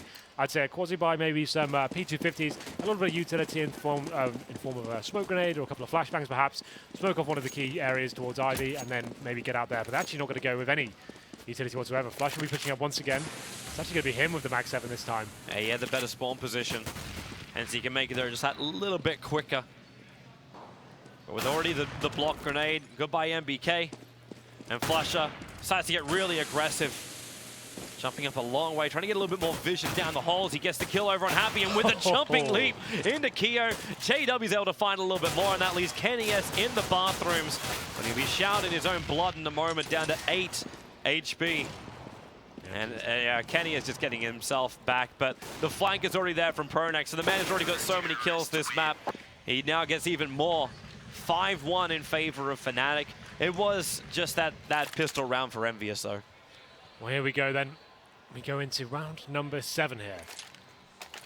I was actually expecting Envious to get a lot more rounds here on the T side, at the start at least. Well, this is it. This is finally Fnatic are finding their footing onto a map. Like we said before, they were unable to string any sort of rounds together, and they were throwing away difficult economic situations. Now, this is the fast play I wanted to see from Envious. I thought they were going to go much quicker on this map, but so far they've been playing quite a slow game here, sending 4 players towards inside, but you can see Flush though adapting his play up. He's been given the AWP this time, so not JW outside. He's going for this close range play, and will he find the kill? Of course he does. Takes down Apex there, and now he can just fall back after getting that information and giving his team the 5-on-4 advantage here. The downside about Envious trying to go all sneaky beaky like they get caught out because she moves so slow. It's a very simple shot, and Flusher instantly relocates as that sniper. It's definitely a high-risk, high-reward sort of scenario, and he gets the reward that time. Flusher falling back. Can see for that smoke just about in the corner there. He can see the armor. Just that arm of MBK, but Happy's down. Olaf gonna make sure Kyo does not join him down on that on the low ground, and there goes Crims as well. So down to 2, Kenny S. They do at least get this plant down once again. Envious find so much money from these plants time and time again, but Flusher going big. Pronax, so they will overshoot Happy, as Happy waiting inside the smoke, but Pronax will take him out. So Fnatic will retake the side. They'll get a very simple defuse, but another bomb plant for Envious. So this is a problem for Envious. When the fragging is not really working for them, and they're not getting these initial entries for them, it seems like when they do have to go more back to the strategy book and see what they can pull out here, it seems like that approach there wasn't exactly ideal. We saw Flusher reacting, getting himself that close range AWP. The guy just walks straight into his crosshair, gets taken down, and they try to come into the inside bomb site from that point on. Although they did get their plan, it just wasn't enough in that situation. Flusher was allowed to fall back. They didn't get the refrag on him, and they just fell apart from that point. It puts him down now to another eco round. Not going to force into this one too much. You're going to have Desert Eagles, Tech Nines, JW this time given the AWP. They're really being dynamic here. He lands the leg shot there, and he'll be able to smoke himself out and fall back now. Yeah, he's going to make sure he gets out of this one. In fact, they bait MBK to try and get those exit shots off. And last for a trade-off because Apex gets the revenge into Pronax, so they do lose 1 weapon for the pistol buy here of Envious. Envious not really finding an opening into the side just yet, but they are committing 2 players down to the Vines. Maybe expecting Fnatic's defense to be a little bit weaker now that the Pronax was brought down. JW with the jump shot from the CZ, comes back for the AWP. He's down to 31, so not a healthy man himself. And they jump in close, and that's a big kill. Apex gets through. Kenny S has to wait, however. The Molotov has split them up, and Apex ends up dropping. Didn't wait for his friend. He wanted to try and get a little bit more position before this thing happened. It's Olaf coming in from the side, and Fnatic, a very tight defense there, only losing 2 weapons here. Yep, so we saw Apex there doing some good work with the Desert Eagle once again. It's always been an issue for them, but this is what we wanted to see from Fnatic. Now they're actually setting up the Fortress here, 7-1, really gathering up the way they're playing. And it's great to see them switching the AWP up every single round. Sometimes giving it to Flusher and going towards the inside area, then he gives it to JW, he goes towards side alley. It's really difficult to play against. Now Kenny S has picked one up himself. This is one of the most important rounds of the game so far, because this is going to be their entrance in, and maybe they'll go towards more of a traditional play towards the outside bomb site. You can see them kind of setting up now. Bomb's still going to be towards T-Spawn, going to be working picks here. Kenny S with Ivy, and MBK looks like he's going to jump across for him. That's actually going to be made redundant just because they got smoked out now. Yeah, and that's a long time they have to wait for that to be clear.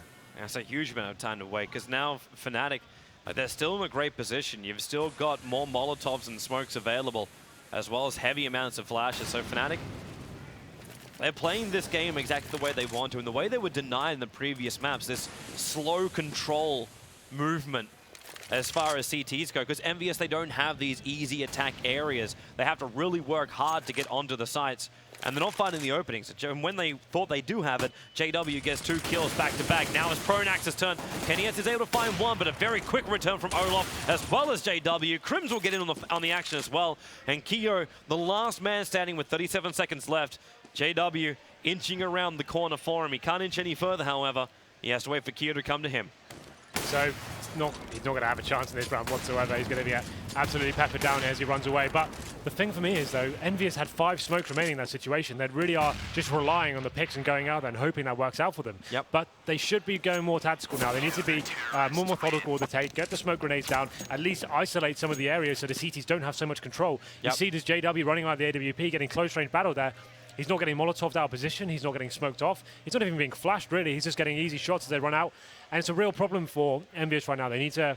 That was working for them so well on the other 2 maps, but now the tactics need to be employed a little bit further. I think now, going into this pause, that's all they'll be discussing. How can we break down this Fnatic defense? Yep. And I think more utility utilization will be absolutely key here. They need to make sure they get the wall of smokes down and just cut off bits of the map and then clear it one by one, get the bomb down, and then that all pre-take will be a little bit more difficult for Fnatic. They have still had a lot of success with the inside bomb plant, like going into B. They've But been it's like, managing to get themselves in. It always comes after they've lost the first frag. So always on the back foot in that situation. It seems like, okay, we've lost the first frag.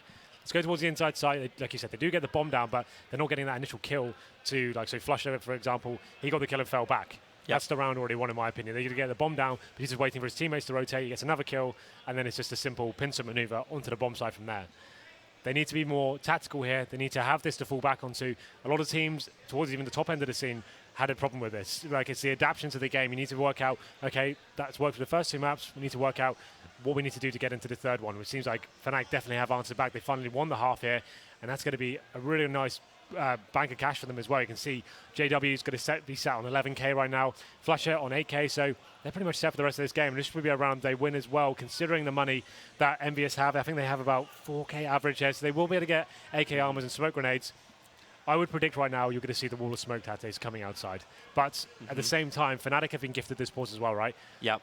Expect to see something quite interesting from them. They'll probably be doing something like a 2-man push inside, or pushing someone up into Popdog, for example, trying to mix things up. Maybe push the AWP straight out towards Ivy and go for that initial pick. Well, they've had Olaf actually covering inside of Popdog, so the ability for Envious just to drop down here has been really difficult because Olaf's just playing this like top of train yard kind of like diffuser of the push of Envious, and they've already also pushed up twice up on that B side. And I'm wondering if Envious now are thinking, okay, well, Fnatic got a lot of money. Like, they tried this previously, like Pronax actually on the AWP, so he can go for that pick when they run across. Is it worth getting a little bit more speedy in their aggression, not just relying on like the utility nades, rely on themselves to get these initial picks? It looks like you will be right in this case. There's a lot of smokes and flashes coming into the A side, and Envious, they're actually onto the side. Crims is blind on the back of the bomb side, and then, well, okay, Olaf and Crims, Pronax's nade, they did get themselves onto the side. They will just achieve nothing, as Fnatic will take everything from them and lose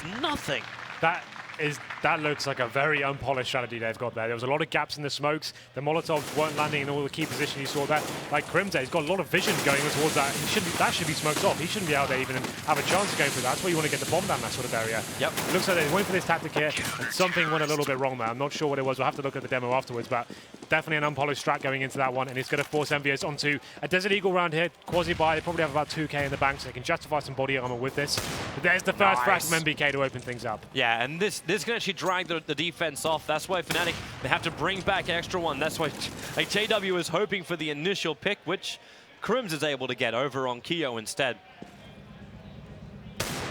But it's that initial pick that then allows you to either go into the inside side or you commit properly into the A. But Apex moving down very, very far with that Deagle. Already halfway down the train yard, but beyond halfway through his life, down to 19. In fact, he'll be put out of his misery. And Olaf is just keeping back this Ivy. That's the last player left alive. And you can see him jumping over. So a simple round again for Fnatic. They only lose one player. But they go 10 rounds to 1. This pause has not brought Envious anything.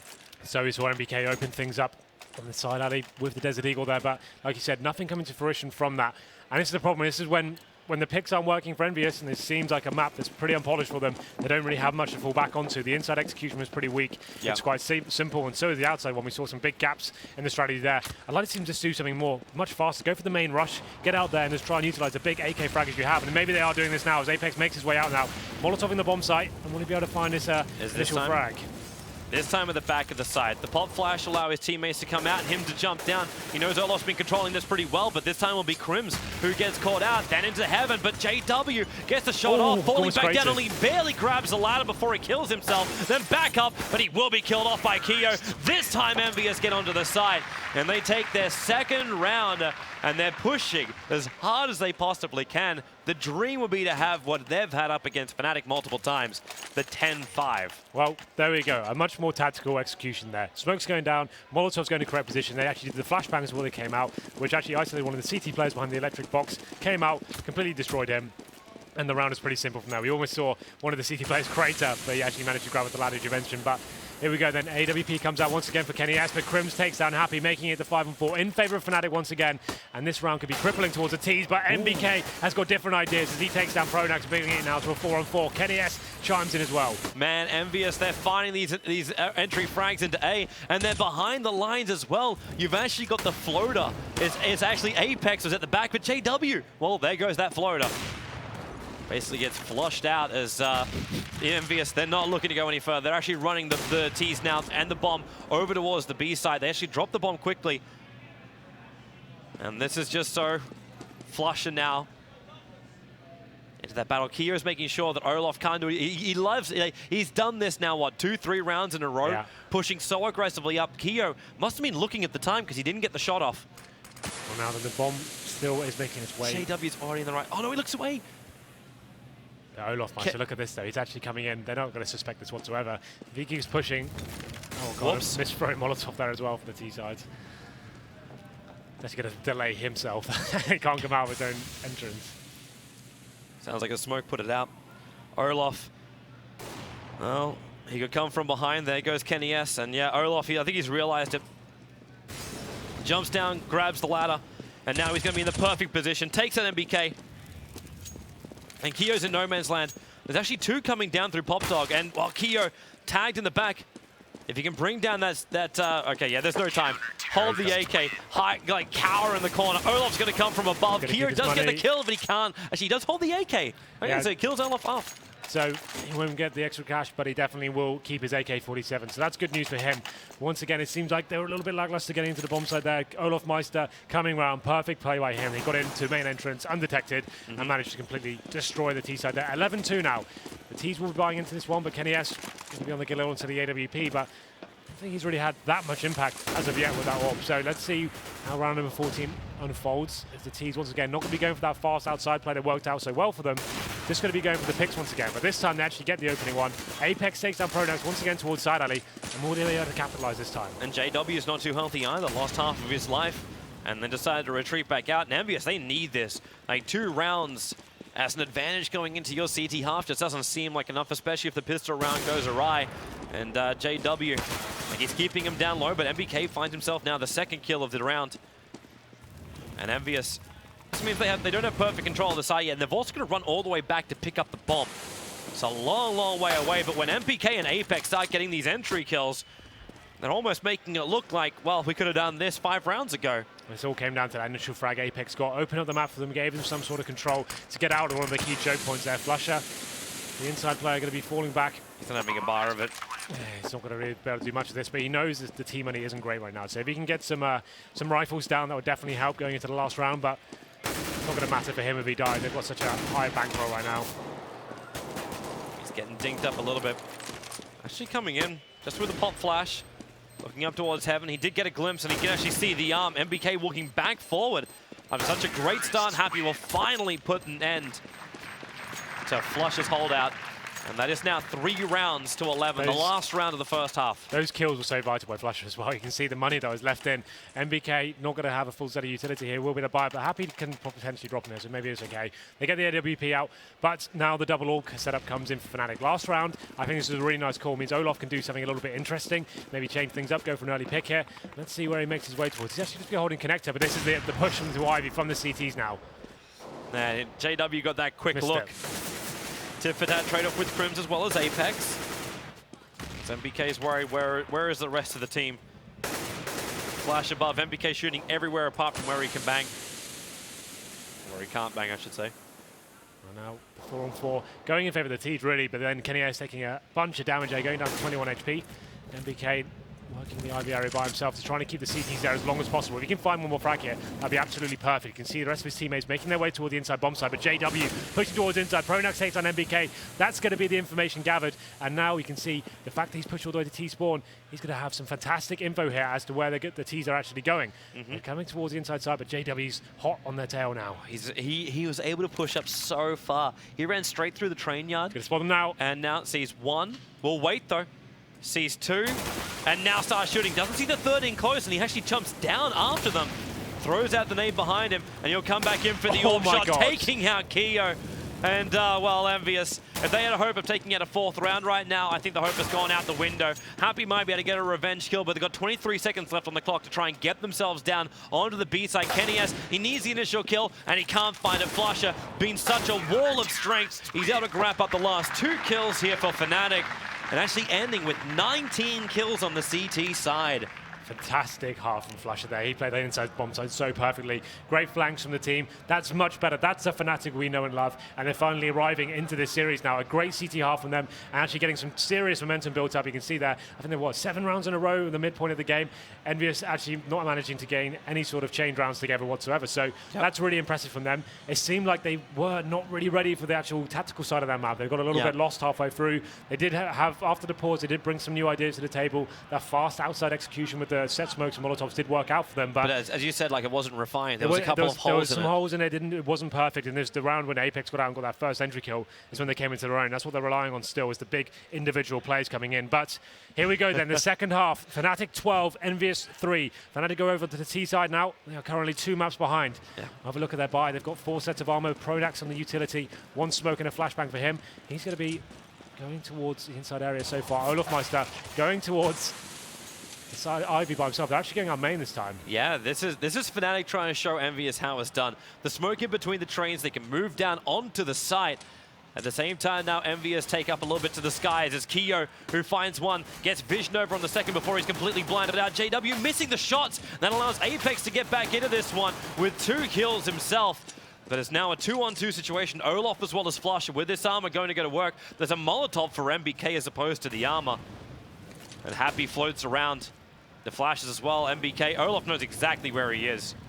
The bomb is down in a pretty precarious position. Happy is aware of that. You can just see him spotting that angle, just trying to get intel. He only has 13 HP, so needs to play very passively now. As the T's now 50 seconds, need to work out how they can pick up this bomb and find out where the CTs may lie. Well, MBK is going for the full flank. Okay, no, he's not. I thought he was for a moment. He was actually making the sound like he was checking to see if a player came from Pop Dog to see if he's going to get backstabbed at all. Just that still is a definite risk for him. You can see him just keep checking that out. He's a little bit of in a difficult position right now as the T's just buying their time and working out what they can do. 30 seconds. There's not a lot of time left to buy. Happy's still going to try and stay out of this fight. Nolof, he's pushing up and he looks away at the wrong time. MBK finds the kill, and now it's all up to Flusher, and Happy on almost no life. Just has a little bit of a wander up. Gets the kill, and now Envious. Maybe they can achieve what I thought was going to happen. With 15 seconds left, and they didn't hear the bomb going down. Happy could have thrown that one away slightly, but he comes in and, like, with such confidence like that, lands the headshot. That was a pistol round. Fnatic looked like they had all tied up there. Getting out, got the initial headshot down. First frags coming in as well, but Kiyoshima finding the entry into the round, and they bounce back and get the pistol. Fnatic definitely going to be buying into this one. Didn't get the bomb down, but going to have Tech9's armor, 1 smoke grenade, a few flashbangs as well. Looks like they're going for the slower approach here. 2-1-2 setup. Can Envious dodge? What has been the curse of so many teams is the round after pistols. But Envious with Famis's M4s, P90s, JW taking a lot of early damage here. Just from Kyo, and Pronax going to go for this pop flash through with the CZ. He gets the vision, but he just ran straight past him. He comes back, but they've actually played it around it. Oh no! Kenny has killed off Kyo. Well, that's one way to help Fnatic into a 4-on-4 situation. Apex taking a lot of damage from Flusher as well. This was not the plan. Apex really low on life on top of the side. Olaf having a peek around the corner. Apex pre-firing it, but Fnatic, they've got the safety area. They get the plant down, and now it's up to Envious to retake the site. But they're doing a pretty damn good job. They clean up the first 2, make it 3, and that just leaves Flusher, the last man. He's got him, the CT's down very, very low, and they need to mop up Flusher before they take care of anything else up on that power box. And Happy will finally do the job. Envious will hold on to the round after what was a little bit of a hiccup with that team kill. That got pretty precarious there. When the team kill comes in, you saw so much confusion coming in as the bomb gets planted. Apex in a really difficult spot there, but they managed to capitalize and retake successfully. But a big round there for Fnatic. After the force spy, they get the bomb down, which puts them in good stead for the next. They will have AKs and potentially an AWP as well, judging by Flusher's money, but they are going to be ecoing this one. Tech9, P250s coming in, and then the CTs now can probably rest easy. There is a smoke grenade coming from Pronax. I would assume they're going to take that towards inside. Potentially the bomb makes its way towards Pop Dog or inside area. Let's see where they go with this one. I'm going to laugh if my prediction ends up being true with a 15-12. It would have to be a hell of back-to-back rounds for Envious, though. Yeah, and then some. Yep. But this is their kind of style. Very, very safe defense. Just try and outshoot Fnatic, and Fnatic, they are moving towards the B site this time around, but Happy's already in position. Bangs through above, doesn't find anyone, just tries to show himself out. Pronax also making a little bit of noise, but they're coming in, and there's already your first kill. MBK as well as Happy teaming up. The nade gonna make it very difficult to get this plant down, taking so much life off JW, and they're practically lining up for MBK. Envious. Fnatic just trying to slip in and get the plant down. They were just looking for money in that round more than anything else. The main objective literally was to get that bonus $800 for all their players so they could be in a really good position, have the strongest buy possible. You can see now it's a relatively strong buy. They haven't got the Molotov in their favors, so they're going to have one of those. But that's so strong on training to flush out the CTs and work out where they may lie. Good thing for Envious is though they've kept the P90 on Kenny S there. Be interested to see where they go for a little aggressive push with him. One player going to be towards inside. That's going to be MBK. And now then, the terrorist working that pick mentality as well. They're not going to get anything too tactical just yet, but that shot from JW. Oh, Pronax, sorry, what actually just happened there? He just flicked around, did a 180, and Kio's going to drop. I think it was the other player. I think we missed the kill. It looked like he did that. Okay. It was actually coming from Pronax there. But here we go. Happy replying back. Pronax gets the kill onto Happy, making it a 3-on-2, and they actually capitalize the situation. It's just going to be Kenny S left now in the 2-on-1. Actually manages to almost get to the second as well there. But Fnatic take the 13th round on the board, and this is a chance for them to get back into this because, oh, well, as I say that, they look at Envious. They're going to get the double AWP set up now. Yeah. They're answer straight back into this one. It's the money that's there for Envious. So even if Fnatic buy up right now, which, like, they're still pretty strapped for cash. Pronax, they are going to buy up into the Galil and the 4 AKs. But with the double AWPs up from Envious, if they can get these initial kills, they're going to cripple Fnatic's economy and keep themselves in this map. Well, let's see what happens. If they lose this, the position of Envious is not going to be great. Yeah, it'll be absolutely done for. Yep. So a lot of commitment there. JW pushed back by the Molotov, and in fact, very aggressive move from Apex, checking the corners. From this call, he may say they're actually moving into B, but it was just Envious. I mean, Fnatic just protecting themselves behind the other corners, and now another flash. Yeah, they're not falling for this yet. Very passively so far. Not going to be showing their hand just yet. Envious trying to work out what's going on. They've got the double AWP set up, so they've got Kenny S holding towards Ivy here. Playing the off angle, they're not going to be actually facing aggressively. No, Olaf is going to face it now and finds it headshot once again. We saw it on Gobble, and he takes out Kenny S once again. Happy charming back in though. Yeah, that AWP, the cover is there. You might bring down Kenny S's AWP. But Happy's still got this perfect cover. The flashes, the nades can come. Goes for the guest shot, blinded as well. Pronax able to now find that kill on Kio, and this is a real troublesome round for Envious. As we said, their economy is going to be really shot to pieces if they lose this after such an expensive buy. They lose Apex as well. It is a 2-on-2 situation. And then MBK, we're going to make it a little bit better for him. As Happy jumping down, getting that kill on Pronax, and Flusher can't find that last hit. Now he can. Time to reload, and where's the vision? And Flusher, he gets 2 of them. MBK as well as Happy, and the round goes the way of Fnatic. Reclaims the AWP as well from Envious' side. That's so huge. That's pretty much one in the game, it feels like. That's a massive round. Envious going to stay back in this one with Flusher with this huge play here. That first kill was good, but this spray control onto the second one, that's absolutely fantastic. Headshot onto MBK, locks it down, and now look at the money on Envious. They're looking on the barrel of map point now, and Fnatic are back into the series. If they can just lock down this round, it's pretty much a done deal. Yeah, I've never been happy to be more wrong. Fnatic, they look like they're about to force us into our 4th map, but they still have to end it. JW is going to help that out by killing off Kio. Takes a little bit of damage for his efforts, however. But at least going to open up a little bit more. And okay, Apex. Really nice shot from him. Yeah, good position. Very exposed position as well. Yeah. But a lot of patience. MBK, his aggressive play. Getting a lot of information. Flusher. There's still this floater, and he's going to have the perfect chance right now. As the rest of, well, it's actually Envious. It's Apex. Apex, kills off the Fnatic aggression. This is a really good eco round, in fact, for Envious. Throw out the flash. Olaf flashing up his own teammate. They're the last 2 left alive. They got now that AWP into the hands of Apex, and Kenny S just waiting very close in on the train yard for Fnatic to do this slow push out. So Apex watches Pop Dog. And Fnatic, where are they actually headed to? They got the AKs and armor, they're headed towards B.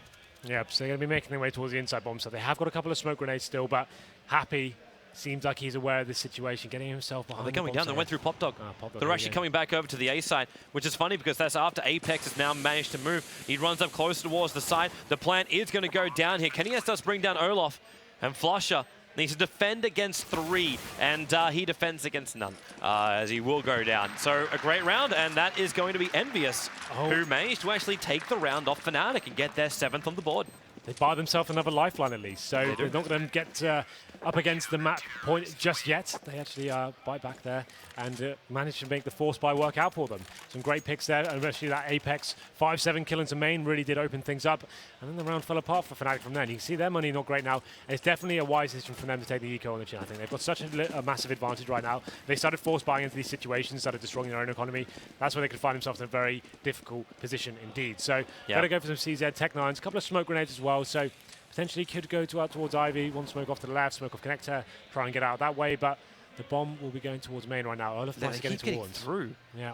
They keep getting through, like Pronax down into the side. Olaf, he won't have as much luck, but this is that move I was talking about. Pronax managed to get halfway down the train line.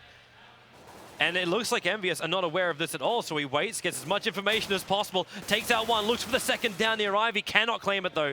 Kyo takes half of his life off for it.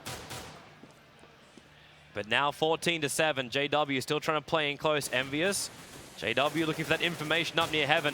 Gets the vision on Happy, but then again, Happy and Kyo, they clean up the rest of the Fnatic push, and Envious, a solid round. They only lose 1 rifle. Yeah, pretty clean round though. We did see Pronax getting a pretty nice position there, but only managing to take down 1 before he got dealt with by Envious. So 14-8, the money is going to be relatively decent now for Fnatic. They will be a full buy here. Whether they have an AWP will be yet to be seen, and see what they do bring to the table. Whether those be going for that full rifle setup, or whether they've got something different plans. Let's see. It's going to be the 5 AKs. Kenny S with the AWP as well, but it seems like more of the players heading towards either Pop Dog or inside right now. Be down towards Pop Dog, it seems. And it's going to be Olaf Meister and Pronax. We saw Olaf open up the side last time with that headshot onto Kenny S when he had the AWP. Maybe fancies more of that action. He can give it a shot. That's not going to be easy. That it was already smoked up when they moved in, and Apex, he's up so quick towards Pop Dog. And this means that basically Fnatic, if they do drop down, they're going to get gunned down pretty damn quickly. He actually gets inside of it too. And Crims, they're actually just waiting for it. That bomb is still up inside the bathrooms. JW is now going to take a fall. This is a great start for Envious into the round. And Olaf, he needs to try and find something to answer back, trying to inch around the edges of the smoke. And he just can't find the CTs. And even if he does find one, he's going to be caught between 2. So it'll be him. He's the linchpin right now. They're waiting for him to try and open up the map. They're not sure. Oh, yes, the vision. Difficult to let go. Kiyoshima is going to be asking Kenny what the hell just happened there. He's not realizing he's not holding that kind of angle, but now it's a 4-on-4. And it is, and Envious, well, they have taken a little bit of damage at least onto Apex. He's down to 13. And Fnatic, again, Pronax able to get into this forward position. Olaf forcing back the defenders. Apex now going to drop. Happy still on that side, can hear the plant going to go down, so he decides to just jump over the top of the plant, looking for the second, can't claim it to be Pronax, but it's now all up to Pronax, the last man left alive on 14 life. He's got the bomb in hand, but he cannot do it. Envious again, hold around here on the CTs. They hold the AWP in their hands, the economy is looking great for them, and Fnatic, well, they're kind of getting a little dry. Yeah, well, that pick coming in from Olaf, I thought that was the round open up, but Happy coming in a spectacular play over the bomb train and stops the bomb going down. That's so vital. Had it gone down, it could have been a different story there. Pronax unable to hit that shot as well, just needed to hit 1 bullet, unable to do that, but now they go back down to another EK, not even a force buy, and Happy opens it up, taking out Pronax now, and it's a 5-on-4. They don't really have much to play with here. They've got P250s and Tech 9s. You're already playing with pistols and you lose your initial killer. At least then Happy does go down, but that does drop the second AWP which Envious purchased for this round. But they're coming down. The bomb, oh, it's still in the hands of Crims, but he won't get much further with this. And Envious, they still hold the 2 AWPs. They'll lose one of the M4s because of the round, but they're still in this. 10 rounds to 14. Fnatic just cannot close it out. But again, they're going to come into a bye. This is it, 5 AKs, and this time they do have the full sets of utilities, smoke grenades, flashbangs, HEs, and the auto sniper comes out. Now, we saw this on the last map. This is an interesting setup we saw on Mirage. MBK going to be rocking the auto sniper, and maybe this is it. They've gone all in now. They've got the momentum they needed, and now it is. Kenny S opens it up onto Olaf Meister. Great frag here to open it up. Happy's aggressive I'm position not sure he as saw those well. players come inside, though. Oh, you can see him coming in through the bathroom. Has to move back over. That auto sniper's already found one. Misses the shot. Goes in towards the pistol. Happy down so low. He actually misses the battle with JW, who's doing this almost single-handedly onto the B side. He'll actually snipe out that AWP himself. But the rest of the supporters now arrived in here for Envious. That bomb about to be planted onto the B side. JW looking for that pick. Kenny S goes for the first shot. And now it's the Tech 9. JW, the man who really made this play for Fnatic. Can Pronax finish the job? He finds one, looking for the second. Wow. He'll take it as well. Fnatic on the back of JW, and the finishing execution of Pronax now push it into 5 map points. That's huge play from Pronax there. What a fantastic round from him to get them to map point here. And Happy at the upper platform there. He had an easy shot onto him. He missed the AWP shot, got the pistol out, and got taken down. That's going to come back to haunt him, especially considering what a huge round that was. And now we're going to round 26. Fnatic got 5 just to close this one out, and they're going to have JW towards the outside area with the AWP now. MBK picks up the auto sniper once again, but only ever one AWP to go with it. They are just blowing every bit of cash they've got to stay in this round. JW gets the tag out. So that's going to be Kenny S that goes down to 18.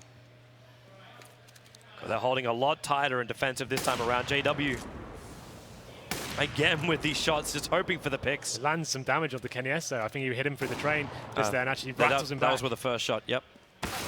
Now Olaf, okay. Keo, troublesome. There's the T side.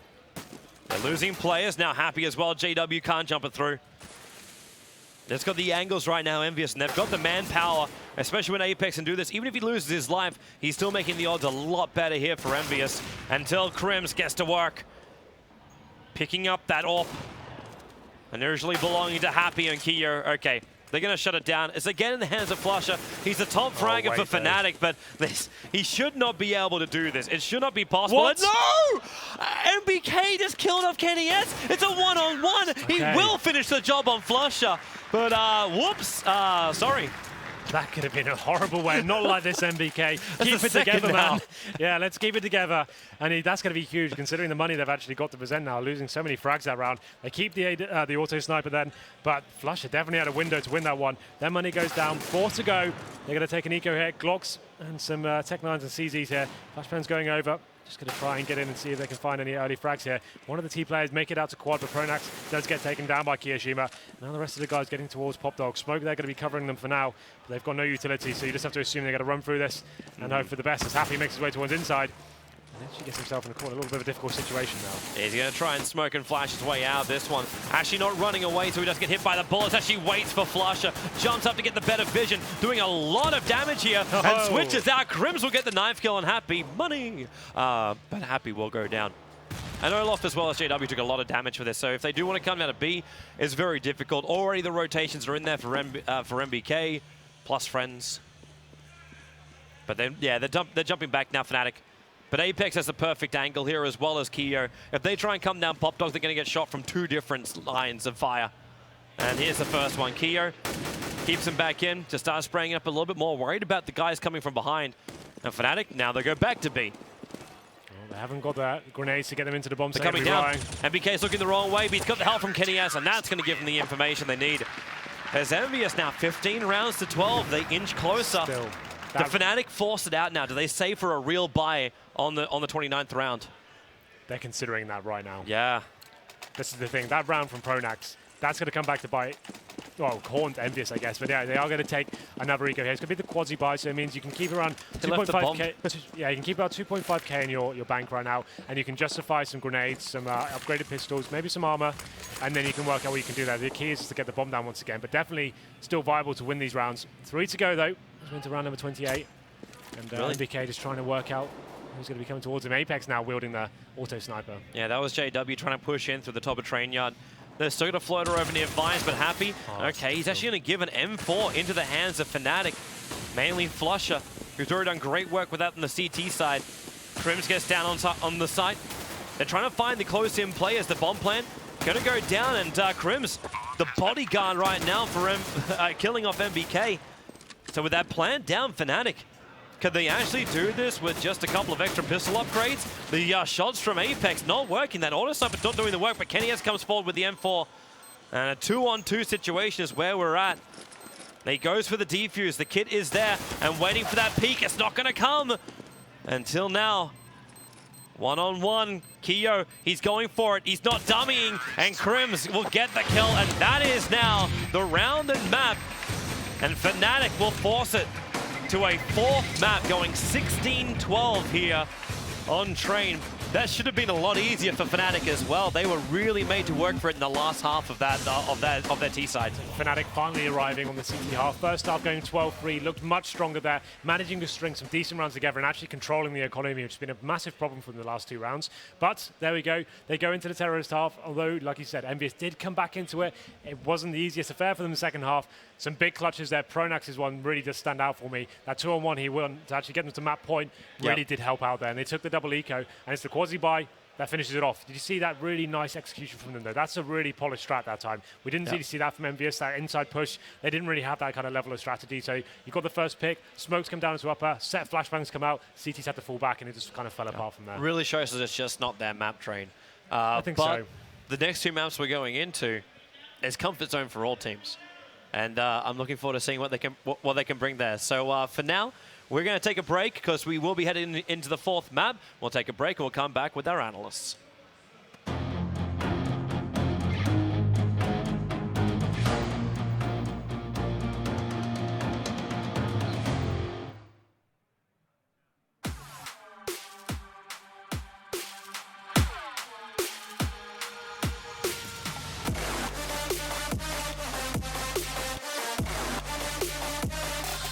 Check this out.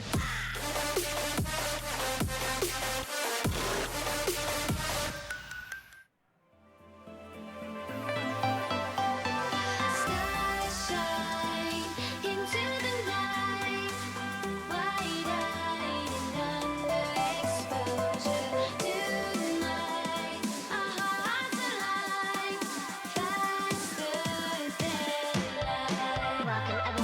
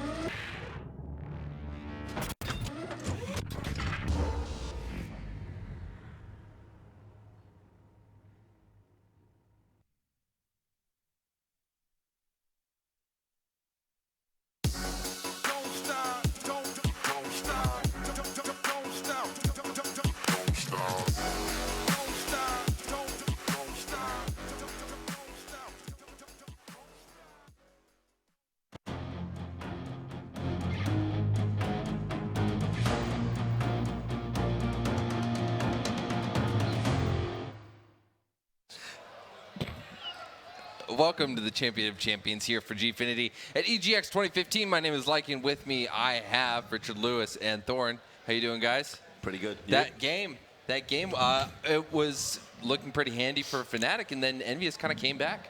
Yeah, I mean, they did. And we talked about, you know, the irresistible force of Envious on those T rounds coming up against the immovable object of Fnatic.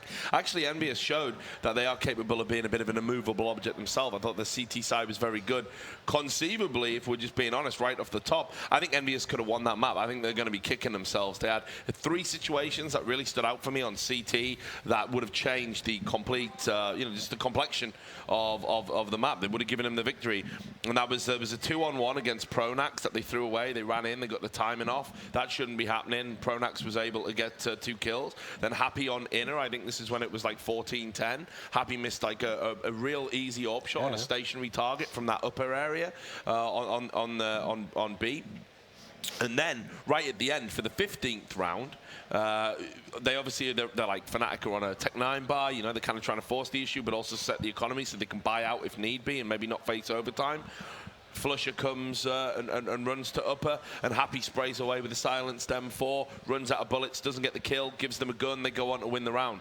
Again, very different complexion if he gets that kill. So Envious are going to be thinking, we could have conceivably won that on a map that actually we're not that good on, we haven't practiced on, and Fnatic have proven they're capable of picking up wins on. Just on Fnatic's side, got to say, absolutely ridiculous performance from Flusher. I think with that map alone, no matter how the final goes, he's proven himself to be Fnatic's MVP at this tournament. This was well, aside from Freiburg in the semi-finals, as we've established. So this was actually a game where finally Fnatic were the ones doing more fragging. They were really keeping a pace with the Envious guys, and obviously early on they were the ones setting the pace that the Envious guys had to get to. There was so long in the first half where Envious players weren't even close to double digits. I mean, Envious was pretty much living that Oscar the Grouch life, mate, just permanently living in a trash can where, you know, they belong, quite frankly, they're at home. So they did it. What actually turned out to be very, very key was when the Envious guys got their second round. I think it was around like 11 rounds for Fnatic or something, and then the Envious guys got their second round, because that allowed them to at least put together something to where it was a little bit of a sweat for Fnatic at the end. Like, you saw it took some really close rounds towards the end to be able to win it. Yeah. In fact, this is the round here where they take outside and it's 10-2. If that goes up 11-2 and they have money to buy, game's almost over at that point in time. And there was a crazy round later on where Pronax won that 1v2 when he was outside. I mean, some of it's a bit strange. Like, for example, I'm not really sure why the opponent, I forget who it was, went up a ladder and allowed him to basically get a free shot off onto him. Yeah. But yeah, it was quite crazy in general. I mean, this is it here. It's why this first guy goes up here. Because what's weird is you'd think from the comms, he knows he can't be up at the top right, which is where you'd usually go up to look there. So a bit unusual. What's his terrible timing? That was sort of reminiscent of the famous rain clutch, you know, on train against Virtus Pro. Just the timing's off. And if you end up doing two individual faces, you basically get putting it down to two 50-50s rather than making it, you know, in your favor. The thing is, logically, if you see everyone's POV, they're both trying to rush him. So, okay, it's no problem. We're going to come in either side. But you can see, because he's moved around, he's actually kind of like locked the other guy off. I think it was Kenny S who was coming along the other train. So he allows himself to get in a 1v2. And obviously, in theory, as we saw on the last map, Pronax is the worst player in their team. He's the least skilled. But when your captain can win a 1v2 like that, we saw him win some rounds yesterday like this as well. He had some ridiculous moments on train. The clutches are all going over to Fnatic, it seems. Exactly. And Pronax has had a bunch of clutches. You know, he was absent on Mirage. He came out fighting on this map. But as I said, talking about fighting, you know, Envious did battle back. I thought for a moment they were just going to do the unthinkable. I honestly believe they should have at least gone to overtime. There were a number of moments that just seemed to be like, this is Envious's round to lose, and they did lose those rounds. It wasn't even clutch play. They made some key mistakes at key times. I don't think it's going to keep Envious up at night. It'd be one thing if they were really good on the map and they make uncharacteristic mistakes.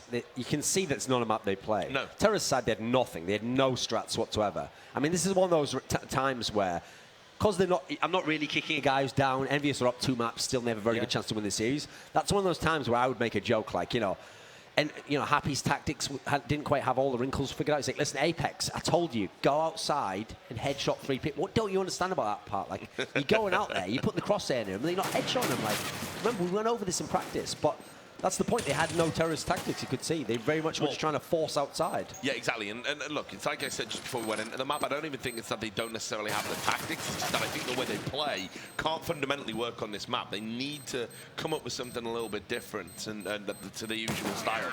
Maybe Train will be a map they can never master, no matter how much work they put into it. Maybe it becomes another Veto, like Overpass, where Envious are just going to be like, we've got to rule this out. I think, actually, the style they play could have more joy on Overpass, actually, if they would put the time into that map more so than Train, just again because of the geography and the mechanics of how the map works. But regardless, they've taken 12 rounds against Fnatic.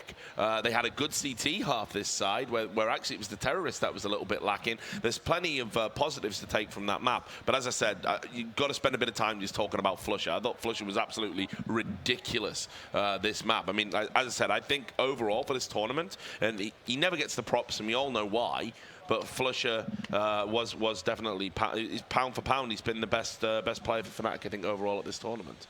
I think that he certainly had maps where he just carried them. Yeah. I think that Envious should have made a really good showing. We were expecting a Fnatic shutout, and we didn't get that. I think they could have won, especially if they hadn't made the mistakes you were highlighting a little bit ago. They could have brought it at least to overtime. But now we're getting ready to go into Inferno. We're two games. This is where it gets interesting. This is where it really gets interesting, right? I'll tell you why, right? Okay, so Inferno, again, we brought this up a number of times. Obviously, Duncan talks to Happy a lot. He has this weird relationship with Happy, dare I say. Is it like, would you describe it as father and son, or? If I was the father, yeah, and obviously. I'm like, listen, son. Yeah. Yeah, it's right. Okay, like that, right? I thought okay. So you've been a bit naughty. Yeah, so now come over my knee. They do. Let's not do that. So anyway, they talk to each other, right? And obviously they're pretty friendly. But like Duncan's been critical of sometimes his sort of style of leadership, and I don't think always his perceptions of how things are align with how things are. Now he's said to Duncan in the past, Inferno, I think it's our best map. And actually, there was at times the statistics didn't bear that out at all. But that's what he believed. So they're going in on this map now against the team that we said statistically 70% plus, probably even closer to 80 win rate. So this is where the series gets interesting. Is Envious's perception about where they are as a team, does it align with the reality? So I'm really looking forward to seeing this one. This is going to be like Cobblestone. This is going to be another ridiculous game. Counter-Strike at the highest level. Two teams that have absolute mastery of this map, that are both in form. And obviously, of course, Fnatic need to win this or they lose. So both of these teams, the last few months, absolute masters of this map. Both 80+% win rates, which is extremely rare. Even teams on their best map usually aren't approaching 80%. 75% is a very good win rate to have. So if both are 80%, you know they're incredible on this map.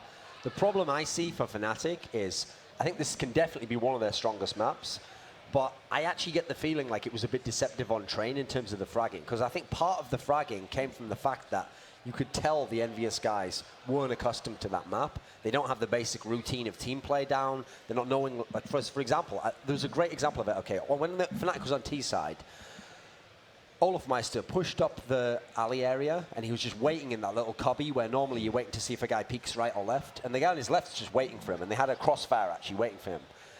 And the guy who was in the right side of the crossfire, he actually goes up a train here to this tiny crack where Olafmeister just gets a free kill on him in behind. Now what's happened there is the comms between the guy on the right and the guy on the left for Envious are non-existent there. He's not even telling him like, oh, I'm not checking this spot. So he's thinking, oh, well, I can go up here, I'm safe at this point. And so in a scenario where they had literally a crossfire, so if Olafmeister goes out, it's almost certain he will die. Minimum a trade kill, if not just killed outright by two people. Instead, they managed to get into a situation where they gave a free kill completely to the same player and then allowed him to take a 1v1.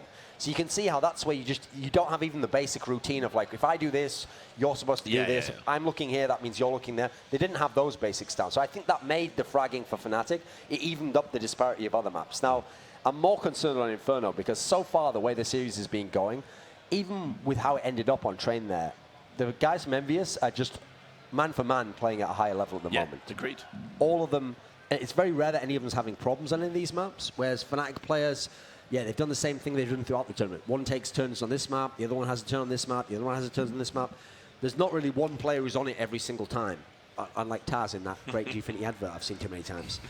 So what I'm looking for in this one is, if Fnatic is going to win it, I think it's going to be they have to raise the level of fragging. Because they're not going to get that same advantage on it. And here's the thing that's good. Fnatic are now going to be terrified about, right? We saw Envious put out a ridiculous, like a godlike T-side on Inferno against Virtus Pro.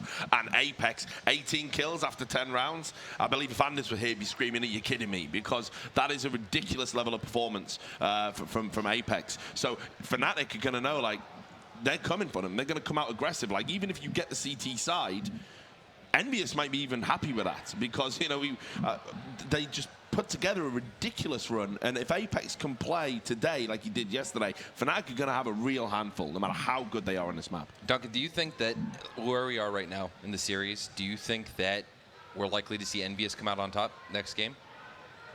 I don't know about likely. I think at the moment, the way the games have been going, I'd give them the edge on this map. Like I'd said, they're like a 55 to 45 favorite. I think this is going to be very close. I think it's going to be a really good map. But here's the thing.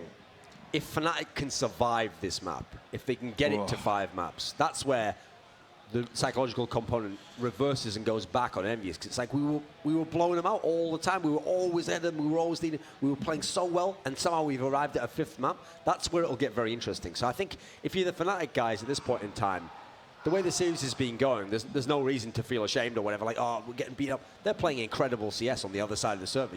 You've done everything you can. You haven't played badly or anything.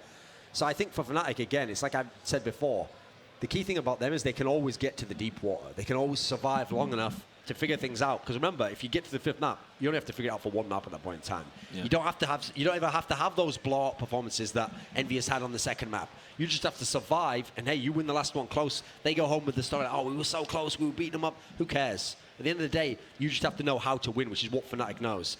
At the moment, I'm feeling like Envious probably can take this map just by a little bit, just from the way it's been going. But this is a case of where I never put anything past Fnatic. I think they're very capable of still somehow stealing this map and going to a 5th one. Yeah, exactly. And you know, you talk about you know, it's not the dog in the fight; it's the fight in the dog, right? Like Fnatic. DMX, yeah. Exactly, mate. I'm going to get into the DMX Bible again. Okay. The point is that Fnatic, they do play really well from behind. Actually, people forget this. They've had doggy style. They've had series wins where they've had to come back, like battle back from the dead. Why do you think we've been talking all the time about how we've gone from the Nip Magic era to the Fnatic Miracle era? They've really been in some spots where you're just like, there's no way. There's no way. And you know, you can't rule them out even at this stage. That said, I am inclined to give the edge to Envious. I think that their T side is what's going to win it for them. I don't think at this stage Fnatic can stop the sort of Envious juggernaut on the T side. There's also one other little matchup I think that's going to be like a game within a game to watch, which is historically one of the reasons why Titan, Kenny S's old team, used to always be able to compete with Fnatic and actually beat them in a surprising number of upset best-of-3 series. So think about that. Titan was a much less skilled, much less accomplished and decorated and talented team even than Envious was.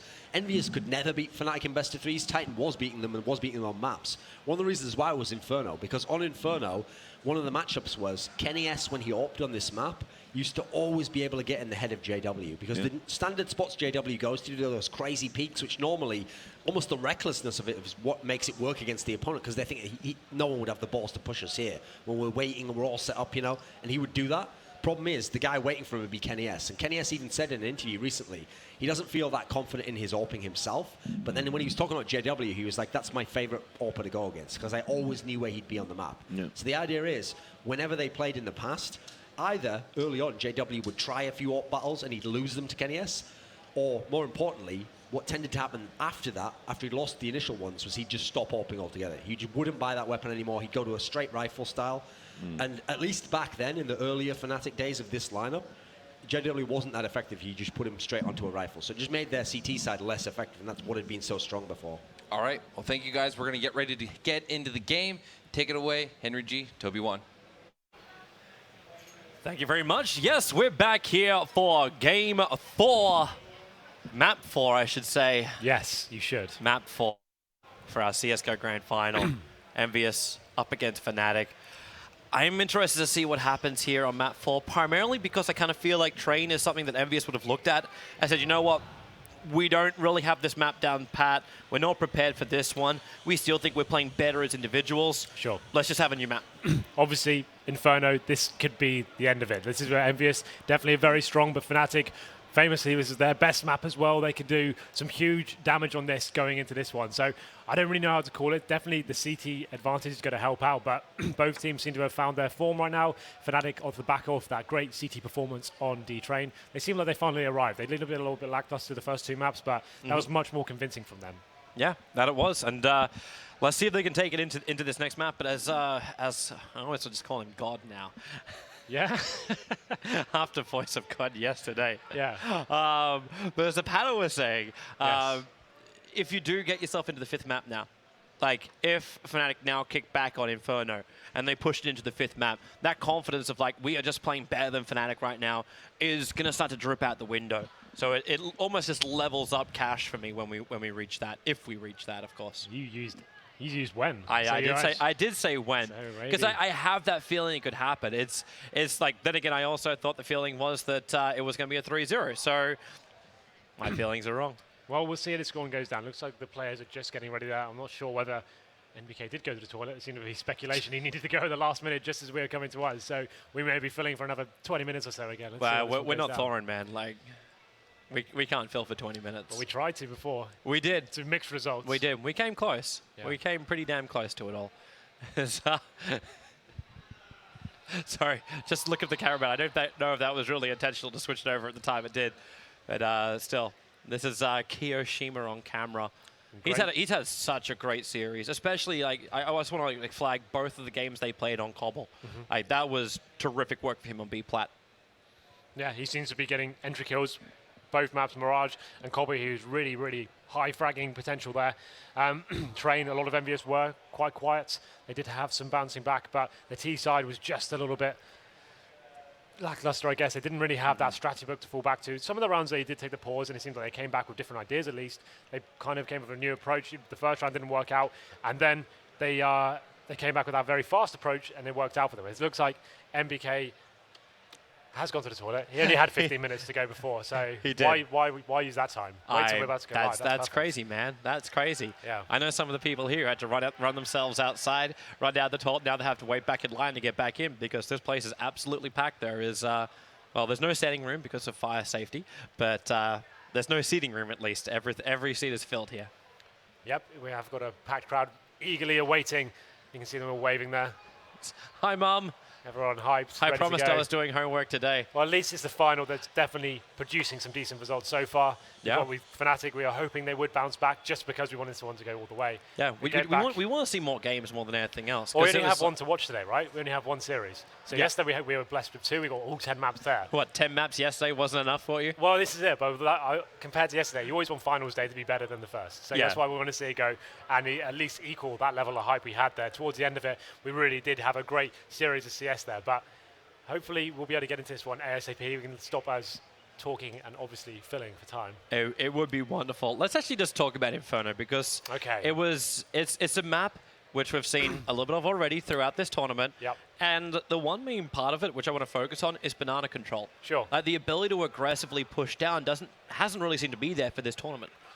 It's difficult now, like especially now the Silence M4 isn't as prevalent as it was before. That was a huge factor for it. So when you were pushing down as the CT team, you had the smoke going down in front of the T steps, and that was a huge choke point. It meant you had the ability to spam through that smoke, and it meant you could actually get some high damage off there if you did read through the T side. Yep. But now the other M4, the traces are a lot more harder to deal with. The T side can see your bullets going through those smokes, and I think that's pretty much why we're not seeing so much of that really aggressive CT side push down banana. Fnatic do that a lot, famously, but we'll be yet to be seen how they've adapted to this new patch and whether they still will be going quite far down. It's definitely one of the heaviest areas of contention here. We saw Envious versus VP here. VP actually getting up into that banana area almost every single time. It became the point of they were getting up without using utility whatsoever. They got to the very top, gained control, which allowed them to then start dissecting other parts of the map, knowing the CTs didn't have information to rotate off banana. So that could be a big factor here. Yeah, I'd like to see it too. And you're right, like with the traces on the M4, maybe that's when you have to commit more heavily. Like, is that when you start seeing like P90s or maybe the Mag 10s? That like, I know. I wouldn't say no. It's fine. I understand. Not a silver comment. That's just a DMG comment. You're fine. These teams like to use the cheesier guns. Like the P90 can be extremely effective. We've seen GetRight trying to use it a lot this tournament as well. If you can utilize it in the right situation, it's cheaper. It's the spray through the smoke to keep them back. So and you have 50 bullets. You have the running spray potential to hold off Tech 9s, for example. Yep. But yeah, it looks like. Oh, I thought they were going straight to the game now. But yeah, those kind of guns, especially like what more needs to be said. You've seen Flusher and JW do some amazing work on the Mag 7, for example. Yeah. These are guns that are coming more into the meta now, with these top teams actually showing how beneficial they can be in some sort of situations. That's the thing. It's such a situational weapon. You can't just say, oh, I'm going to hold it off. I like this weapon, so I'm going to use it in this angle. It has to be down to who you're playing against, how you know to play, whether it's going to work out in that particular place you're playing. But I think we may be getting into this one. You can see the lovely flyover of the Inferno on your screen right now. I'm sure it's a map you're all very familiar with. Famous for its CT bias, of course, one of the maps a lot of people calling out to be slightly broken in some instances, but I don't think this is really the case in this sort of caliber of play. We know the teams know these maps very well. They should be able to dissect the CT setups, and now we will be going in to the knife round. This one's going to matter a lot. As I just mentioned, CT buyers map, you definitely want to start CT on Inferno, gather that momentum up, and makes yourself in a very extremely advantageous position, but sometimes the pistol wasn't enough. We've seen the second round buys come in pretty much every single time throughout this 3 maps we've seen so far. Yep. So I imagine we're going to see a lot more of that. So here we go. Ninth round coming in. Let's get into it, man. As you said, we'll find out who's going to go on it. Personally, I love Inferno just as a... It's just an overall map. There's so many different angles you can get. Like, you can have AWP battles, you can have close-in battles, you can have these big little like explosions when you have these choke points. It's like we're looking at right now as everyone just sits in top middle. And it's like Fnatic just want to back it up a little bit more. And VK trying to bait them forward. Yeah, the main objective for the T's in this map is pushing CTs back, taking information away from them, and then you take your execution from that point onwards. So if you can get Banana Cold, push them back so they don't have information as to what's going on, you then can go back to middle with leaving one player there, and then you can start pushing off to what's going on here? Why are they just throwing pistols at each other? I don't know, but I'm also laughing at the fact that MBK's actually... a serious point here. MBK's actually had taken 2 points of damage from the decoys. Really? Yeah, Explosions. before it started. It's not going to make that much of a difference as Envious is going to very cleanly take out the knife round. And that is going to go the way of Envious. So they will remain on CTs. Very quick from Apex, just saying, you know what, stay. Yeah, absolutely. This is a great position for Envious to be in. They're currently 2-1 up. One more map will give them the champion of champions status here at Gfinity EGX 2015. So it looks like we will be going straight into, oh no, 2 minutes. 2 minutes? Toilets again. You've got to be kidding me. Give that man a bottle. Give that man a bottle. Good Lord. Just as we're trying to build up the hype there, I'm setting the scene and seeing what's going on. Man, that's got to give you the sugars.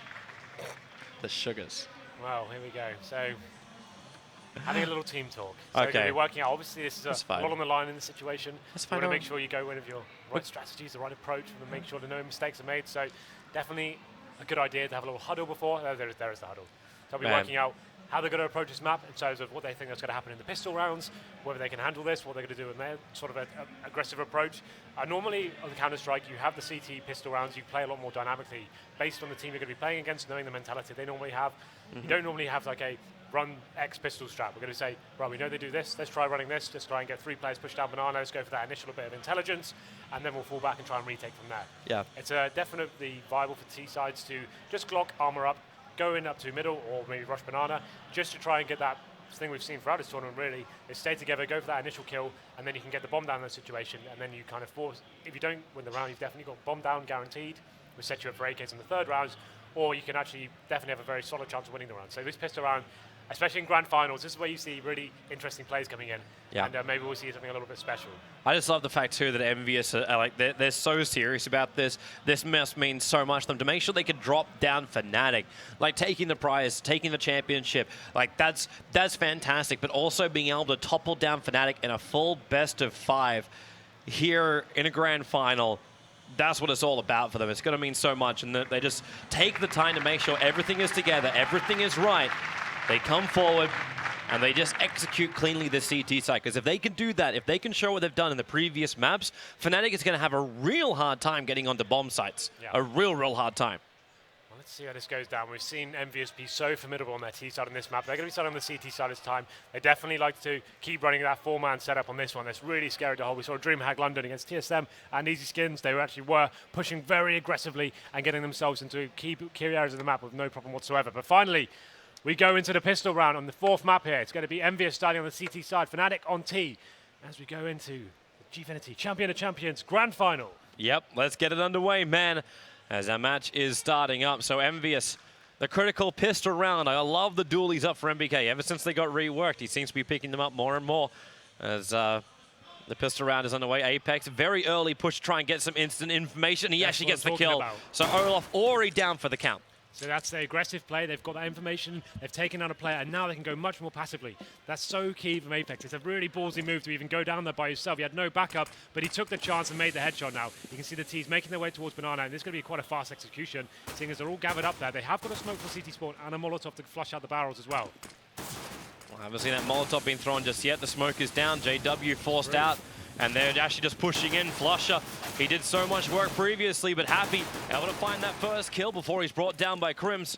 But Apex, a very quick rotation over. They're actually walking through the smoke. Apex wins the duel here on JW, but Pronax, such a great position from him, putting into a 2-on-2. Now tries to win this battle up against Apex. He can't finish the job. Apex with just more bullets. And Crims, the man up. He hasn't got the bomb down, however. And Apex has got a great run already, taking out 3 of these Fnatic aggressors. So Crims has got the bomb. He's on the site. With the 2 players now on the CT side. Is he trying to bait him to think that he's run over towards A? He is as well. That actually might work. Oh, it's working. They're moving. Timing. The plan can come down now. They think it's an A. Yeah, they actually think it's an A. Envious are running to A. They think he actually played the dummy. Where they ran up, they're going to reach the A site and go, wait. It's still going. Where's the tick sound? Oh, Why don't I hear the tick sound? Where's the bomb? Oh, Hannah is back on B. I bet Crims can't believe his luck in this situation. What's happened? But here we go, the retake coming in. They've got to act really fast now. Crims now in a great position to take this down. He starts shooting. They're not able to find the kill. They have got a kit, and it should be enough time here, but that came down very close. I think Crims, unfortunately for him, I don't think he realised what advantageous position he was in.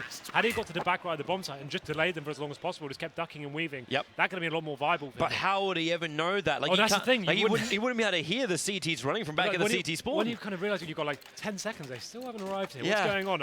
Something is off. Are they waiting for me to peek them? He gone towards Banana just to stay alive and delay that, but they get in there in the nick of time, and Envious take the first round, but just about there. Could have gone horribly wrong for them, but Fnatic for now, for once, not force buying into this, because they get the bomb down, they're going to go for AK's next round. So this fits the CTs on a lot of pressure, actually. You can see they've got 2 SMGs here. They want to make sure they win this round very cleanly. Don't want to drop down any of these rifles at all.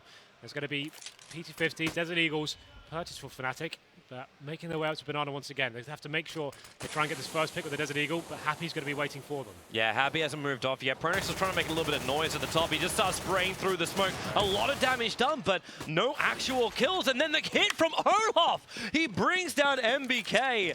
And now it is the French who are in trouble, having to retake their site. They've given away 2 SMGs, and Envious aren't taking a part of it. They don't want to lose any more. There's Famishes and M4s up for grabs, as well as armor. They want to hold on to it. They'll let Fnatic have the round. So Happy went for the full-on crowd spray through the smoke there. I don't think he anticipated Olaf just running through and just wiping him out. Olaf comes in, double PT-50 kill. It looks like this could get worse for Envious. KNS isolated towards the APC and CT spawn, and it looks like Fnatic just going to try and save their Desert Eagles and pistols there. But what a round that is to win. Happy caught for the full spray down, a little bit sloppy, unable to fall back, and he kind of gives that one away, and they don't even try to do the retake there. And you can see that 1-1 comes in, but they have saved 3 of the rifles, so they're not out of this just yet. They can still find this round. You would assume they're going to fully force into it. Drop the pistols for MBK, perhaps. And Olaf's movements were so good then. So good. This is a huge round now. He did that as well for Fnatic previously, really keeping them inside, like maps like Cobble, for example, when he had that execution into B. That gave me flashbacks to it right then. Just the quick pops, they move in, you take the site, and you take the round. Apex so aggressive with that M4, straight out through Palmer's, catching out JW, moving aggressively up mid.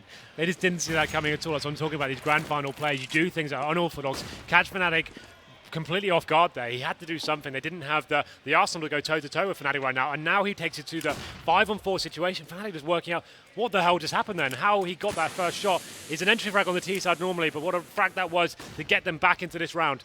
As we go now to the 1-minute mark, T side making their way towards middle. Much more passive setup from the CTs. And KNS again. He managed to get one of the extra frags on Fnatic in the last round for doing such a thing, and now gets a lot of vision. 3 players moving on to that A side. There's still a couple of nades remaining. It's just flashes and smokes here for Envious and that one Zeus. But they're actually running elsewhere. Happy. He's going to scout them going. 1 hit. He actually gets 2 bullets in, but can't kill off Crims. But the flash is up from MBK and blinds him up. He finishes the job on Crims. The 4 KNS is brought down by Pronax, holding back the rest of the rotation from the CTs. But they had to move into the site, so Pronax already very, very low. It's a 3-on-3. A decent situation for Envious, but they need these initial kills as they come in. Apex losing his life, pushing up through Banana. And Envious, okay, they just lost Keo as well. Try and save the M4. Happy taking a little bit of chip damage from this. Does find Pronax as he shoots through the smoke, revealing his position. This will be another round going the way of Fnatic as they get their plant down on B. Yep, he absolutely has to save in this situation. So it started off so well, Apex getting that first frag, but Fnatic made their way towards the B bomb site, and they kind of split it between CT spawn as well. They kind of pinched that site. MBK managing to get the flash off towards CT spawn, takes down one of the low HP players, but only armed with the 5-7, gets taken down at that stage, and then it's a 3-on-3.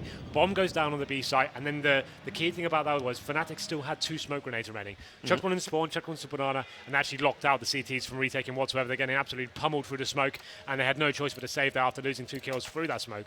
So, now then, Envious should be on pretty much a fluker here. They did save a gun of Happy on the M4A4, but Fnatic now can probably go a little bit slower, get that banana control once again, and then will utilize the AK advantage they have right now. It definitely helps too, and Fnatic have so much money to throw out things like Molotovs to clean out sandbags.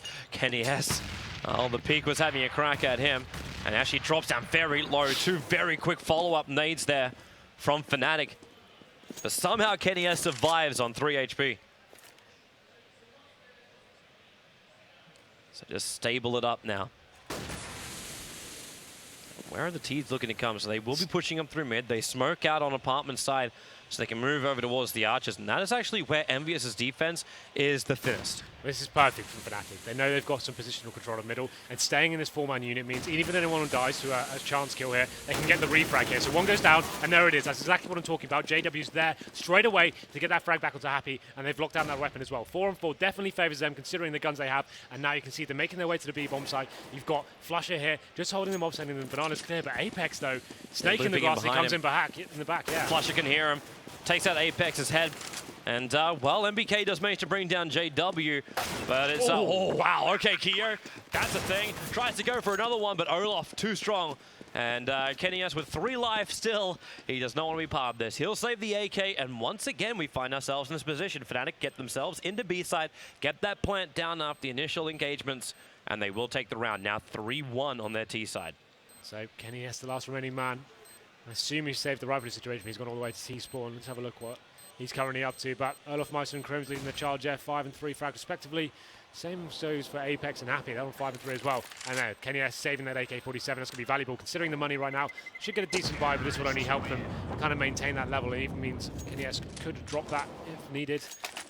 Let's see how they approach this one. JW picking up the AWP now. Olaf Meister, very healthy bank of cash as well, but Fnatic definitely getting themselves in favourable terms at least, getting 3-1 on the T side. We expected Envious to run away with this one starting the CT side, but now this is where things get serious for them. They need to start finding some rounds on the board before Fnatic grind their economy down. Envious just, like, even with that early frag, like the quick push through apartments to catch out JW running up mid, you'd think then, okay, it's going to work, but it seems like Fnatic just have this little bit of rotation play down pat. Yeah. Like they either get down through archers, they move over to B, they find their way up through A, but then get back over to B again. Like they're making Envious move in the perfect ways. It just opens up the bomb sites for them. Yeah, they go for the trade-offs, but again, as you said, like you get that instant rebuttal kill, so you still find the hole in the defense. Now that it's trying to gain control, they've got apartments, they've got Banana. Fnatic are in a great position now. It's a very passive hold from the CTs there. It means the execution coming in for Fnatic can be absolutely flawless because they haven't had to expel any of their actual utilities to get into these advantageous positions. So let's see how this one works out for them, as they are going to decide go back towards the B bomb site. And you can see there's just going to be one player in terms of NBK holding it up. We've got Happy towards spawn, just trying to work out what his role is going to be in this round. That smoke coming in is going to be vital for MBK. We're going to delay the terrorists. Bit of time here as they make their way back to middle now. That's actually really clever from MBK. Perfect timing from him. And there's the rotation. Envious now pulling 3 players over to B. Only the 2 left on A and Fnatic. In they come. Olaf got to look for these instant kills, and Apex actually finding both Pronax as well as Crims. Olaf still not down inside the pit. He's going to try and smoke up so he can get out of here. Keo still down there. As Olaf looks over the top of the smoke, he's not going to really find anything. Now he will. Finally gets the vision over on Keo as JW gets the plant down. But there's 2-on-1 and JW's on site with the orb. This isn't really the dream situation for him. And that's why Olaf tried to rotate around through apartments into mid. There's just not enough to work with now. He's lost JW. He's given the AWP back over, and Apex, a huge round for him. That's a 3 for stopping that initial attack from Fnatic. Yep, really nice display of how you use smoke grenades in CSGO. That's absolutely perfect. You saw Nathan knocking out the smoke on towards Banana there at the perfect time. About 35 seconds left on the clock. It gave the T's no choice but to rotate back to middle. And you can see the passive setup from the CTs. They actually had smoke grenades of themselves to drop down towards the quad area, forcing the T's to run through that. Apex jump ups on the truck, gets a nice little 2-man spray down, and really nice crossfire setups as well. So it's much better from Envious. As we go into round number 6 now, obviously Fnatic will have a bye here, but we have Pronax just on the CZ. Going for that banana control once again. You can see no one really going for that aggressive play on CT down towards the banana area. Actually just be allowing them to have it and trying to base their play off that. It's quite interesting to see how we mentioned this before, without the silence M4s. Maybe there's a lot of teams not finding this as viable anymore. But it's causing the problem where Envious aren't 100% certain where Fnatic are moving. That's why these rotations are hurting them so much, because they're not getting enough information early on. Well, let's see now. So they definitely have the advantage with Kenny S on the AWP. He's going to be holding Arch by himself, one of his stronger positions. And you've got the 2 players towards the quad side. It's going to be Kiyoshima and Apex as well. Here comes Pronax. Starts with a flash, walks around the corner, starts to spray out the CZ. But Envious are in a pretty decent position. The Molotov's making sure that no one can come through a palm, so they can keep their eyes nice and close on that mid connector. I don't know if the feet were heard moving back, but there's still the Envious defense of 2 players at the top of Banana. Well, the Fnatic decoy push is about to come out to A. It's going to get shut down pretty quickly if they're not careful. And there's actually the 3rd man already rotating now for Envious. This time, they call it right. The Molotov comes down. JW, he's blinded up and actually burning at the same time. And there goes the kill. Happy just walks straight through it. And the smoke cover, there's no way they can see through. Fnatic try and enter. And now it's up to Olaf to try and gain control of this A side. You've still got Keo, but he goes down to Crims. You might have lost Olaf at the same time. And Kenny S doing the work all the way from the library. This man be educated. Goes for the Molotov burnout as well. Don't know if that was fully successful. Nope, it's only burning the roof. And right now, Envious, Pronax, the last man left alive, had to switch around, couldn't do it in time, and that is going to be a retake in from Envious, and they level the rounds up at 3 apiece. So Happy doing his trademark flashbang through CD spawn, through the smoke, coming through, causing absolute carnage on the B side, takes 1 player down, forces them to go back towards middle, and that's where Kenny S came into his own, locking down 2 AWP kills there, and yeah, like you said, the Molotov not landing perfectly on the side, but it could have gone through that little gap, but didn't actually happen for him, but they win the round pretty successfully, and they break the economy of Fnatic. Even when they get the bomb down there, they're only going to have about $2,500 average across the team, so this is a chance now for Envious to actually build their own sort of momentum here and see what they can do with this. Kenny S going for the more audacious push now. He has been playing pretty passively so far, but Fnatic are going to be heading over towards the banana side. They haven't got any smoke grenades here, just flashbangs. But Happy gave his kill away last time, if you remember, through that spray down, committing to it, and that's when Olaf Meister came into the P250. This time, though, he's got a little bit more of a powerful weapon. It's the AK in hand. And we'll be able to find the kills a lot quicker. But you are right. He doesn't want to take the risk. He's just backing up a little bit further. There comes the smoke in from the A side. Smoking up that top of Banana. And Olaf, this is the position he enjoys to play when Fnatic are committing over towards B. He rushes up through second mid so he can try and get the pick over on the AWPer. Kenny S actually going to go for the Molotov and keeping Olaf back. I think he knows he's pushed up. Yeah, he is. But at the same time, Olaf just has a lot of patience. Now Kenny is actually running himself away because the push is coming. He wants to fall back. Happy, there goes your flashes. The AK, he finds 1, he finds 2. Still another 12 bullets left inside the clip. There's the 3rd. Only 1 bullet left, and he will back out. It's Crims who's the last man left alive over on Banana, and Olaf, in fact, there goes Crims. Olaf is now the sole survivor of the Fnatic team on the A side, but the bomb is down on the B side, and Kenny S wraps it up. That is a 3 for Happy, and the 4th round now for Envious. They're getting a lot of rounds back-to-back now. Yeah, absolutely. You can see that in the bankroll as well. You can see there, Happy on 8K. He's playing really well towards that B side now. He has kind of found his own. And this was Olaf Meister. I was really scared for Kenny at this point. I thought, okay, there's a chance here they could actually find the kill and open up the round, but Happy holds his own, playing that CT spawn position so well, and they get to a little 3K there to secure the round. And now we can see 5 AK buy coming in from Fnatic. They've got a decent amount of utility as well, so not going to be committing towards the B site just yet. Just Flusher working his way up, gathering intel, working out with his aggressive play coming from the CTs. But Kenny S with that AWP once again, just holding towards Arch as usual. Patience from Fnatic. Kenny is throwing another smoke. Yeah, that's just to stop the banana push. Yeah, it just means they can buy more time towards that area. It means at least another 15 or so seconds they can actually guarantee T's won't be coming into that site. And if they did, they definitely have the advantage there. So it's a great use. And you can see the incendiaries now. What's great about this for Envious is the money's so good for them. They can use the smokes to hold them off. When the execution actually comes in, you have the incendiaries to separate the T's and do some big damage to them as they try and go into the bomb sites. Man, a lot of smokes and nades being thrown over to A. Hasn't forced the full rotation yet. They're still waiting. It's Happy who's not 100% certain, so he's staying close enough that when they get some information, they can push over, but it's Olaf that drops down, and that means now the floater is down, and they run through the fire, and the Molotov. Do they have enough MBK from the back of the side? Flusher just going to try and leg him down. The Molotov will come in as well, so he would have been burnt out of there anyway, as Kenny S goes for the rando shot through the smoke. Can't claim it, but Happy, he gets more vision. Scouting at the fact that Flusher was pushing into the back right of the site. But for now, Fnatic, they do hold the site. The smokes and the flashes were still there for them. They've still got another 3 flashes in their kit, and Flusher up very, very high. He's able to find one with Pronax.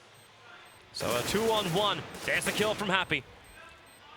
Checking the little tight corners. Kenny S moving in. He knows one's down in dark. Problem is, he doesn't know that Crims is still over Banana. They get through Flusher, and it's all up to Crims, and, well, the time is out. I don't know if Snack's going to get away in time. I don't think he will, in fact. In fact, it's Kenny S who ends up dying. Well, that's a really nice execution from Fnatic there. They get themselves into the site, and unfortunately, the thing for them is they had no utility left to actually hold the CTs off. So what they did was they went for a more aggressive style there, pushing through smokes and making sure they got their headshots there. And it really surprised the CTs as they pushed through there. So managing to get the 4th round on the board, though. Not going to be resetting the cash just yet. Kenny S rebuying with the AWP. Yeah, because he ended up dying as he went out. Thanks very much for the snacks in his name. Oh, you said an accident, didn't you? Yeah, by accident. You accident. hate yourself now? Yeah. Yeah, I hate myself so much. Keo. Oh, JW actually ends up killing off Crims before he ends up dying too. Oh, that's not the start. It was Envious on Train that will find the team frags, and Pronax burning so many bullets on the wrong side reveals his position. At least Olaf can get some revenge here, but it was a really bad start there from Fnatic. They only have Flusher left, and there's no real more joy to be had on this round. You may take 1 round, but you're not going to take a second. Yeah, really convincing round there from Envious, and the team kill coming in for Fnatic as well, I think. So, although they're doing pretty well right now, they get 4 rounds on the board. Envious going to take the advantage, going in 5-4. They didn't drop too many frags, just going to be Kiyoshima there. Seems like Fnatic went for a very fast play there, just trying to get up, surprise the CT setup. They know he's been quite passive so far. They're trying to force the issue, getting up middle very quickly there, but it seemed like Kenny S is AWP ready for them, and he actually... Oh, he didn't actually get the frag. It's actually going to be Apex there with that kind of synergy with the team frag coming in from Fnatic there, but it's going to be 1 man remaining, so it's going to be Flusher, and he will be handled by Happy there. So... Almost too easy. Yeah. Almost too easy. They answer straight back. JW is still going to be kicking himself. They end up shooting his teammate and then got killed instantly after. So there was no making up for it, boys. Well, that takes JW down to 0 for 8 now, so he's had a pretty quiet first half here on the Inferno. That's kind of harsh, man. Yeah. Like when you're 0-9 rounds in. Well, there we go. Like he did get 1 legitimate kill.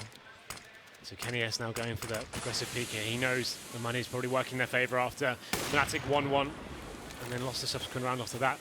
Going for this aggressive banana push once again, gaining control pretty easily. They really have to get past the smokes and Molotovs though. Like you're up there, but when there's 4 Molotovs from Envious, they could slow down this push so much. Olaf, however, now he starts making distraction, drags Happy off the side, but MBK doing a lot of work with that M4. He's already managed to pick up 2, has switched over towards the pistol, can't get the 3rd, however. Crims overrunning his position, and they're just going to get the plant down. That's a success in a way right now for Fnatic, as Happy tries to retake the site. Pronax walking into his line of fire, and will give Happy a double. So Pronax and Crims drop, but the plant still went down for Fnatic. Yeah, and that's what they really needed from that one. They just wanted to get the bomb down. He got himself a couple of kills as well. Seems like Olaf Meister is causing him a little bit of a nuisance towards middle. They seem to get the attention towards Banana, and he's always up there, somehow getting up middle uncontested and getting kills off there. So that's kind of interesting to see how much control they're allowing Fnatic to have, even on their eco rounds. But let's see, actually maybe on a double here, you can see them actually going in with the pistols, Glocks, CZs.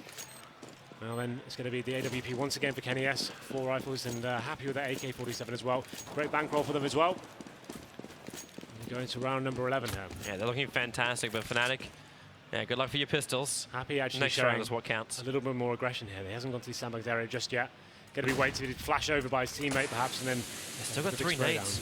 3 nades, 1 molly, 1 flash, but they're moving into position. Oh, the flash! It's going to work so well. Happy taking 4 of them at the top of the banana. That's the way to do it. He wants the 8. He runs down. Flusher will end up denying him. But they were trying to save the molly to go for the box and didn't actually think about the sandbags. The team flasher set it up perfectly. Yeah, that's all it's about. Once he's in that position, he's just waiting for the right cue from his teammate. Here it comes, 4-man spray down, and that is a very secured round indeed. Happy does go down, unfortunately for him, but he did his job indeed. And now we have a nice full healthy buy coming in from Fnatic. 4 rounds on the board currently as well. Be interested to see whether they'll pick up the AWP once again. JW still yet to arrive on this map, but here's a little replay but for Happy you. is also 18-1-4, so it's perfectly right. So yeah, let's see that again. It is easy. So beautiful. So now, Kenny S going for more aggressive plays. They're going to be facing second mid. It's a shot he loves. And what a fantastic shot that was, taking down one of the most pivotal players on the Fnatic side. Olaf Meister gets taken down with a headshot, and that's going to really open this round up for Envious. Any execution that Fnatic had in mind is going to be a lot harder now. They do contain the banana control though. Flusher going straight up there. He's still smoked out. But Kenny S, what an opening that was. That's so good. That's such a great way to be dynamic in those opening frags. He's just didn't expect that whatsoever. It's been a very passive game so far. Now, Olaf was so close to getting away, but Kenny S getting the shot through the floorboards, just taking him out. And now he's going to flash himself in, going for another shot. But it's going to be Apex, the man that will hold the arch side. Not completely. They've actually lost control of it. He only picked up 1, but Fnatic, they don't push up. JW is looking for a couple more. He wants to try and even up this fight before they go into the A site. And Envious, they are slowly rotating over. There's Happy, who's back at CT spawn, coming into Library. Doesn't want to go a little bit too far though. He's making sure they can't just rotate over to B and go the CT path into there. The problem is they need to go for raw frags, so they don't have any flashbangs to actually push the CTs out or even flush them out with some Molotovs. So CTs are aware of their advantage here. You can see Crim's up there in the balcony area, unable. Top ticking away though. This could be his entrance area. He does find the headshot onto Apex. They make their ascendance onto the bomb site now. Happy replies is going to be the 3-on-1 situation. JW, I think he's yet to find a frag. It gets taken down once again. 8-4 now in favor of Envious, and that's a great hold from them. And the money situation for Fnatic now goes from bad to worse as they go 4-round deficit, and you can see them now. They're going to have to take another eco here on the chin. Maybe can justify some P250s and some utility, but this one is now showing Envious to come to life here towards the later end of this half. Man, they're looking so good. And the coordination, you lose your first player inside a pit, still know there's another one. Drag the rotation over, bring him out from Library, and then Fnatic, they can't get down off the balcony area. Kenny S trying to go for that early pick again, and decides to fall back. Got such advantage in terms of the money. Look at that, all players with incendiaries and smoke, so just hold them out for so long. Apex scanning out Boiler, tries to go for the shots. The Lions, they're just lining up for him. He takes out 3, looking for the 3rd, but Flush will finally come through. Brings him down, but they're down to 2 players now. And where is that bomb? Olaf, he's walking through the smoke. Happy completely blinded and actually killed in the corner. Kenny S will be there for the revenge. And Flusher, last man standing, going to work with the DE, but Keo will put him down. And Envious, they still hold on to the AWP, the 2 M4s, and they got so much money, 10K on MBK as well as Apex. And this is the lineup. It's just too easy for Apex when they have this. Yeah, they just present themselves one by one. He's just dancing around that pole, making sure he cleans it up, and they keep changing it up. Now we've got the double AWP setup coming in. This is absolutely perfect. Considering JW's got the AWP as well, he's not going to be expecting 2 AWPs to be arriving on this one. So Kenny S holding his usual position there, and we see MBK actually wielding that AWP himself on that corner. This has been a heavy area of contention for the T's. They know they can get up pretty cleanly, and they're not going to smoke it off this time. So maybe the T's are going to think, oh, we actually have a chance here to face the corner and see what we can get away with. But then they just start smoking it off and Molotoving it up, and then you waste even more time. Or actually burn your own resources, as in flashes. There's only 4 more flashes left for Fnatic. So entering into these sites, they're going to start running out of resources. They're actually throwing out their own Molotovs as well. And, well, up comes Crims. Straight into the apartments. This means they can get Boiler again, but Envious, they look to be like they're very willing to give up apartments. Go for the initial kills, then pull back. Absolutely. They just want to play this passive setup. They are heavily investing men towards the B area right now, but looks like JW setting up for a smoke towards the pit. And now they do there's fly an up. execution coming in. Get the lines right. Body Kiko, block. though, He's moving up between the smoke so he can try and play in close. The Molotov's going to stop as well as the flashes. So Apex holding the arch side by himself, giving the space for Keo. He's actually scattered out the bomb and letting Happy take care of the arch side. He can't finish the job, however. And we're into a 3-on. Okay, make that a 3-on-1. After Fnatic go absolutely huge. MBK rotating out, misses the flash up, actually blinds himself as he runs through the archer's side. And Envy is just throwing down the defensive smoke, banging through the walls. MBK just having a bit of a calculated guesstimation. Sure. And the time is ticking away there. Envious got themselves into the advantage, and Happy perhaps overpaced and overstayed his welcome there as he gets taken down, and then the whole bomb side just erupts as they make it way in. But that's another round on the board for Fnatic. It's been 5 rounds in a row is the deficit, but they finally arrive back into it as we go into the last round now. Envious definitely can buy into this round, going to be wielding that double orb setup once again. But JW gets 2 frags that round, and doesn't matter how many you get in the grand scheme of things, if you kind of contribute very heavily to one of the rounds you win, that's all you need to do, really. That could be one that takes them over the edge. Look at this heavy buy again. It's the auto sniper for MBK. So Kenny S goes for the pick down mid, trying to find that opening, and well, JW is down there. He goes for the pop. Can't get him, however. And now, well, there's your first hit. The retreat as quick as they possibly can. The chase in. There goes your one, but MBK is there. He gets Flusher. He gets Olaf. He gets Crims. He's got the whole shebang. Shutting down the top of Banana. JW is just like, you are disgusting with that auto sniper. He'll turn around, jumping up. At least he can get the revenge kill into Keo. And MBK, one bullet is never enough. There it is, the 4-man spray down with the auto sniper. They did not see that one coming. JW, he's going to be the last round remaining in this 3-on-1. 50 seconds on the board, hasn't got the bomb either. I really do not fancy his chance of this one, but if there was a man that could pull something out of the bag, it's definitely him. The CT still have smoke grenades still in their arsenal, so you would assume they're going to actually just hold him off for as long as possible. They've got 3 flashes and 1 smoke. Even if he wants to push in, he's got no chance. And Envious is doing the right thing here. They're not coming in any position where he could potentially pick them off from moving up. Okay, now they actually try and have a crack at him. But they don't have to put themselves at risk. He can't find the initial hit. Now you walk around the corner, and there it is. MPK actually gets a full ace with the auto sniper. Disgusting is not even a word that applies to that situation. That's really nice. The fact they actually baited that, you can see Flusher got so committed to this situation. He had to run through the fire. His teammates followed in afterwards. MVK kicks it off to the 2-man and just holding strong in this position. That's such a viable area of that weapon to come into fruition for him. So it happens 10-5 in favor of Envious on the CT side of Inferno. They switch over to T's now, and let's see whether they can get his pistol. If they do, they may be in touching distance of taking this series, becoming the champion of champions here at Gfinity. They're going to send 5 men, it seems, towards the banana area. Crims holding the tight angle here at the top. And it's all going to come down to whether he can find his first headshot. Presumably they're going to flash here. Right. They can't get it. They'll have to back up. The block grenade will be flying out, so... oh, that did a lot of damage. Yeah, chipping down MBK, Apex, everyone, in fact, apart from Happy. And they run in Olaf with the CZ in close. Keo's trying to do a little bit more work, too, able to get that revenge kill. But now Crims finding the head, finally. Been getting flanked up, but he can actually kill it off. Yes, he can. He stops Kenny S from pushing all the way through. And now the T's very undermanned. They want to pick up these CTs before they can rotate over. Happy, where does he want to go? The bomb planner is on site, and he's looking for the crossover? Flush is checking the back corner, and yep, they find the bomb, they find Keo, and they also find Happy. JW feeling Happy breathing down his neck.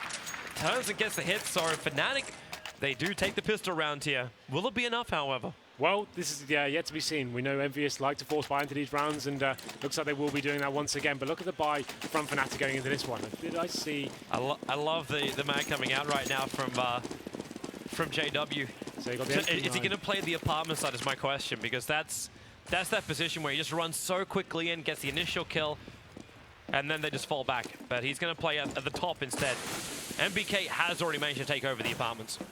That's all they can do. Yeah, the CT's playing a lot more passively this time, trying to wait for the T's. They want them to commit to the bomb sites before they have any sort of confrontation here. So Crims is actually at the top, utilizing the smoke grenades, trying to see if they'll tempt fate and run through those with the flashbangs. But he's got the perfect weapon for the job here, as he has the P90 at the top, and all 5 T's look like they're making their way over towards the B side. They are out of smoke, however, but there is 1 Molotov left and 2 grenades. And Crims is the man they put in the front lines. The man who only has that diffuse kit armor and P90. And his opening kill will be on MPK. Now expect the Molotovs and grenades start flying in. Plus the help from Olaf. They've got the perfect crossfire. The bomb is sitting on his tip at the top of Banana. And well, Happy actually gets the kill on Crims. But it's bittersweet at the moment. He's getting flanked from multiple sides. JW down, runs down. And he's actually coming in for the extra cash. Goes for the Shane knife kill. But can't achieve it. He was going to drop his weapon anyway. So that is now going to be 7 rounds to 10 Fnatic. They're fighting back. Yes, Toby, we really do have a game on our hands now. The fact that Fnatic have got that gives them good stead to get back into this one, and you can see them converting the next 2 rounds here probably. So let's see what Envious can do. That was the force by last round, so they will be going for 5 times P250s this time, 1 flashbang as well. So they're going to wait out for some initial CT aggression and then pop flash up from middle, for example, try and find those early frags. Worked out very well for Olaf Meister towards the banana area, and inside Crims once again getting towards those sandbags. Has done some decent damage onto Kiyoshima already. Yeah, dropping down pretty low. They're just going to manipulate with money. Like, the only way Envious are going to do this if they get really lucky coming in through the smoke or they wait forever. Olaf already starts a bit of a spray and pray with the Famous. Crims flashed up, and they're actually onto the side, but Olaf winds up. He's got the help from Crims, and it is a bloodbath on the banana tip. 10-8 now. Fnatic, you kind of knew that was going to happen, but this is a round for Envious. Well, here we go then. They finally buy up into this game. AK-47s, they have got smoke grenades, but not much else to play with. Molotovs are a huge factor on this map. It's very beneficial for the teams to have, and it's the replay now. That great synergy between Fnatic. It's going to be Crims working down that P90. Let's see what they can do. 19th round now, as they will be keeping the Mag 7 and the P90, trying to build their economy. Olaf Meister is going pretty aggressive, and he will have some confrontation here. Will he be able to find the frags? Gets the first one, unable to get the second. Happy neutralizes that situation, bringing it to the 4-on-4 now. You see Pronax now getting into the boiler room. Only fancy his chances here. He's trying to catch that one little aggressive peek to come from Envious. They already had a little bit of extra help too. That grenade that was thrown down the mid did chip down Kenny. So the extra damage which Olaf did to Happy still puts Fnatic in a better position. They've still got Molotovs, nades, no smokes available, but they've got a lot of clearance if Envious try and push in. But right now, Envious still haven't made up their minds. That bomb sitting all the way back down at the bottom of mid. So they're not sure if they want to move up to Banana. And Crim's trying to get as much information as he can. That smoke, that's the last one for them. It's going to dissipate in a moment. This will allow Envious to push up. They're actually bringing everyone back over now. So Happy starts with a flash over towards A. Kind of feels more like a distraction. And Crims, he's got the perfect timing for Flusher to move over too. And that's Flusher with the M4. Crims gets to stand on site with the P90. And they'll try and play this crossfire. Again, another great smoke. Crims, sorry, Flusher banging through the smoke. Crims going to get scouted out. Down near quad. Misses the initial shot. He's attacking on multiple sides, and he will be dropped for the price of only 1 T. T's now, though. Very low HP on this hole. No utility for them. It's a 3-on-2 situation, favoring the CTs. They make their way onto the bomb side. JW has got that shotgun in hand. It's going to be great in a close range situation, but they find 2 frags out of nowhere. Flush is going to be the last man remaining for the CTs. A mammoth of a task on his hand. He does get taken down, and that's a fantastic hold from Envious there. Great stuff to hold it off, and they only had about 10 seconds when the bomb went down there, forced into the bomb site. CTs definitely had the advantage, and what a huge round that is to win. You can see the money for the CTs still pretty healthy. They're actually going to be dropping a P90 here. We discussed this before the game. It's definitely a viable weapon in some situations on this map. It certainly can be very powerful indeed. It's going to be Flusher. What are the masters with that gun? Going to be taking it on, but Olaf Meister gets the AWP. Going to be facing towards the top of mid to get flashback. And no hope for the terrorist side just yet. They'll be running that 5 AK setup now. Bomb goes down towards second middle. And MBK gets control of the apartments now. And we get to bring everyone back to our live feed after watching the replay before. But Envious, no mistakes this time around. If they can actually get back-to-back rounds, Fnatic are going to be a little bit more crippled. Olaf, that's a good way to start for Fnatic at least. Bringing down MPK, looking for the second, gets the tag with JW. Sorry, who actually found the kill. No tagger in there. And JW getting banged through the wall of Happy, but Pronax instantly in for the rebuttal kill. And it's just tip for tat, but there's a lot more tat coming the way here of Fnatic, as is Keo, the last man left alive. At least he kills off the flanker of Crims. Goes for the pop flash straight around the corner, just blindly shooting the right area. And the CTs, they're not really that healthy. Again, going to go for these blind shots. Just pre-firing around to see if he can get that initial pick. Pronax, does he have the audacity to peek against Keo? Keo can't get to the bomb. That's his major problem. Comes around, the shot misses. He gets the kill on Pronax, but he cannot finish off Olaf. Makes up for the mistake. Pronax had to die for that mistake, but they still hold the round. Fnatic. So now the CT's buying back into this one. Their money is not in a great situation, but luckily for them, Envious will be taking an eco here, you would assume. Unless they decide to do the armor up and spy with the CZs, I don't really see that happening, though. They don't need to just yet. They still have the lead here. They want to make sure next round is a strong one for them. If they can just find a few kills in this round, that'd be fantastic. You see JW once again on the Mag 7. Olaf Meister going for this fast pick down towards mid. Not going to spot an A1, but he's going to get intel. They may be heading towards Banana here. It's going to be Kiyoshima there just by himself as the smoke is at the top, and JW just having a look over. I'm not sure if he spotted him there, but Kiyo definitely saw him as he sprayed through the smoke. Either that or he's chasing shadows. Secondary smoke will start, and he just sprays to get himself away from JW. But he won't have many bullets left after that. Now 11-9, Olaf. Again, looking for this earlier pick. Like, they want to do this with a flash, but Envious just don't have anything. They only have their pistols now, so they have to try and man mode it through. If Olaf gets one, he gets one. He actually ends up missing the shot and now falls back to the archers. Goes to the pop flash behind, but Flush is going to be there, mopping up the mess, and then Olaf comes in for that one last one. And a very, very clean round here for Fnatic on CTs. Don't lose any of these weapons, but Envious, it still was their pistol. Yep, now though, they're going to be buying into this round, but look at the buy they're actually bringing to the table. They probably should have taken the double econ to... It's like they just want to use the Tech 9s and the grenades as like human shields at the start and then come through with the Galils and AKs. And the Galil. It's interesting to see what they actually have planned here. Olaf has been being very aggressive towards middle so far. This time though, he's going to be going towards Banana with that AWP, mixing it up. JW going aggressive in the apartments here, going to find that headshot. Of course he does, onto Apex, and now he can just fall back after doing that fantastic work there. The one-shot kill working out once again for him. You knew it was coming. Like JW, it's his move. And he did it so damn well. Now he's going to find a secondary one. Can't get the kill though, but drops MPK down to 40 HP. Pronax keeping these flashes up, trying to stop the push. Actually catching MBK completely out. He was blinded just on the wall. Nowhere to really go. Now it's Flush's control time. The last T player left over on truck was scouted out, especially now he AK fires through the back of the truck. Trying to find that pick over on long, but he cannot do it. It's going to be Olaf to find it, and they level it up at 11 apiece here on Inferno. The panel said this would be a very close game. 11 and 11, I think that's pretty damn close. Well, yeah, it looks like Fnatic now probably definitely will be taking the advantage here. They go in 11-11 on the CT side. They've got the money potential on their corner as well. So far, Envious, I really didn't fancy that buy from them. The fact they opened for MP7, Tech 9 and a Galil, probably should have taken another eco there, because you just saw how easy it was for JW to push down the apartments, find that opening frag, and it all fell apart from there. They didn't have really the range or the utility to take them on, but going to be an eco this time, more of a quasi-buy. Got their Tech 9's armor, a little bit of utility here. Kiyoshima making his way through the apartments, does spot a CT, but you can see the CT's reacting straight away now, going to a much more passive setup, setting up the crossfires as the T's make their way onto the bomb side.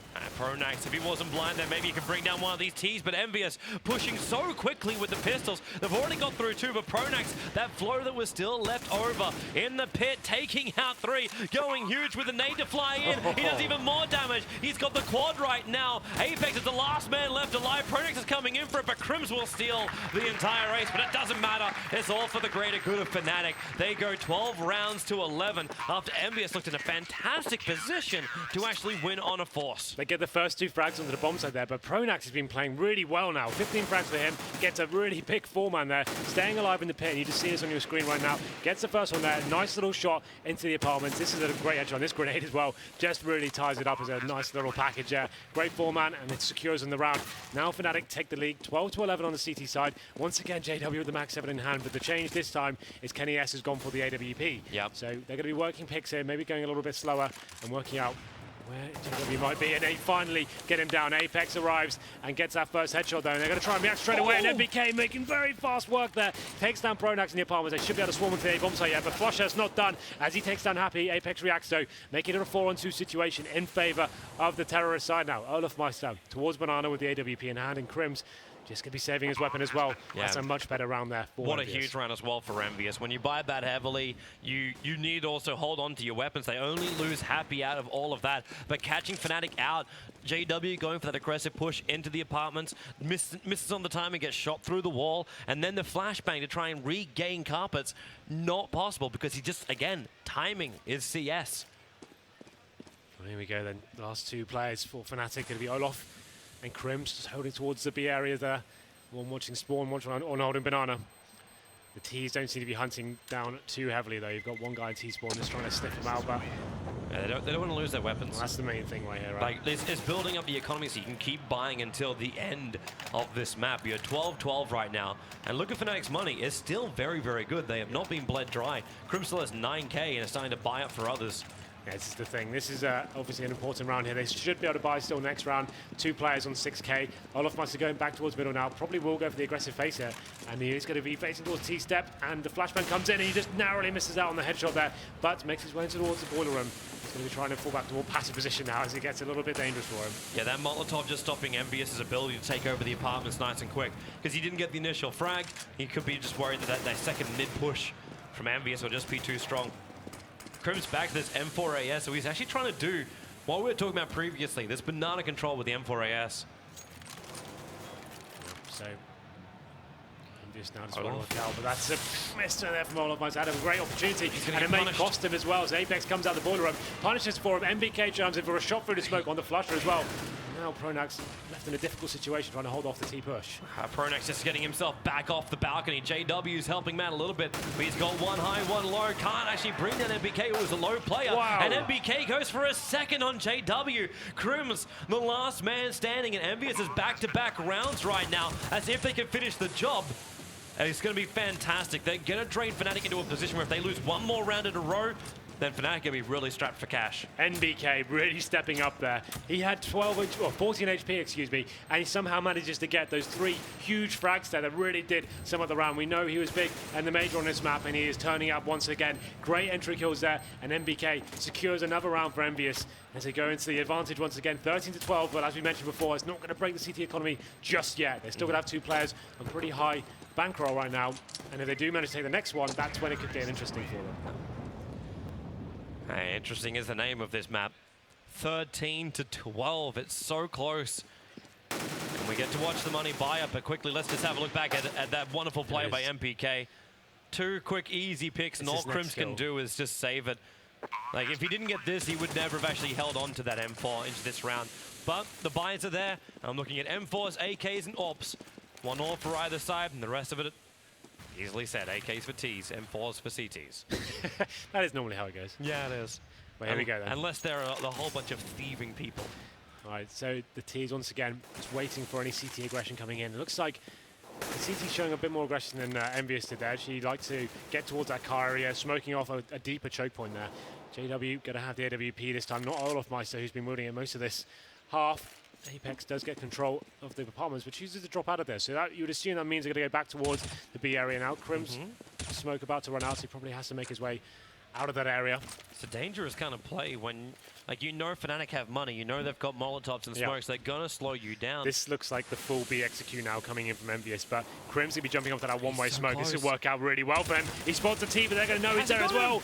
More bullets, more something, more anything. The Molotovs can be thrown down as Envious. Well, they're about to push in. They're actually running through the fire to get onto the side. There might be chickens exploding, but it's Olaf coming in to do the work. MBK to drop, but into a 3-on-2 situation now, where the bomb is being planted, but Flusher makes his way through. He knows what the last one is. Apex will drop, and Envious now 13-13, the unluckiest of rounds. So Crim's there, he spotted the one-way smoke was down for him. Although he didn't actually get a kill in that situation, it actually caused so much chaos, and dropping that Molotov there made them lose so much HP as they were running through, and it just really ruined the full execute that Envious were going to do. That's such a great play from Crim's there to actually cause that chaos there towards the B area. But now then, the force fight has come in from Envious. They're going to have 2 CZs, 3 AK-47s, and this could be the chance for Fnatic to close this one up. If they lose this round, they are going to be down to a full eco here. So definitely one of the most important rounds of the series as we go into round number 27. Well, let's see if Envious can do it. This time they're focusing heavily onto A. All 5 players moving over here. When you've only got those CZs, you need to try and close the distances. You can't really do that when you're playing out in Inferno. Olaf, these flashes really just slowing it down. He goes for the peek out with the M4. Can only bring down Apex with that gun, however, as Flusher tries to give him a little bit extra help. Banging him through the outside. Pronax up high on the balcony. There's a room with a view right now for the CT defender. Flusher going to make it a better view with the corpses of both Kenny as well as Keo. Happy, the last man left alive with a CC trying to come through, but Flush will do the work, banging through the box. And Fnatic now 14-13. Can they actually force us to cash? Can we go to a 5th map after what was a blinder of a start from Envious? I'm not even sure the call is here. It looks like they will be force buying up into it. It's definitely a big play. They know they're going to get the Tech 9s. They're going to have full utility as well. So probably going for something a little bit more tactical. JW will be facing down towards the bottom of mid. They're going to be smoked out once again. Grenades raining in. KNS taking a little bit of damage there. But Crims once again playing on top of that smoke. He's just going to hold true, man. Just knew what was there. And now the flash as well. The Molotovs, he saw them coming out of the smoke at the last moment. He threw his flash first, though. And that's why Envy's been a little bit slower on this push. The pop flash from Olaf. He may not realize that MBK is already up on the side. Now they will. Olaf brings him down, forced out by the Molotov, but still Envious. They are completely blind. The spray control is perfect from the man. And Happy, he was just there for the quick rotation from the A side, which never came. That tag team combination of Olafmeister and Crims was so successful. They had great teamwork from them, great use of the smoke grenades, the flashbangs. The T's had no idea what's going on. It's going to leave Happy now in the 5-on-1. Maybe able to pick up one frag here. Not going to happen. Olafmeister finishes them off and gets them to map points now. 2 to go. And you can see the team only after that force buy. Once again, they will be on Tech 9s. You can see this is the moment here on the screen. So they work out what's going on. The T's are making their way in. Perfect flashbang usage. Olafmeister gets in this position. This is the perfect flash. Look at this teamwork now. Sets Crims up with the spray down. He comes out, shows his cards as well. And the rest is history at that point. So now we go into round number 29. Team. JW once again with the AWP. But look at them movement. JW! Oh, God. He's up a long, long way, and there's another CT. Project getting caught out. How much damage, though, can he do? Brings down 2 players. But it means the T's, well, okay, they held onto those guns for a very short space of time. The nade hits hard into Olaf, but he's still doing the work with the AK. But the Tech 9! I thought that thing got nerfed, but not in the hands of Kenny S. Into a 2-on-2. Envious keeping their hopes alive. Happy has the AWP. Now, where can he really find the picks? Crims, well, he takes out Snacks. It's all up to Happy to keep Envious in this map. He has almost an impossible task. He'll need that instant pick. Looking down, and there it is, Flusher. He had a blinder of a game. Olaf actually 30 bombs in that one. Crims with 20. It was a terrific move from Fnatic. They hit it in, and they go to cash. So as Thorin was mentioning earlier, when one of their players drops off a little bit, someone else always steps up to see Olaf from the 30 bomb. And JW only on about 7 or 8 frags there towards the end there as well. So that shows you what Fnatic have to do to pull these results out of the bag, but they did it. They get the second map now, and we are going to map number 5. It's happened. We're going to cash. It's the full 15, man. This tournament has gone for the whole stretch. You're right, yeah, literally gone every single map possible. We're actually seeing it play out completely. That's fantastic there. And Fnatic definitely fighting back after going 2-0 down. They win back-to-back maps, and we're going to the 5th one. And that's going to be great for their morale, and they managed to just about get through there. It seemed like Envious just had some little bits, glimpses of hope there, but Fnatic closed it out. Man, this could hurt Envious in the future as well. The fact you were 2 maps up so convincingly with your first 2 maps, and then Train is the hurdle you trip over. You know it's going to go the way of Fnatic. You kind of felt this. That's the map we predicted. But that's when we were looking for the pickup to come into Inferno and just say, you know what, guys, like they know they can still keep it all tight. They don't have to lose their composure, and they play the same way they played at map 1 and map 2, but didn't end up happening. So map 5, they're forced to go the whole shebang. Stay tuned. We'll have ourselves a break, and we'll be wrapping up the grand final when we come back.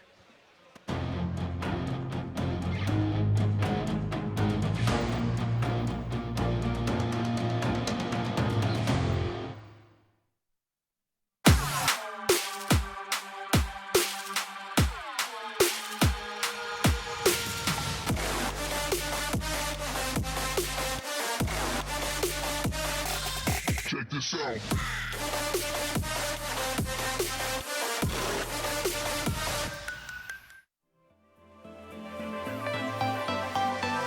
Stars shine into the night, wide-eyed and underexposure.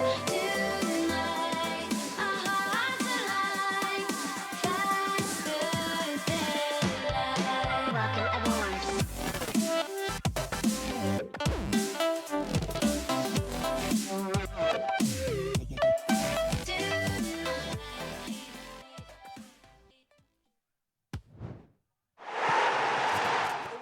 Playing Sideman Go-Go football. Are you ready for this? Because I know I am. So let's go.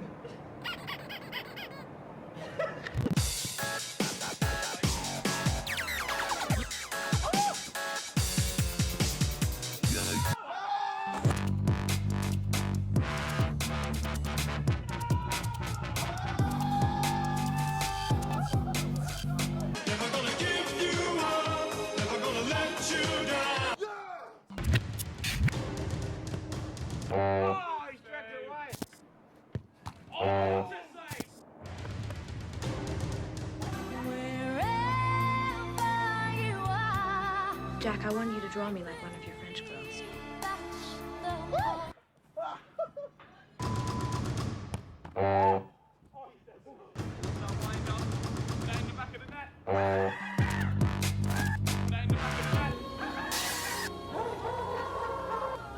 Flying.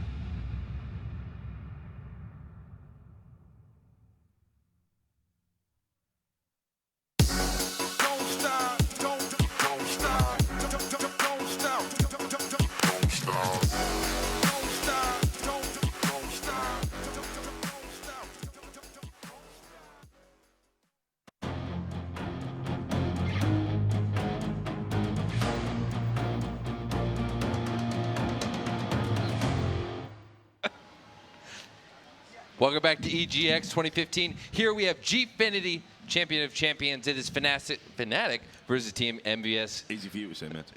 What's that? Nothing. Yeah. All right, Richard Lewis, Thorn on the desk. Guys, talk me through the last game. Well, I've got to say again, it's one of those super close games. I felt envious. They should have done a bit better on the CT side. My mind keeps going back to that pistol round. They win the pistol, buy SMGs, they're on banana, and Happy just goes for that sort of happy-go-lucky spray through the smoke, empties a full clip. Now, that's fine as a tactic usually. If you catch a bunch of people and get the kills, you look great. But the problem with that was playing that aggressively and doing that. MBK was like behind New Box. He wasn't there to back him up when he needed to reload. He wasn't even ready with a flash or anything. Got swarmed, got pushed out. Fnatic got 3 T rounds off the back of that mistake. Which isn't to say maybe they couldn't have picked up an extra couple, but in a game this close, things like that matter. So that was ridiculous. Then you see Envious sort of pull back into it. Usually they have got like T sides, but again, the whole point about this matchup is it's amazing T sides from Envious coming up against amazing CT sides from Fnatic, and that was kind of the tail of the tape. Fnatic just got across that finish line. Olaf Meister dropping a 30, absolute monster, and Flusher again clutching rounds for fun. This looked like we went back in a time machine to like October 2014, when this map, the two best teams on it were Fnatic and Envious, and they used to just routinely get double-digit CT rounds, and that's all it became. It was a battle of how many CT rounds do you get, and as a result, then the premium on that T side pistol round became huge. And so in this game, first half, you're like, okay, you've done enough. Great job. 10 rounds still, even despite all the Fnatic rounds. Happy had like 20 kills on the first half. They switch over, and Fnatic just outdoes them in all regards. They get better CT half. Olaf Meister has 30 kills. I mean, the guy to really show how well Olaf Meister played, obviously they narrowly won that game, and that's because despite his 30 kills, JW had something like 9 kills. Yeah. There was one point in the game where he was, I think he was 0 for 12 on the first half, so he was contributing nothing, yet they were winning 4 or 5 rounds in the first half. So you really saw this was like an exceptional solo performance by a few players on Fnatic, and some were really dragging the team down. Well, it was almost like a 4v4 because Envious had their own dead weight to be sort of dragging through. I thought Kiyoshima, or as DD might say, Kiyoshima, wasn't existent in this, Fnatic were very much beating a dead horse there. Excellent. I thought he played poorly. I don't think he's really turned up this tournament for them, and that's obviously going to be a concern. We talk about how Envious have all this individual skill. Well, he's one of those players that they are going to be relying on against top teams like this, and he didn't really deliver at all. So it was almost like a 4v4 in that sense. But yeah, I thought Envious had loads of great moments, loads of highlight moments. I thought they did enough on the CT side, but they lost that pistol. And here's the difference: Fnatic lost the pistol on. Fnatic won the pistol in the second half and built on it. Envious won the pistol in the first half, but then got immediately eco'd out by just a stupid moment of poor judgment and lack of communication. And that, when you're at this top level, those are the mistakes that come back to haunt you. And that was another map where, even though, listen, Flusher wasn't like any kind of a standout player, but there's just a couple of rounds where... Disgusting. He just does stuff it's absolutely ridiculous. Yeah. It defies explanation. I mean, that kill he had when he was over near the library, he killed one guy to his right. I think it was the man's left first, and then just... I can't remember which way it was, right or left. Whichever way it was, he just kept spraying and moved his whole screen over and just killed another guy who was over on the other side. It was absolutely ludicrous. Yeah. And yeah, if someone can do that, obviously it can get you out of miracle situations where you probably should be dead bang to rights there. You've got 2 guys firing at you, so add that into the 30 bomb from Olaf, and all of a sudden, like I said, if Envious let Fnatic stick around, it doesn't matter how much you're beating them early on. At the end of the day, the thing about CSGO is you can win 16-14, the other guy can win 16-1, that's still 1 map each. And we're here at the 5th map, and despite Envious having played better for probably the majority of the sides so far, we're here at the 5th map. It's one that neither team's super confident on, and suddenly Fnatic have a chance to win the tournament. Yeah, and just to point out some, little interesting things that I noticed going on. Happy was really keen to prove you right in that game, because the amount of rounds he was the last person alive, it was ridiculous. Even when he was on ecos. Yeah. When they had full ecos, and it was like it was almost like matchmaking, like 5 guys. We're all going to go in hard, right? Yep. I'm last alive. I better pull out now. But 1v5. I think it's also worth highlighting Pronax, and we're about to see a highlight of exactly what I was going to talk about here. Pronax playing in that pit. We've talked about how he lacked firepower on Mirage, for example. This is where he got a 4-man, I think it was. And again, that was around that conceivably Envious could have won on that T side. They'd already done the hard bit. They got up mid, they got up quad, and Pronax one flash, bang, bang, bang, nade for the 4th from downtown, bit of a Kobe, and there you go. Great play from him. So Fnatic. Again, it's like they didn't look fluid. Not all of the pieces of the machine were firing, but when they had to come up clutch, they did. And that's pretty much been one of the features of this final, when they've had way more clutch rounds than Envious have. Looking at the game, what was the point where Fnatic was going to win guaranteed? Where 13, I think, on the favor of the T side? Well, again, it's very hard to pinpoint. I mean, we're about to see a clip here where obviously Envious were in a bad spot. They've got 13 rounds on the board. They had to try and do a force buy. You can see Happy holding there at the bottom again. But, and then, of course, after that, because they didn't even get any kills, they didn't do anything for the economy, didn't get a plant, they had to basically buy up what they could in the last round, then it was Tech 9s again. So that was pretty much the point where they surrendered, so to speak. But the reality is, I don't know why they kept trying to force the banana issue. Like, clearly the banana issue wasn't working. They were trying to get up there as terrorists, and, you know, Crims had it locked down. Here's something interesting. You alluded to this before, okay, that, like, I have kind of an interesting relationship with absolutely. Happy. Bit contentious because we disagree with some things in terms of like philosophy on the game of Counter-Strike. So when I've often brought up that thing, which I do partly because there's something to it, he's not an extremely tactical leader. He doesn't have very precise tactics that have to execute in a certain way. But I obviously am joking when I imply that he has no tactics. He just sends people out there to kill everyone, okay? Yeah. So when he sometimes gets like annoyed by that, he tried to tell me like, no, I've got this really good tactic right now. I said, okay, tell me your best tactic right now. It's the tactic that works all the time. And if I watch it, I'll be like, that's brilliant.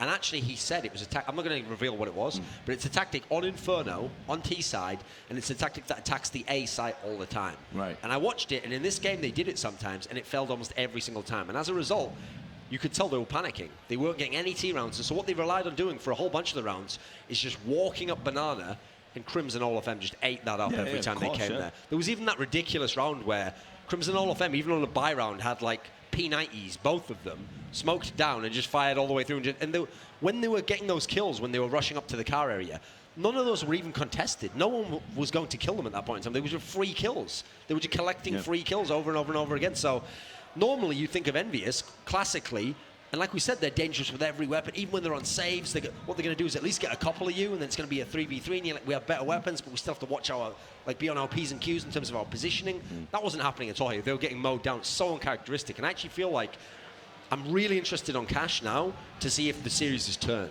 Like, whether now, after blowing that game there, where they had a very good chance to close the series out, whether now it's going to be in their heads, like, you know, after all of our good efforts, it's essentially in vain. Now, essentially, it's all tied up, and it's a best of one for the whole title. That is a good point, actually, because on that map, I can only really think of one on the T side. I can only think of one force by stroke eco that they won, I think. It was almost none, yeah. Yeah, I think it was on the A site again. You know, which I think it's the one time it worked. So kind of a strange performance from Envious, not typical of them. It was still incredibly close. That's what we expect. But Duncan's right again. You know, they go into this final map. There's a psychological component now. You've been 2-0 up in a series. You've let that kind of grind back.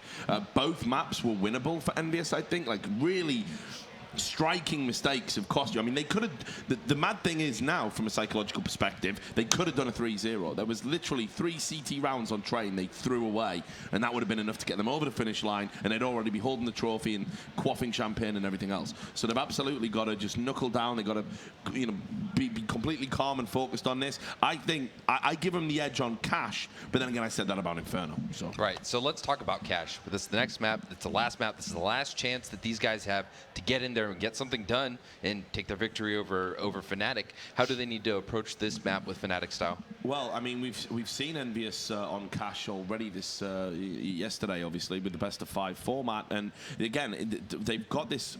You know, obviously you need to utilize Kenny S in that mid area. You're going to do a lot of boosts for him, but I think what they were doing in terms of the A executes, where they were doing this kind of split. You know, you get someone out in mids, you use Kenny S to sort of pick someone off, and then you can control. You know, do we go to the vent and do a B split? Do we come up highway and do an A split? That seems to be the way that they need to play. Now, they had some great executes with flashes coming out of A main and coming out of Squeaky Door as well. I think they did. I think their T side on Cash can really blow Fnatic away. But again, it's got to. What you're coming up against now in Fnatic is you're coming up against a very different beast. Now, Olaf Meister's warmed up. He's dropping 30 frags. You've got Flush, who's just clutching for fun left, right, and centre. Pronax seems to have put to bed his poor performance on Mirage. Crim's Mr. Consistent and solid. It's only really JW that's been up and down. So Fnatic are in a good place, and it's gonna be another super close game. I know obviously that's kind of a bit of an understatement about how the final's gone. A bit of a cliche, but that's how it's going to be. But again, I just think the T side is going to carry Envious over the finish line. Well, this is why it being a best of 5 is what's allowed the series to play out like this. I think, like not literally in terms of the maps, because they would have been different, but if this had been a best of 3, I'm almost certain Envious would have won it. They came out so hot early on. They were so good at all points, they would have just blown Fnatic away and they would have won, I'm pretty sure. But in this best of 5, having to play so many maps, you've seen early on, the first 2 maps, Fnatic wasn't in it fragging-wise. No. They had to rely on crazy clutches to even have a chance to get rounds. The last 2 maps, they've had guys who've been just dead even in terms of fragging with the Envious guys. And as a result, I don't think it's that the Envious guys are playing bad. It's just that once someone matches you in terms of fragging, you're not going to be as dominant. You're not going to be just ripping them apart. You get a kill. Okay, if you have less health, you get trade killed on. That's the way the game is supposed to work. That's the principle of Counter-Strike. So I'm expecting the 5th game, because it's so even now, I'm sticking with my original prediction. I think Fnatic's actually going to win this tournament. And the reason why is because at the moment, I still think they have the slight edge in the clutch rounds. And so if it's very close like that, once you get late in the game, I doubt someone's going to drop 30 kills on either team in this last map. So I think it's going to come down, especially Cash. It's classic as a retake map. It's where you get a lot of plants as terrorists. Both of you can, in theory. You get into that A site. But it's who's going to win those 2v3s, who's going to win the 2-on-2s. So I'm thinking it should be a fantastic map. I don't think anyone's going to blow anyone out, but I think Fnatic can edge this. Yeah, I mean, Duncan's going to be insufferable if Fnatic do go on to win. I mean, he's insufferable at the best of times, which is, well, I'm the only guy who can work with him. But I think there is logic in what he's saying, and based on the evidence in the last Inferno game, you saw that all the clutches will go in the way of Fnatic. I'm going to stay true to my original prediction. I think the stage is actually set for Kenny S to step up and sort of exercise some of the demons from the major final, where he choked, obviously, on Cobblestone. Fnatic got the win, very emotional at the end. The stage is set. This is a map that plays to his strengths. We've seen him have some great performances on it, back in the Titan era and everything else. I honestly think that's going to be the edge. Like, we're going to get some crazy performance from Kenny S. It's going to push them over the top, and you're talking about a 16-13 game to Envious. But again, a memorable map in a final that's really been full of them, from start to finish. And I've actually referenced it multiple times this weekend, because when I did research to do an article about Olofmeister, I saw this crazy trend where time after time there were these key cash games that Fnatic had, and when they would win them, he would almost be the solo carry. It's guaranteed he'd get 25 kills, 24 kills. There was a famous one at Gfinity, actually. Gfinity, I think it was Spring Masters 2, where he had almost the perfect game for the first 12 rounds or something. He hadn't been killed. He was like 27-2 assists and 0 deaths. So if he has anything close to an above-average performance here, I think that can be the ceiling factor, because we know he's an amazing player on this particular map. Fnatic as a team, maybe not that great on this map, just good. Obviously, it's Fnatic, so they've still got a good win rate, but I think he can be the X factor to win them this series. And at the moment, he's warmed up. And you saw yesterday, once he got warmed up against Nib, he just kept going for those last 2 maps. Yeah. So I think now's his chance to potentially shine. Like I say, you picking Kenny S over on Envious, I think he definitely can be the difference maker, because obviously he can shut JW down completely. Yeah. And on a map like this, he can control the middle of the map. I think Olofmeister's the guy for Fnatic, where he can take this title home for them. Yeah, I would be inclined to agree. I still think no matter what performance Olofmeister puts on Cash, and historically he's always been a beast on this map, I still think, pound for pound, it seems to be Flusher that's come up big in the must-win rounds. You think about the number of clutches he's made. I'd love somebody to get this statistic. I would love to see how many clutches he's made. I'm thinking of 1v2s. I mean, actually, what's interesting is Pronax has probably punched way above his weight in terms of clutching this event as well. So it just goes to show you, like I say, Fnatic, just, again, more miracles, just able to pull out things that don't make any sense, able to clutch rounds that they realistically shouldn't be able to. It is going to get to you. It's going to get to you in a final. It's going to get to any opponent they play, because they're like, what have we got to do to put this team to bed? That's the frustrating thing about playing Fnatic. I also understand why so many fans for other teams are so frustrated about it, because you're an Envious fan, you're watching this, they get up to 2-0, you're like, Fnatic are going to get absolutely blasted away here. Then you have 2 super close maps where Envious could have won, but Fnatic have done it again. They've gone clutch-tastic, and you're going into a final map thinking, I just hate Fnatic, me. I can't even believe this. Like, if you're a fan of the opposite teams that they're wrecking, it must be super frustrating. Yeah, and a little correction to what we talked about earlier. The coach for Fnatic is actually here. He's in the booth taking notes. He's watching the games. So we're getting into the last game. If we start to see Fnatic... Maybe we didn't see him because he was down on his knees kissing Olofmeister's feet. So we have him here. This is the last game. If things start to get into the Envious field where they're starting to really just steamroll Fnatic, do you think we might see one of those timeouts? Well, again, it's going to be completely situational. They haven't needed them so far. There were times on train where I was like, you need to call a timeout here because Envious are getting back into this game. You've got to break up that CT momentum. They didn't utilize it, and they managed to get over the finish line. Now I just think they're supremely confident. It could even be a case of what Duncan was talking about from the AVE days, where you just do it to just frustrate the opponent. Like, if at any time it seems that Envious are just getting a little bit, if Fnatic do take a lead on this map, and it's going to come down to who gets the CT and T side to begin with. You might just throw one in as a curveball to frustrate them. But ultimately, Fnatic have shown once again, whether there's a coach behind him calling timeouts, whether he's on his knees just making notes and watching the game, they've just got the mental strength. They've been in this situation a million times. They can overcome almost any obstacle, and they do it routinely. Do you think Envious has the mental strength to kind of come back from what they've done? We find out I think there's no argument. We find out in this map. If they choke and lose after being 2-0 up against Fnatic, you've got to say it's back to the drawing board, expand your map pool, get the depth there, and you're going to have to work on your mental fortitude, because so far this is a final Envious should have won. Yeah, I'm kind of unconvinced at the moment, because the thing is, when you look at the series, with the maps that have already been, as soon as they won Cobblestone, because that was very questionable, Fnatic are really good on that, as soon as they got Cobblestone, that was their chance to 3-1, because then they win Mirage, okay, that's very doable. Okay, you were never going to win Train. You still had a good crack at it. And then Inferno, you're supposed to get that. You were really up. You were leading most of the way. That should have been the 3-1 win. So now that you've let that go, if things start to go at all badly, it's in the back of your mind. Hey, we almost had this series already. So you'd want them to say, no, we'll play on cash, we'll win here anyway. But you can never just assume someone has mental fortitude. That's like obviously one of the most valuable traits to have in the entire game. All right. Thank you, guys. We're going to get this started. It is the last game in this best of 5. Take it away, Martin. Thanks very much, Jared. Thanks very much, fellas. It's it. This is it now. This is what it comes down to. This is the final map of the final game of this Champion of Champions series. Everyone in this room, no matter where in the world you are at home, show your appreciation for both teams. Make some noise in here. Make some noise in here. Oh, that's better. That's good. That's exactly what we wanted. If you're in your house, you're in your bedroom, on your sofa, in your kitchen, make sure you're going crazy. Do not leave the room. We've witnessed another classic. I told you that's why we love best of 5s. Some people don't, but we do. That's twice. 2 times I said it now. So you know we mean it. Enough from me. Let's get hype, get ready. Cash is up next. Enjoy.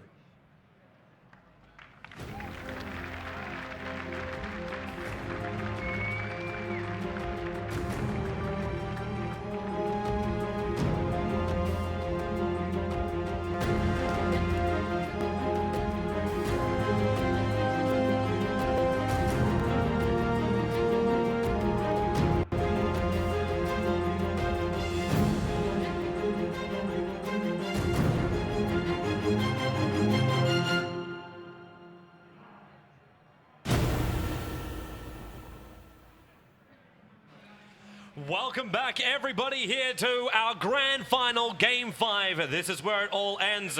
For either Fnatic or for Envious, we have to find out who is our champion of champions. Yep, this series really has earned that title, I think. It's been absolutely amazing so far. We saw Envious go up 2-0, then Fnatic fighting back, and we have arrived on Dcash, the final map of this best of 5. We've seen all 15 maps this tournament, and it's going to be a fantastic crescendo to finish things off, I think. Man, I can't wait for it, to actually see if Envious can pick themselves up after being 2 maps up, to be drawn up with Fnatic 2-2.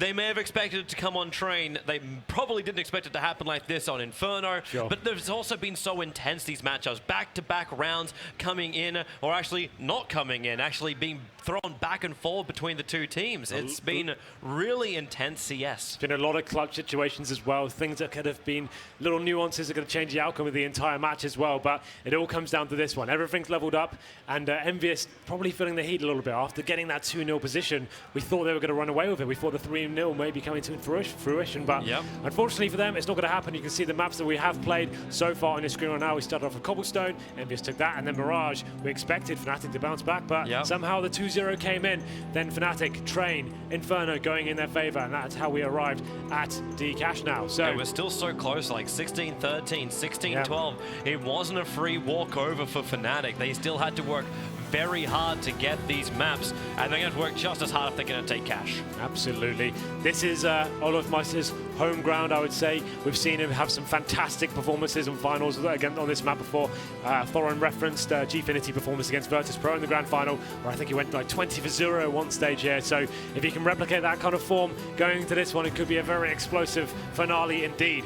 As we go into the knife round now, this will kick things off. Cash, a very balanced map, I would say. It's not really like a one-sided affair. It's probably about 53% in favor of CT, so most teams will still choose to take that team, but both T sides here are going to be really very impressive, I think. We're going to see some explosive action going into this one, so the knife coming in now. Yeah, as Soren was saying, like, Cash is a great map for retakes. Like, there's so many great ways to move around. If you move it through vents, there's like pushes in through A, the direct push into B. But what happens when you lose control of mid? Everything can be split up if you're CT. So controlling that mid area is going to be really critical.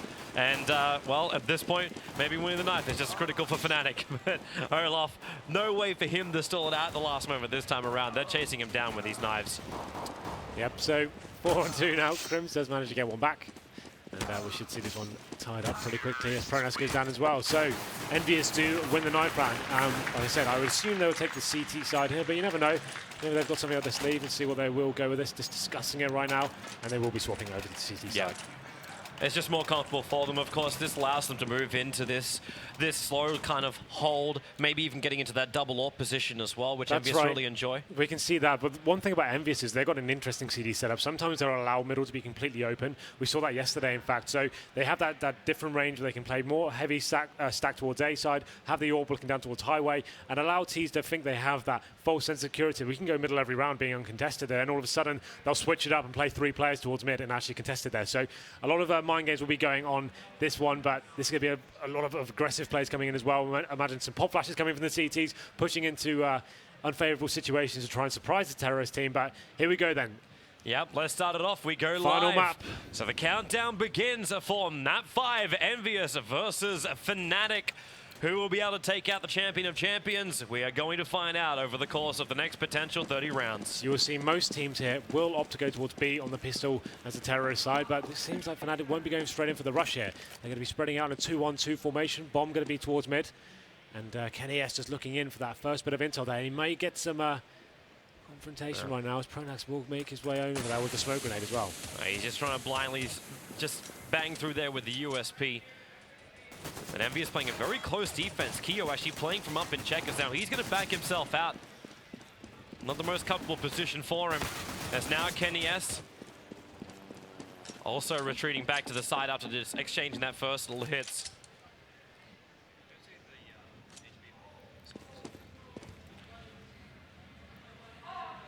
But Fnatic, they just play a little bit more defensive this time.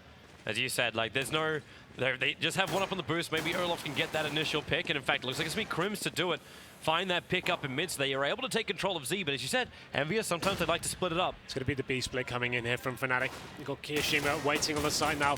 He's going to be confronted with the terrorist team. Kenny S helps him out though, but Pronax and Olaf Meister help out things and open up that B bomb side for them. Happy going to be the last remaining player here, and that's going to be the round tied up here. A very slow approach from Fnatic, getting that mid control, having the players towards B storage as well, pinching that side. Kiyoshima unable to get a frag there. Kenny S chimes in with 1, but that's going to be a pretty much easy round there for Fnatic, as they have 4 players remaining there. Happy now just looking for that. Any sort of frags you can get on the exit here. Man, they couldn't find anything when they ran in. Like, you get a couple of chip shots, you rely on your player who's playing, like, lower heaven to try and come in and help out and get at least 1 in return. But Olaf, with the jumping shot, takes out Happy. And Fnatic only losing Flusher for that round win. They go 1-0. Well then, of course, though, Envious will be buying up into this round, so they will get the Desert Eagles of 5-7s and a few Cs as well. On your screen right now, you can see Kiyoshima desperately trying to find some frags there, but the swarm of Ts taking him down. As we go into round number 2 here, we can see an interesting buy coming in from Fnatic. They keep Promax on the silence USP, JW on the MP7, and Flusher on the Mac 10 as well. They'll probably do something a little bit slower pace there, maybe boost someone up, gain some intel as to where the stacks may lie. And right now, it's Envious, 4 players towards the A-bomb side. Yeah. If Fnatic realize this, they're going to get the hell out of there. It was an early nade being thrown up by Olaf, just blocking up the front of A main. So Envious can't push up to get a lot of early information. As Fnatic just boost over the mid even more. And they break the vent. Still no rotation, but the B player should have heard that. Just seeing if they get a reaction from this at all from the CT side. You can see Olaf Meister getting his way into A storage right now. Just gonna be careful about looking up towards Cat. But they've actually got a really good cross here, Envious. But Pronax is gonna make a big distraction. He comes up highway, but Olaf not really finding the moment to go in. In fact, they just end up throwing out the smoke and backing the hell out of there. They must be moving over to B because they're already through checkers. There is that one B defender, and it's Happy. It'll bring down one as JW got to use his box to his advantage, but he cannot do so. But he's got support coming in from Apex, who picks up the AK and gets back out again almost until Olaf will arrive in. Coming in through the vents, the banging keeps going on. Up from heaven, the 2 CT defenders. Olaf now arrives with that AK. He'll start the plan. That MAC-10 can't do enough, and it's only up to Olaf right now. He's getting completely pincered, and that'll be the retake from Envious. And once again, we go back to what we had previously, the pistol round follow-up. We see an interesting decision from Pronax there. He stayed on the Silence USP. He was the recon player there. He was asked to go in and see whether he could go up highway and work out what was going on. So he got up there, got taken down by Apex off the A side. It forced the T's to go back into B, and the rotations came in very quickly, and he saw the frags flying in at that stage there, coming into this difficult situation. I thought once he got the bomb down, he may be able to salvage around, but Olaf Meister finds his demise here. Yeah, the Deagle coming in. From MBK, it does some fantastic work there, and he gets isolated onto the bomb site. So they come back now. One plays one, and now Fnatic are going to be on the P250s. They have got Tech 9 on Flusher. But this should be a pretty easy round for them. There's no utility for the T's whatsoever. Yeah. So they just have to run out. You can see one player actually making it. Pronax actually gets up close, but MBK, P90 just too strong. Actually goes through the wall to kill off Olaf, while Apex can't actually control the mid just yet. He finally brings down JW, goes for the second, doesn't actually finish it. Now he does. Crims finds the revenge pick, but you've lost one, and what's been taken in return? Almost everything from Fnatic. So get one kill onto Apex, but yeah, as you said, the damage has been done. Crims has got the bomb, and he will be dealt with MBK now. This is a serious chance for them to actually build up their bankroll right now. As you can see, Fnatic have got a decent supply themselves. They're going to get the AWP, in fact, and that's going to be dropped over to JW. He's got the armor as well, so now what can they do with this first round? I don't think CTs will be quite ready for this. They got the P90 on MBK, but Kenny S has got the AWP as well. Let's see where he's going to go with this weapon. Actually looks like he's going straight towards B. He's going to have the backup of Kiyoshima as well. And when he be going for that aggressive take, as Flusher makes his way over there as well. Yeah, Flusher. He's going to throw out the smoke for now. Kiyo very aggressively moving forward with the AK. And Kenny S actually does find that pick up on Flusher. So now Fnatic down a man. They've still got JW with that AWP, but they haven't found the early pick. Olaf at least gets himself pretty deep into A main. But he also cannot see anyone just yet. There's no information being given by Envious. Apex there towards Sean. Kenny S picking up another kill. That's the AWP player. JW got boosted up and absolutely wrecked there. They're going to boost again. They're going for Olaf Meister fancy chance. That's pretty much the only option they have. They have no positional control anywhere else in the maps. They need to try and smoke off the Z-holes there and see whether they can find something. The CT's playing this cleverly. They're not going to give anything away now. They know they have the advantage, and it'd be an absolute nightmare for them to throw it away in this situation. Apex. The flash to give him a little bit of cover. Smokes up that movement. He doesn't actually see Olaf, who is now going to drop down with that AWP into mid, keeping his eyes on headshot box. But Apex in the perfect position for this too. And yep, Olaf actually caught with the rifle down. Pronax is at least able to get some revenge, but it cost him a lot. 75 of that HP, and Pronax, well, it is a 1-for-1 trade-off, and it's all up to him now.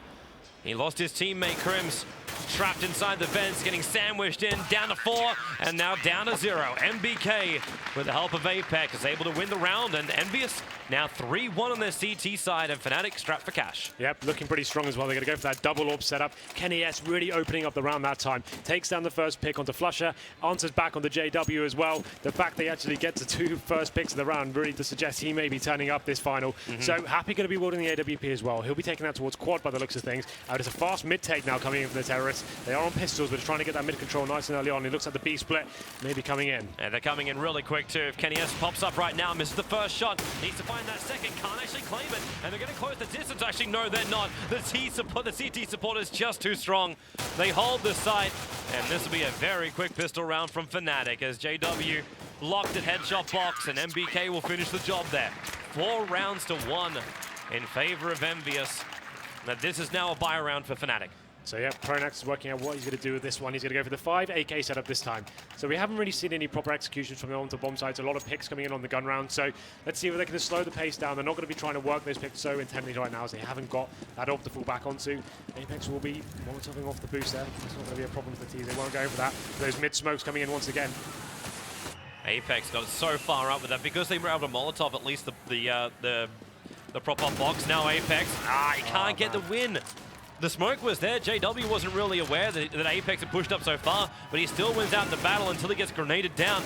But there's more help. MBK stopping Pronax, at least cleans up the mid for the CTs to rotate over from. But this T side, they're already on top of the A side. The bomb plant's going to go down.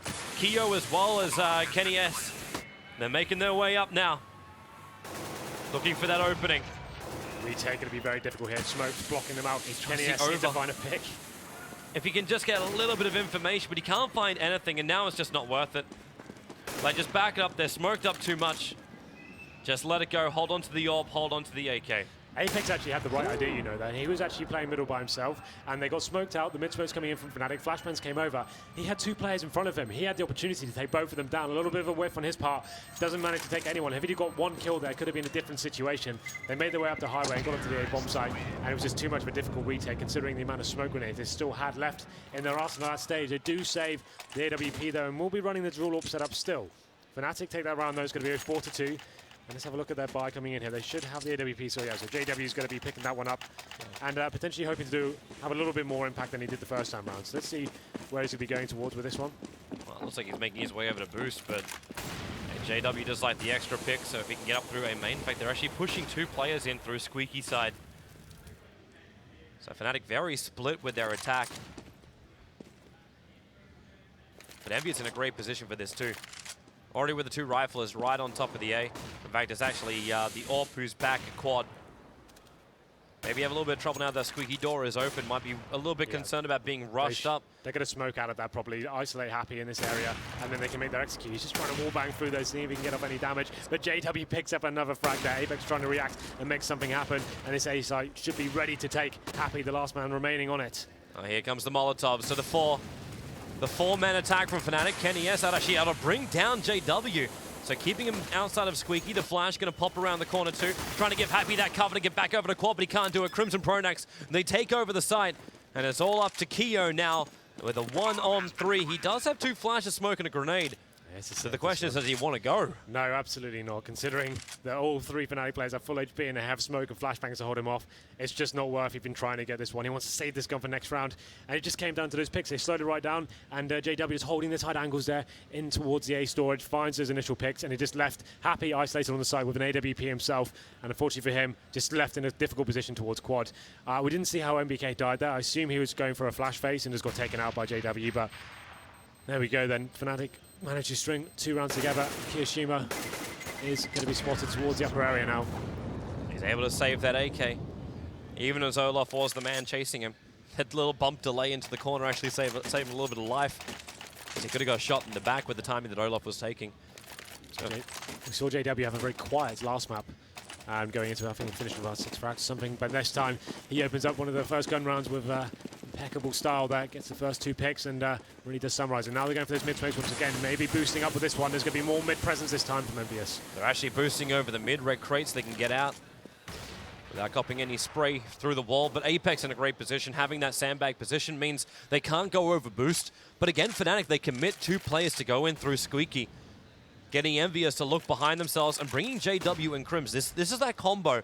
They open the door and let JW just go straight for the shot onto Toxic. And, well, Toxic this time around will be clear. Oh. Shoots through the wall. Now, Happy already took a little bit of damage from the A main, I believe.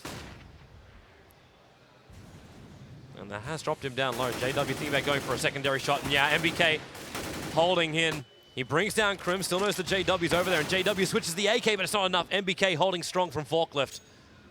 Yeah, and Fnatic will be forced back off the A site now. Some fantastic first couple of frags there from MBK. Makes it into a 5-on-3 situation. You see the T's have got some mid-control now. Apex just going to fall back. Doesn't want to give his frag away in this situation. Bomb going to be down towards T-spawn though. So Fnatic just desperately trying to find some frags here. They've got 30 seconds remaining on the board.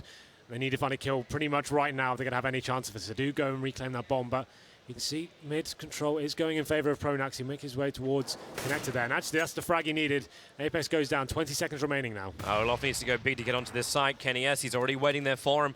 Looking into A main, goes for the one shot. Now Olaf comes out. They've brought down Kenny S. 13 seconds still left on the clock. They've got the bomb, but it's an A main. It's getting over to the side right now. MBK moving in close. He can't find the angle to kill off the carrier. Instead, he's actually hunting for the kills, but Olaf's going to find him. He's managed to reclaim that AWP out from Envious. Throwing down the secondary smoke, and now it's Envious who have to do the retake. They do have the advantage. The Fnatic are very injured. The flash is flying, and they're battling it out. Flasher still over a quad. Kyo actually went up to the bomb. He's doing it himself, Flasher, and almost Happy's up, but he doesn't know where Olaf is. He knows he's around the corner. He's going for the defuse right now. He's not getting off it. Is Olaf even going to check it? Shoots him in the back. Fnatic will only barely win the round.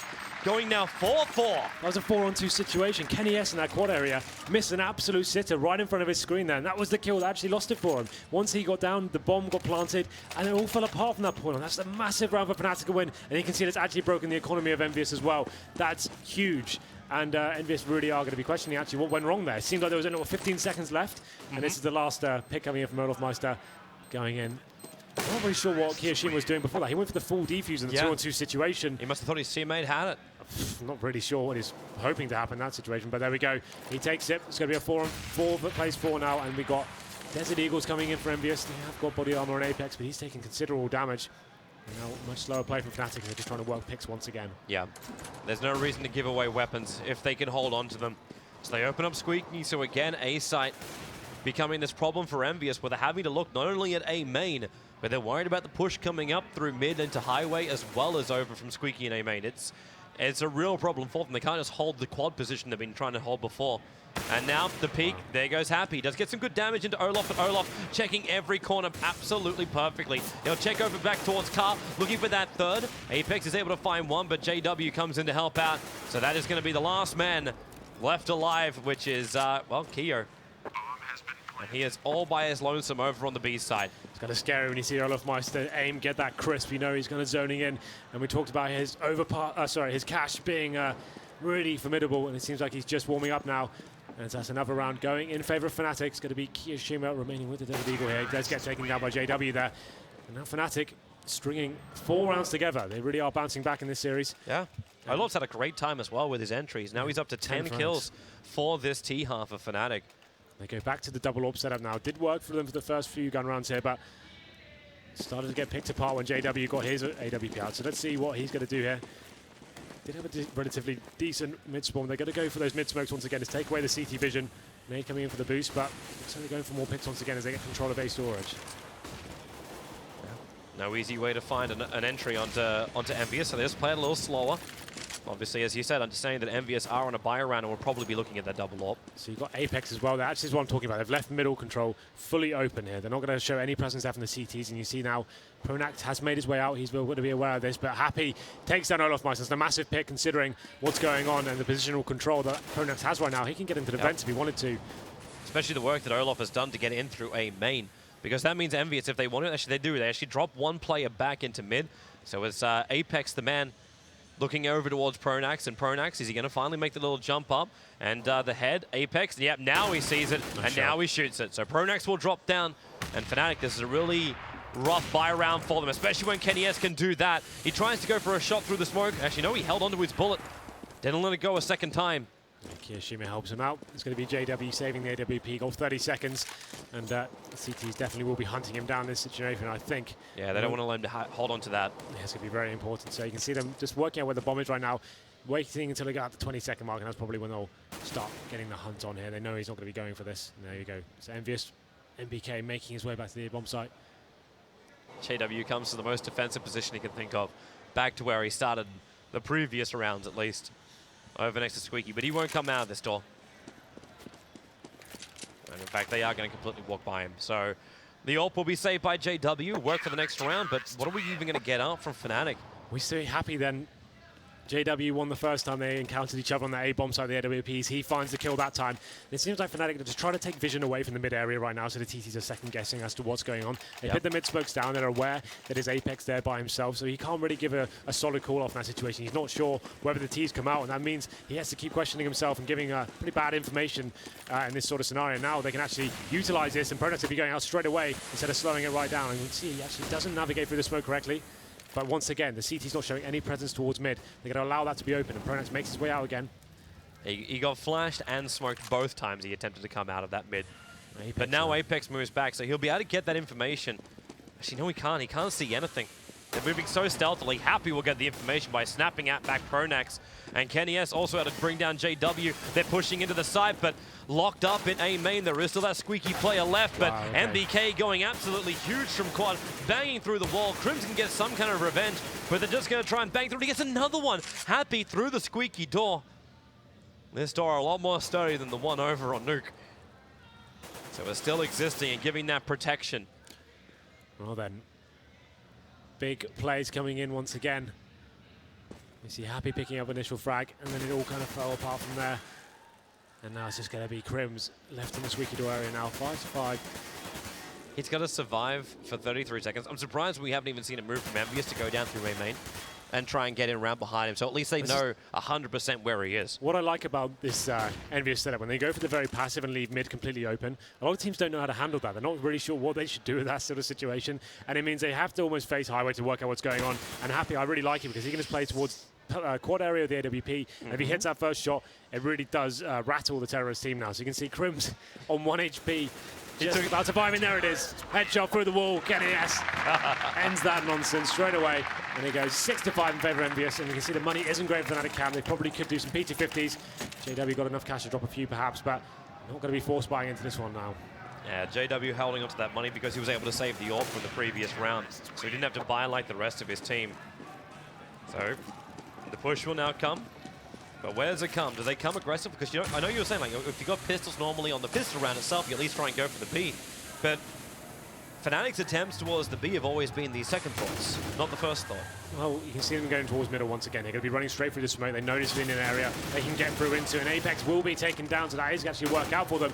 And now getting taken down by MBK onto a highway area as well. They're just going to be trying to face that together. The Kiyoshima coming around the back now. Got the AK-47, managed to take down Crims, puts it to the 3-on-2, but now they know they've pretty much got this round tied up as long as they don't give another frag away. So just want to play this a lot more passively. But look, as a player, JW already in the checkers room. If you can find this one, they may be able to do it. Unable to land the shot, though. No, we cannot. They have to retreat back out, but JW is still going to get this plant down, which is also a victory for Fnatic. But the fact that Flush has got this M4, now he makes his play. And it's 14-6. It's 20 HP combined for the CT side. And it might look like Fnatic could take this round.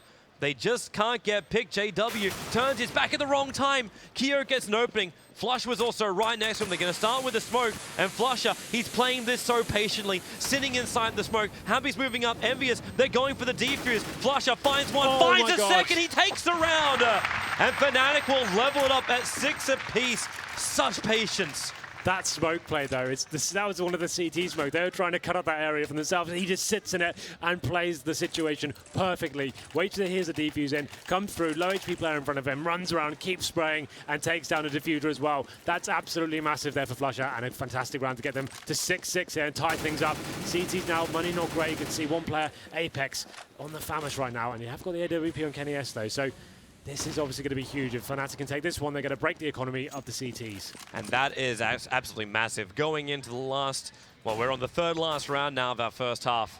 Happy. Just missing the little bit of a boost up. We're waiting for him. He's got the perfect vision. That smoke isn't actually blocking up Happy's vision. They go for a second one, and he hasn't really hit that shot. The control will be enough to kill off Olaf. But the push comes out, and Crims shut down, moving out of Squeaky. And this push has failed pretty heavily for Fnatic.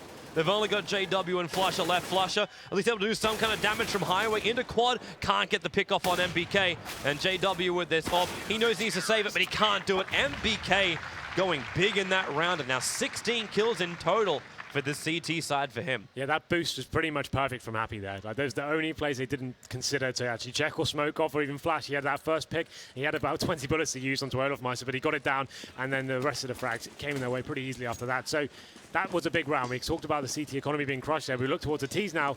They've got the AWP on JW. He's brought up into this one, but he needs to find his initial frag, and he actually does. It takes down Kenny. This is the time for them to pounce now. Get into that B bomb side as quickly as they can. Apex only has the 5-7. He's have to rotate and try and defend this. He gets taken down as well. JW, a fantastic second frag, and they should be able to get into the B site here, but there is one player in Kiyoshima waiting there as Kiyosh comes back, and then MBK comes from the vents as well. JW died right in front of Crims, but he didn't look over towards the vents, which is where MBK does all the work from again. And now Flush is also not looking in the right area. MBK going for more. He gets 3. Or I should say 2. He had help from Kyo. The bomb plant still went down the A side. That's why the full commitment wasn't really there. It's up to the T's to hold it. And Olaf, big with the AWP. Keeping Fnatic in this for now. And he gets the shot on Kyo as well. 7 rounds 7. There is nothing in this map 5. They took a huge risk there, buying up the AWP with the 4 pistols, and JW pulls it off, goes to those 2 frags at the start of the round, going for that initial pick onto Kenny S, then coming in with a flex shot from the checkers area as well. They come back and make it the 2-on-2 theirs with the Olofmeister clutch there. And we can see a knife stab coming into Kiyoshima at the start of the round. Don't swing your knife around like that, son. It's going to lead to all sorts of trouble in the last round especially. And Kyo is the M4 carrier too. Yeah, you're right. he's the main man you're going to put in the front lines to get these initial kills, just like what happened previously with JW. And now JW opens up the account again, bringing down Apex after being boosted up. And Crims is once again causing some issues by making them look over towards Squeaky. Oh no, caught switching over to his grenade. He wanted nade out the back of Tractor. Now Olaf, he actually gets gunned down by MPK, jumping through with a FAMAS. And this Fnatic last round of the first half is not looking fantastic. They're going to be isolated towards the mid area now. It's been a position they've actually been able to control quite a lot, but Happy pushing through the squeaky door. Should be able to find a frag here. Misses his spray, and that's a massive miss for him. Should have been taking 1 player down there, but MBK answers back. Takes down Pronax, bringing it to the 3 versus 2 MBK's situation. got no life though. And Kyo is still sitting at 36. So MBK at point blank, he might have only had 4 HP, but it's going to be enough. JW jumps through and will pick him off. He goes for the plan, pulls back off it. He needs the earlier kill though. He realized a 2-on-1 wouldn't work for him. So Envy has come back, and in the last round of this first half, they are able to get a 1-round advantage. That's all that's in this game. It was a really back and forth affair there. Lots of clutch situation. You can see MBK stepping up huge. 22 frags for him. It was a really big play there. And there's some amazing rounds. JW only got 10 frags, but some of the frags he did get were so impactful to the game, opening it up so cleverly with the AWP there. So this second half, I think, is going to be absolutely fantastic. So Envious, slightly on the favoured side at CT, will be going in with the advantage of 8 rounds. Let's see how this one pans out for them. We normally expect most teams to do B rushes here, and I wouldn't be surprised if Envious went for that. They like to sometimes do the delayed B rush, where they go towards B storage, wait for the nades, and then they'll go in after. Let's see what they bring to the table here. We have got a little pause coming in. We have time to think.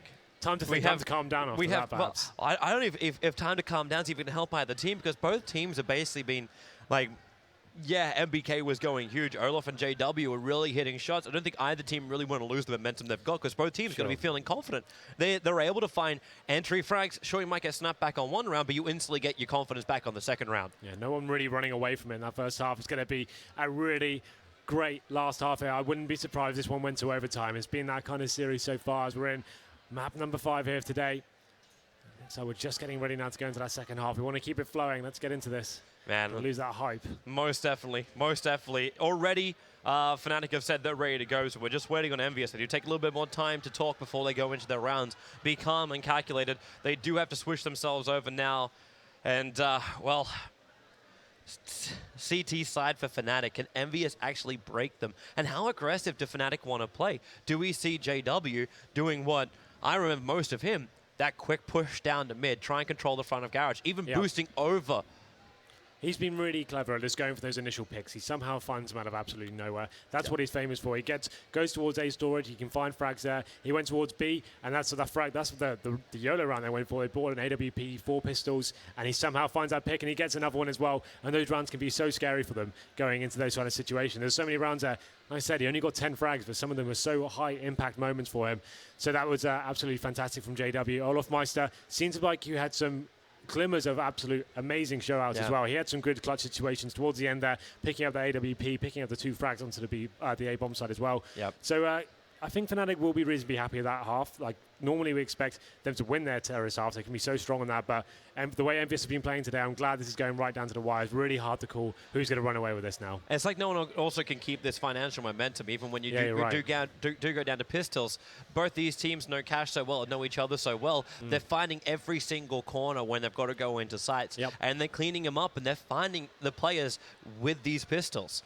Not even having to go into these long-range deagle battles. It's actually nice close up and just trying to get the kill before you actually lose your own life. And then it's just tit-for-tat trade-off kind of play, which is fantastic to watch. We saw Fnatic winning the pistol on that first half, but actually, of course, Envious bounced straight back into it like they always do. They win the second round, and that's when they got 3 more after that as well. That's when they're looking really strong in that 4-1 situation. But when that happened, though, it came back, and then Fnatic got 4 rounds in themselves. It's been such a series like that, so back and forth. It seems like both teams are just kind of working each other out, then adapting, and then coming back into it and working out what they need to do here. So we saw a lot of dual orbs coming in for the CT side of Envious now, and I think we are finally ready to go into the second half.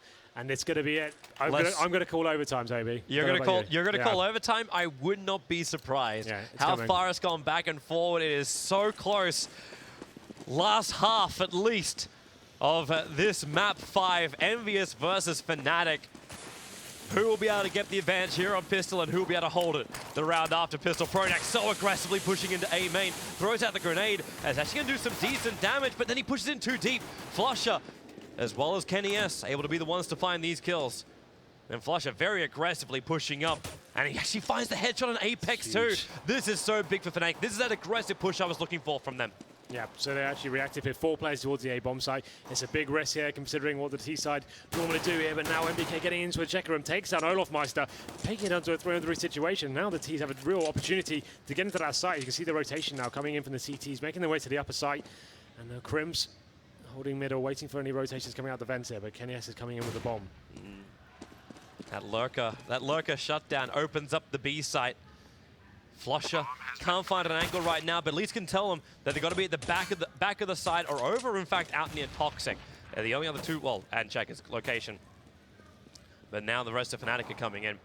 So JW is now into Checkers, battling into the site with his CZ. Can he actually clean up Toxic? This would open it up a lot more for the retake from Fnatic, but they can't find the opening. MBK still on top of the site. Can he actually find one? Yeah, he can. Be Flusher. Tag coast for the second into Crims. JW still doing the work. Actually gets the knife. He's going for the defuse, but there's no kit. Kio's coming in behind. It's all going to blow up in his face anyway. Kio will get the kill. There's at least some extra money coming in for JW because of the knife. MBK continues his amazing streak there. 25 frags on the board. He gets 3 that round, and it's just when they looked like they were out of it, that aggressive push coming in from Fnatic, locking down the round, finding those opening frags. You can see the chaos going on the bomb side on the screen right now. He gets into B, finds that information, gets that first frag as well, calls for his teammates to come over, and it's just an absolute amazing performance from him to hold on to that one. And he gets his 25th frag, and now the CTs are be forced buying into this, but JW has got that max 7. Not really sure where he's going to be going towards it with this one. Let's see what he's got planned for them. Crims, deagle shots time, can't find the first headshot, tries to wait for the hero, the players to move in a little bit deeper. There goes Kenny S,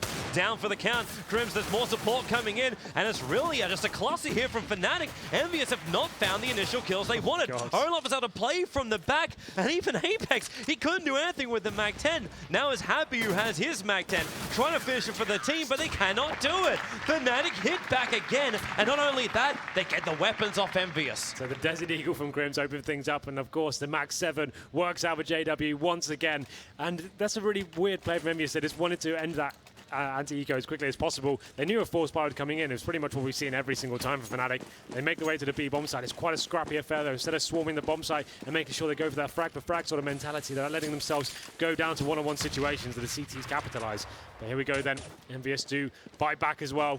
A stubbornness coming in. JW got the vision there. He saw the boost up. He actually missed the grenade, which would have taken a lot of life off that Envious pressure.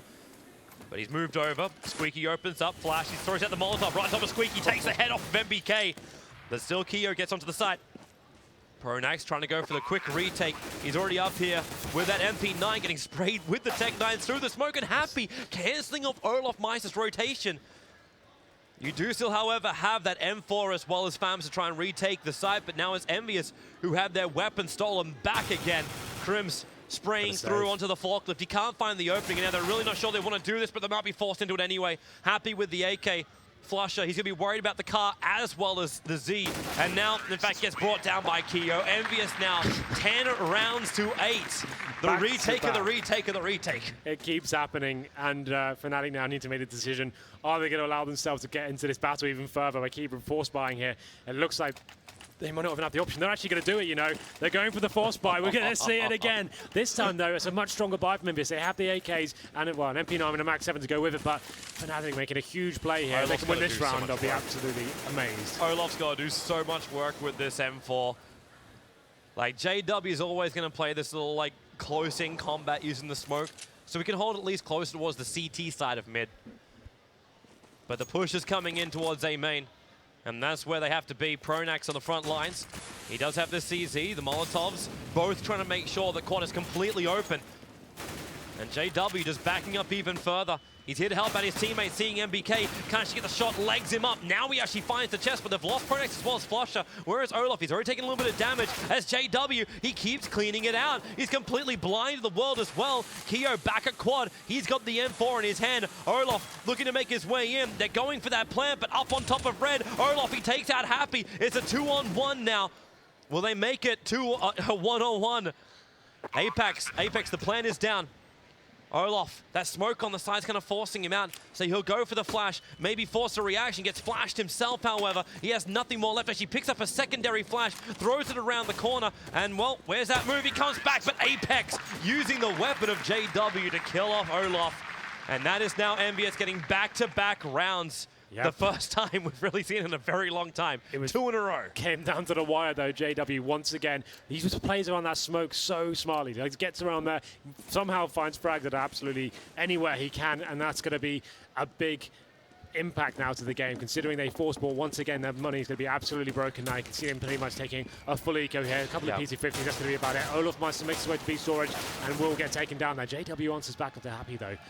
Now 4 players towards B. This didn't really work out for Envious last time. It's when they got taken down as they make their way into the sides. Yeah, Krim's going to play in really, really close up to heaven. One going in through hell, and MBK turns his back. The bomb is dropped. Krims, he can't find the kill, but he does the work for Flush to enter into the side. Now with an AK in his hand, Pronax going on the long flank. He's actually got that AK in hand, and Envious, they're getting trapped. They're getting pincered in. Flush will find another one. It's almost a disadvantage to have weapons in this game of CS right now. As Keo, 15 HP on him. Flusher and JW aren't the healthiest of people, but they're trying to take it slow. There's the first spray out from Keo. This Molotov will actually potentially find a kill, forcing Flusher out, but they just do the work. Fnatic take the round back on pistols. What is going on right now? They had 3 USPs and 2 P250s. That was it. And somehow Envious decided to go towards B again. That did not work out the first time. They decided just to go straight in without gathering any intel whatsoever. They could have been boosting up the middle, working out what's going on, pincering the site at least towards B, but they went through that one choke point once again,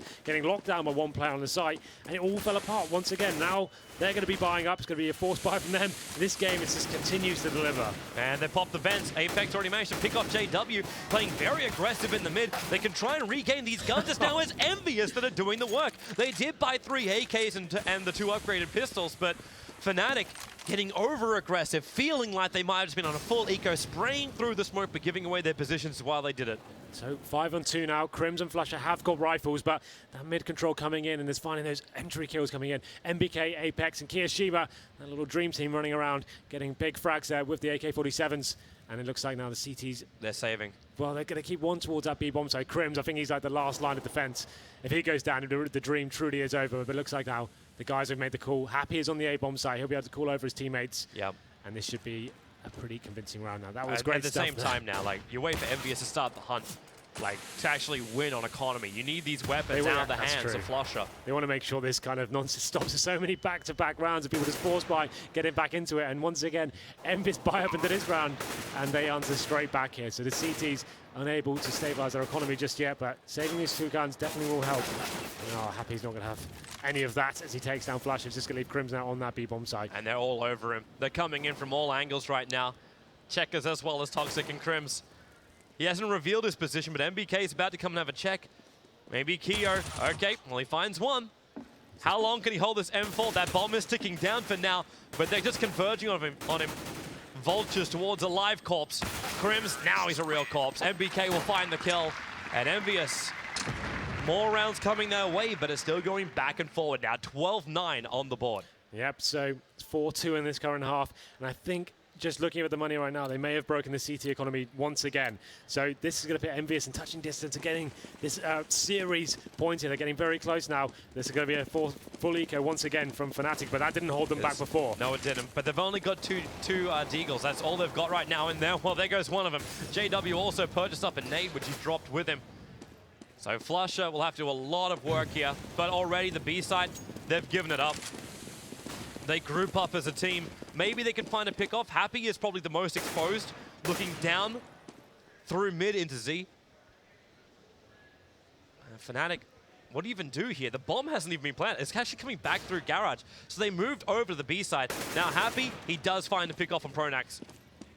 So they split the mid. And MBK is like wondering, where the hell are the CTs? They're lying in wait. MBK, where's that head? Ah, he can't find a Flusher. And Olaf and Crims, the last men left alive for Fnatic. They'll be hunted down like dogs. A much more comfortable round. That's how you should be approaching the anti-eco situation. Instead of just choosing one bomb site and taking that calculated risk of going in and just hoping you clear it out as quickly as possible, they made sure they actually got some map presence there, walked out what was going on in the middle, and then Happy getting into the Z schools there, gets the first pick, and then is able to get into the bomb site there. It makes it a much more convincing round, as you can see that one coming in. So 13 rounds on the board now for Envious. And then see, the Fnatic money still isn't great. They may have to take one more eco here. And this is a really scary prospect. Painful. That's so painful. I think they will have to buy that, just considering what's going on right now. They buy it up. They got the AWP onto JW. No head armor required. Just going to be all the basic armor for him. But with Famis's and M4s, they have to hold this. JW hoping for the boost pick to get any level of advantage. But this time, Envious heavily committing to A. 3 through main, 2 through the side. In fact, 1 floater sitting back. So indecision so far from MBK. Probably going to be there for the smoke. But Flusher, he's got a really good angle from the truck, as long as he can keep that vision up. But they've got smokes, they've got nades, they've got molotovs, they've got everything. So when they come, the flash is there, and it's actually Envious who are blind as they make their way in. Where is this CT defense? They're coming in for the retake, more than likely. A lot stacked up over on truck, but already Apex and Kenny S, they do their work. Pronax is down, JW to join them. This is a huge round right now from Envious. They get the AWP back into Flusher, but Fnatic, they have to save. That was huge. So they chose to leave the A bomb site completely open there. They went for a full retake setup, and without the lack of kits they had and the lack of utility, it really wasn't an option there. Kenny S kicking off, finding 2 frags at AWP once the execution came in. It was a really nice play there from Envious, and they actually managed to get the 14th round on the board now. And if they can find these 2 kills, this will be huge. They're going to do everything they can to hunt down Flusher. They know he's got the AWP on the B bomb site. He's above him though. What happened there? He just jumped over the box and basically live teabagged him. 14-9. Envious. Taking the round in style. Let's see that again. I just saw some feet on his screen. I was wondering what's going on here. He just needs to bounce over the box. Flusher didn't notice he's coming towards the right. Like, wait, there's feet right in front of me. I thought I smelled a stiff breeze. Oh, wow. Okay. What a way to finish that round. But that's a really nice execution. The perfect play Envious could have even hoped for there. And what a time for Fnatic to pause. They need time to think. They did the smoke play onto A, and there was no presence whatsoever from the CTs there. It was just Flusher at that truck area, and he wasn't able to do anything. Once he got smoked out, the frags they tried to push through got taken out there. And Envious really are in the driving seat right now. Fnatic need to work out what they can do. The money cut right now is sat at about 2,500 average, I would say, across Fnatic board. But what are they going to do? Do they take this ego on the chin and try and play out for the overtime? Or that's the decision. Like, the only other option is like to charge them. I think they probably will buy into this. Like, it seems like they are. Oh, yeah, here you go. So they're going full Fnatic. So Famis's 5-7s, CZs, and I think Envious will be well aware of the economic situation. They're so close to taking this, finally taking down Fnatic in the grand final. Will they be able to do it this time? The unpause comes in. Fnatic have made their decision how they're going to approach this one. Maybe they go for the stack here, or will they just be playing a traditional kind of 2-1-2 setup? Let's see how this one comes in. Watch the play. Is this it? Fnatic, it really is just an all-in. They put all their chips into the middle of the table, and they need to make Envious hurt at the end of this round. Also, so they can hold on to their weapons, because they'll have nothing in the next round. If this is the case, apart from a couple of upgraded pistols, aka what they've got now. So they tried to go for an A stack. There was nothing that came. It's over towards B instead. A quick rotation as well as a very early flank from Pronax. Now he's got one directly above him. Is Happy up on the boost point. They're coming in already. Kenny S finds that initial kill onto JW. And they're realizing now, Envious, that Fnatic have weapons. They have to be careful about this. Taking a lot of damage there. MBK goes down to 29 HP, but Kenny S has got the opening pick now. Crim's isolated on the bomb side. He has got men coming in, rotating to help him out, but Envious make their way onto the bomb site now. Yeah, he's realizing he's lost control of the left side, so they're into hell at the moment. Apex actually able to get around the back, killing off Creams, taking out Olaf. This is the round right now for Envious. They get through Flusher as well. Apex going huge. Pronax might be able to find one.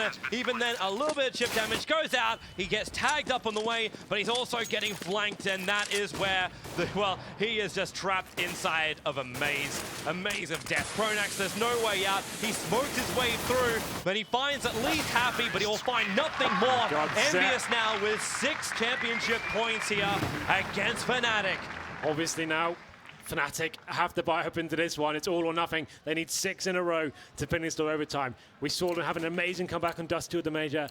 This one may be too far gone to get back into, I'm not sure, just considering the money they have right now. CZs, Max 7s, Famis on Crims, and Flusher with the 5-7 now. You see them actually going for 2 players towards middle, 2 on the A bomb site. Look at them run. Here we go, fast play onto the A. They're going to play so quickly. They've got the momentum. They want to end this in style. MBK, he now actually goes past his 30 bomb. JW and Olaf, they are at least inflicting some level of damage into Envious, and maybe they can do it. Olaf, he's brought it back to a 2-on-2, spraying through the smoke. Call with his grenade out. Kenny S, now it's a 2-on-1. Crims, can he keep the dream alive right now for Fnatic? Happy, back down in mid, while Kenny S is on the site. The bomb is in the middle of the open, and Crims is actually backing up. He's coming back through Z.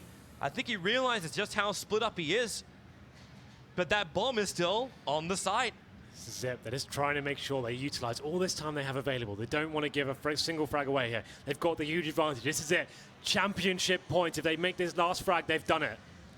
Still, it's amazing how much of a spanner Fnatic have thrown into the works here. Envious, now the push comes around the back. Crims, he might get shot in the back, and there it is! Envious will take it! 16-9! It looked like the dream might have died on train.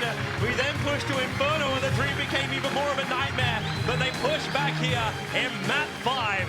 They will take it out here at EGX, the Gfinity. I present to you your champion of champions. It is Envious!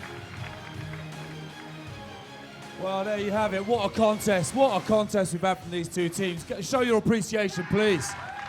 Show your appreciation. Wow. Woo! Not bad. Not bad. Yeah. Well done. Absolutely superb stuff. Do you want to enjoy that? Was that good? You enjoy that? You enjoy it at home? Of course you did. Wow. Ladies and gentlemen, please, round of applause for your champions, Envious. Come on. Well done. Right.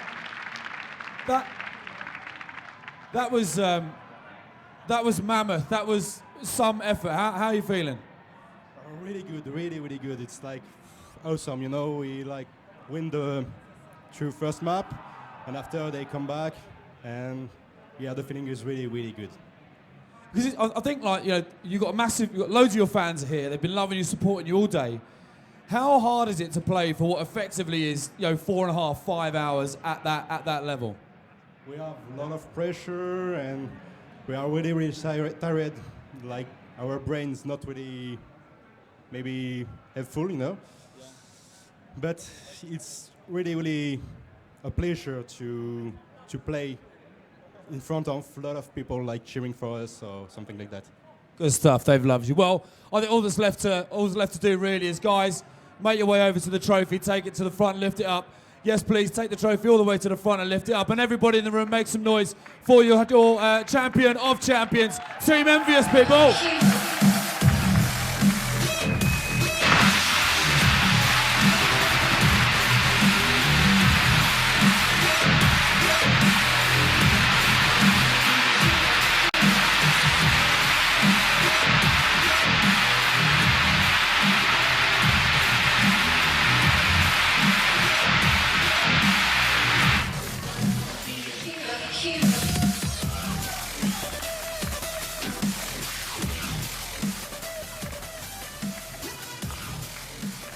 Time for your Give it up one more time for your Gfinity champion of champions. It is Envious. Absolutely incredible game, guys. Wonderful play, back and forth. I mean, we could not have asked for a better Game 5.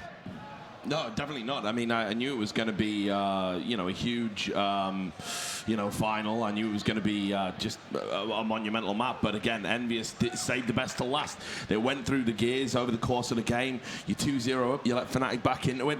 And then they just showed, they put on a masterclass on Cash, which was just, again, it's the T rounds that won this entire final for them. Their T side right now is the strongest out of any team I've seen.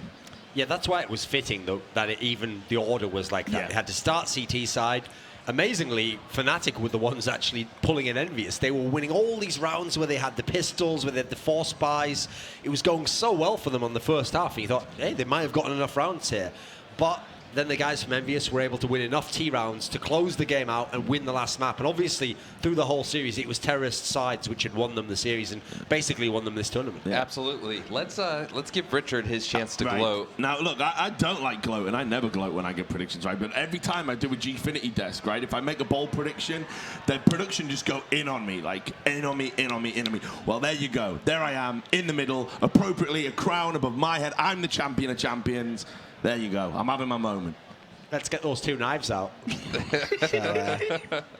put them really near that crown. Yeah, well, All right, when I so have my hair transplant, Duncan, that's how it's going all to that matters is that Henry G's team again didn't even make the final. Yeah, no, yeah. That's all that matters to me. Expert colour man there.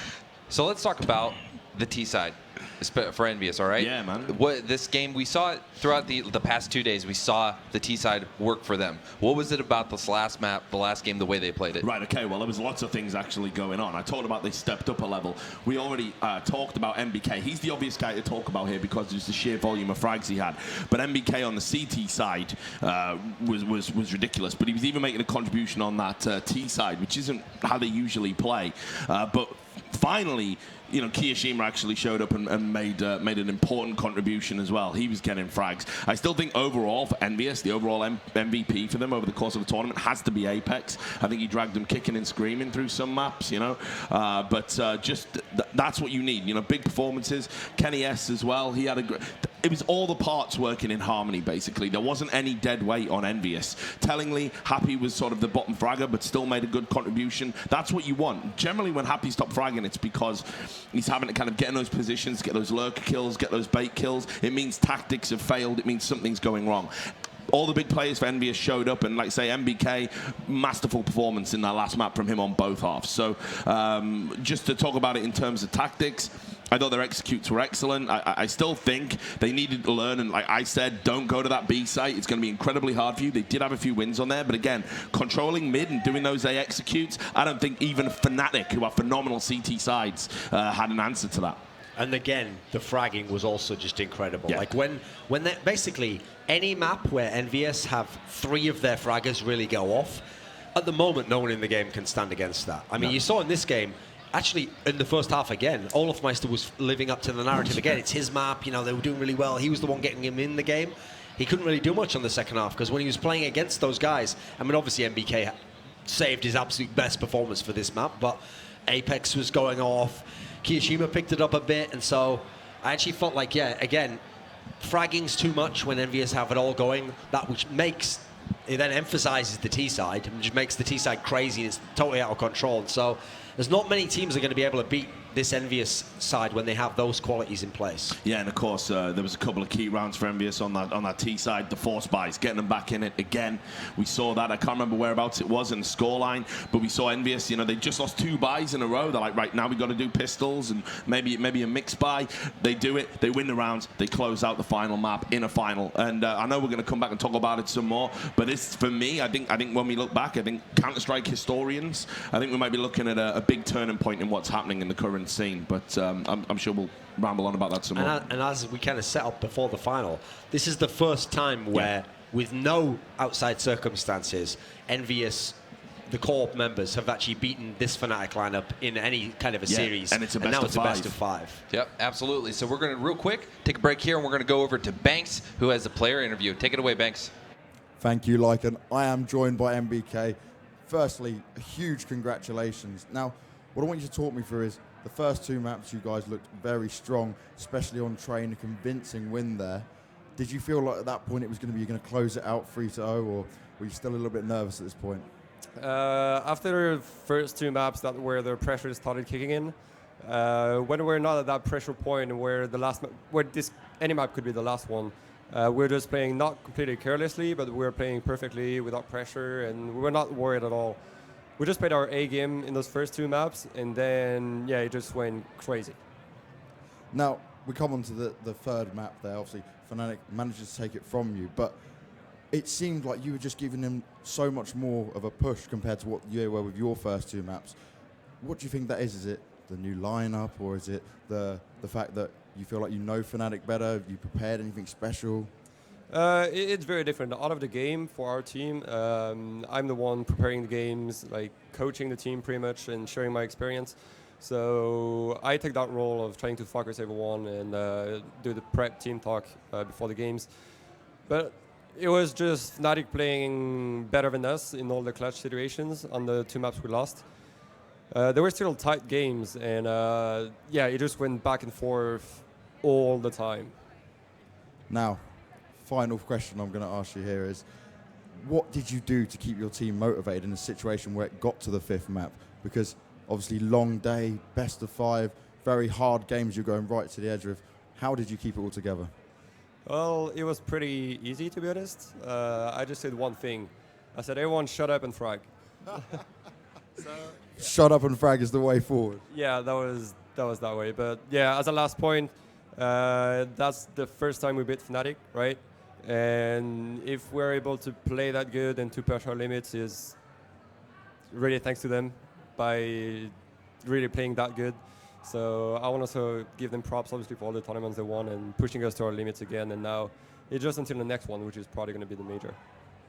Well, thank you very much, and congratulations once again. Can we have one more time, a round of applause for Team Envious and the guys on the analyst desk. Absolutely awesome to hear from them. Guys, let's now talk about the overall experience we had this weekend. First of all, one thing I want to highlight is let's talk about the Zeus play, okay? We discussed how it's kind of coming into the meta, especially with the change. It was really highlighted, especially in the games we saw yesterday. Can you kind of talk about how we're seeing that already being perceived in the community? Well, look, I made the point when we started talking about the Zeus that it's a viable thing. It's fitting in the meta. It's completely worthwhile. And I said, I think in a few weeks, maybe even a month, you're going to see pro players complaining about it and wanting it to be nerfed. Well, actually, it didn't even take that long. It took a day, exactly 1 day. And I'm not saying I disagree with the pro players, but what I do know is, as being somebody that's been around esports for a long time, pro players are a little bit resistant to change. And if you gave any pro player in any game the option to revert back to a previous patch, especially if they were the best in it, everyone would choose it unilaterally. Why wouldn't you? That's all you need to care about. You don't need to care about the evolution of the game or making these exciting for spectators. All you care about is what works for you on an individual basis. And in that sense, I think players can be a little bit blinkered. Now, I'll ask Duncan's thoughts on this. I don't even know. I don't necessarily think it's overpowered. I think it's situational. I think it could get to a stage where you could probably tweak it a little bit better, take a little bit off it, so it's not like a de facto go-to buy. But as it is right now, I don't think we've seen enough of it to really make a judgment one way or the other.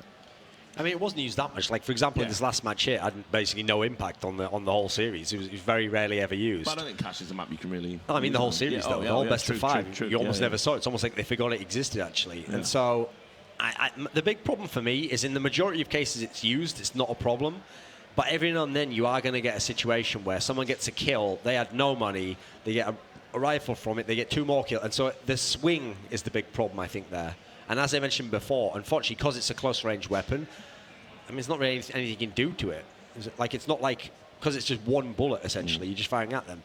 In general, I don't really like weapons. Like, it's one of the problems I have with a lot of the pistols. I don't like the concept in general that you can shoot one very cheap weapon, and if you hit this one bullet, you get the whole kill and the guy's gun and everything. It makes the game too variable in my sense. Like, if you have a pistol, unless it's something like the Deagle, which is expensive, and you have to stand still, you should have to hit multiple shots. So, okay, let's say same scenario. Say you had to hit twice with the Zeus or something. Okay, well, no one would have a problem with that. It'd be really hard.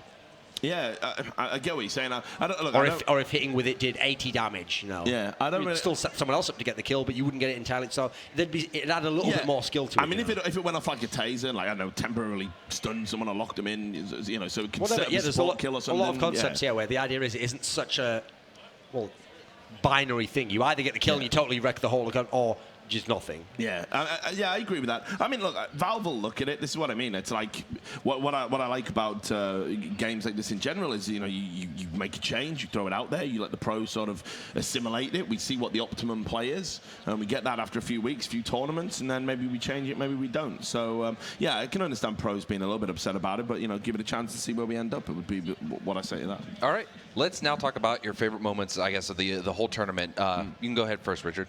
Well, I mean, so much to talk about. Again, I mean, potential last hurrah for NIP. And, you know, it might not look like it, but they actually had some really good performances against Fnatic. And I would argue go out on a high, even though, of course, they didn't make it past this semi-final in the Champion of Champions. I think...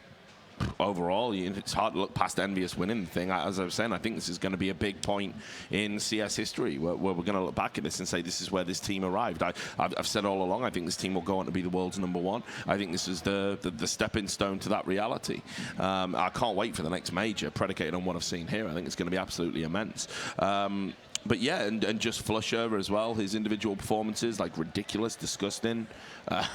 Just one of the best all-round clutch players out there. I'm trying to think of something nice to say about Virtus Pro. Like, I mean, obviously they were still very good. I mean, Snacks was godlike yesterday. He's obviously back to his best. He's now done it in 2 back-to-back tournaments. There was just loads of great moments. But again, obviously, for me, I still think this is the moment where we start saying, the signs were there that when MBS have gone on and won a few more tournaments and we're talking about them as the #1 team, this is the moment we're going to look back to and say this is where it really happened, this is where it really clicked, this is where they came of age. So I think that's hugely important. I'll start with Nip. So I thought Forrest, with that 37 kills or something he had in the Dust 2 game, if he doesn't win that one, actually Fnatic would have made pretty easy work of that series, because the next map was that absolute battering on Cobblestone. So I think it would have been pretty much over for them already, but that gave them the hope, gave them the chance to at least do something. Same series, we had an Olaf Meister performance on Inferno, where actually Fnatic lost the game, but they did that crazy comeback from 4 to 15 down, got it to overtime, and that's because in those 11 rounds, Olaf Meister put 19 kills on the board. Obviously, in the final, he had another amazing Inferno performance, this time CT entirely locking it down. I think for the Envious guys, probably Apex's game against Virtus Pro on Inferno T side, where he had those, I think it was 25 kills or something ridiculous, and just completely took over the game in what ended up being a really exciting match. For Virtus Pro, I think the standout for me is the idea that, okay, they lost the best of 5, but Snacks actually averaged 20 kills for all 5 of the maps. Yeah. Now, that's incredible. If you can do that, you're like a world-class player, because you lost the series, and yet you're consistently at that higher level. It definitely wasn't him who cost him that series in any sense. He could have put up the same performance and been in this final now. So I think, as you see, there was special moments for everyone. And that's also predicated on the format, because since we had best of 5, and we ended up seeing 5 maps from all the teams, and we got to see all these different literal maps, like we're going to Cash, we're going to Inferno, we're going to Train, basically got to see almost everything. I think the only one we didn't see over the weekend was Overpass. I think it's the only map we didn't see. Yeah. Because of that, we got so many opportunities to see great players play. And because it's a best of 5, you notice certain players started out these best of 5 slow. Like, actually, I think Olaf Meister, actually, in the first game against Nip, had a really poor performance on Dustin. But the last 2 maps was where he was warmed up, he was really rolling. Same thing here. So as a result, you really got to see the full gamut of what can the teams do on all the maps, what can all the players do. And it's very rare in general that you had a player who, for the whole series, could do nothing, was just feeding. R.I.P. Freiburg. Right. All right. MVP of the entire event. Freiburg. You're such an asshole, man. I love you, though. Okay, so MVP for me, I mean, you're going to have to, I guess, based on the fact that he's going to giggle at himself about that for ages, though. Right? The predicated on the fact that they won it, I'm going to probably say Apex for Envious. I thought he was the most consistent performer overall. He had so many entry frags, just monstrous performance on Inferno as well, that we talked about against Virtus Pro.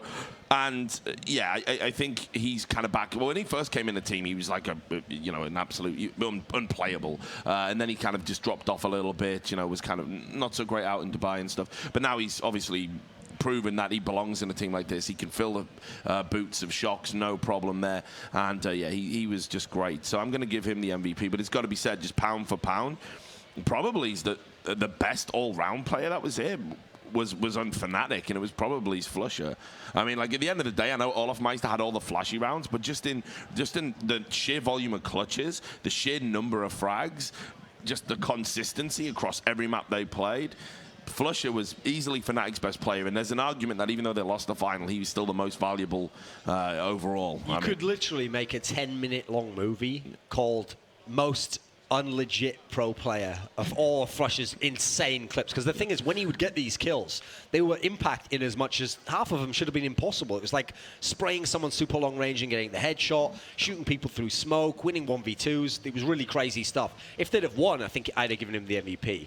I'll go with Apex as well, because even though he wasn't like consistent map after map really good, when he was on, he just won the maps outright. He just won them T-sides outright, and obviously that I don't think they'd have even been in the final without that Virtus Pro game I referenced before on Inferno, where he was absolutely, it's one of the best entry fragging performances you will ever see. And so I think, yeah, you've got to give him the MVP, and it's a great narrative, because at DreamHack London, where they actually won that tournament as well, he was really poor in the final, and I guess he didn't cost them it because they won the title, but if they'd have lost, he'd have been the GOAT who would have been blamed for it, So it's great that he came back here, had a great performance in two series, and they're leaving champions. And we've had 2 great finals on UK soil as well. DreamHack London was great. This eclipses it even more. The level of Counter-Strike that was played here was amazing. And just really, like I say, really happy for Envious. It's obviously commiserations to Fnatic. They've contributed to a great final. They're still the #1 team in the world. One tournament in isolation doesn't mean anything. So, credit to them. But as I said, I think Envious, best team on the day. Their T-sides are just, for me, it's undisputable. They just are the best T-sided team. What's really important for Envious is something I stressed early on as to a question mark I had about them was the map pool.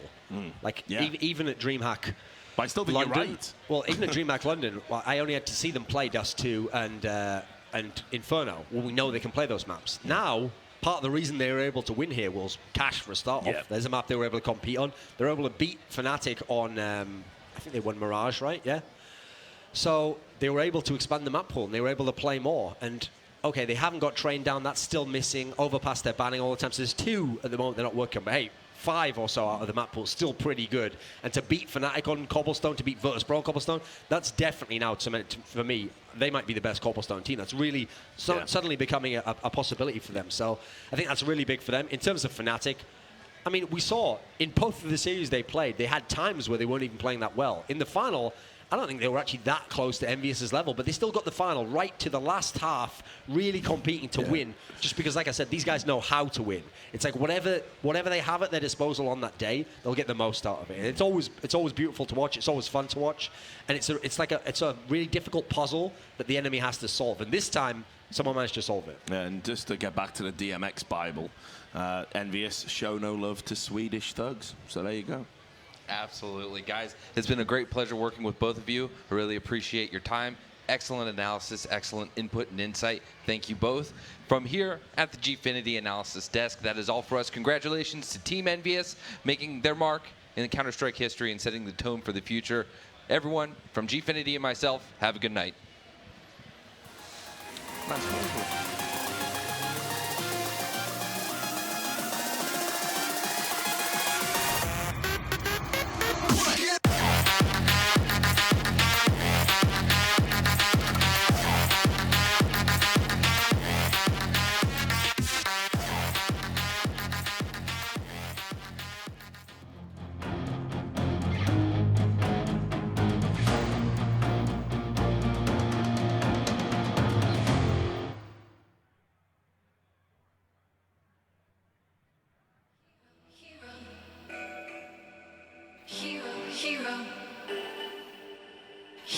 Hero.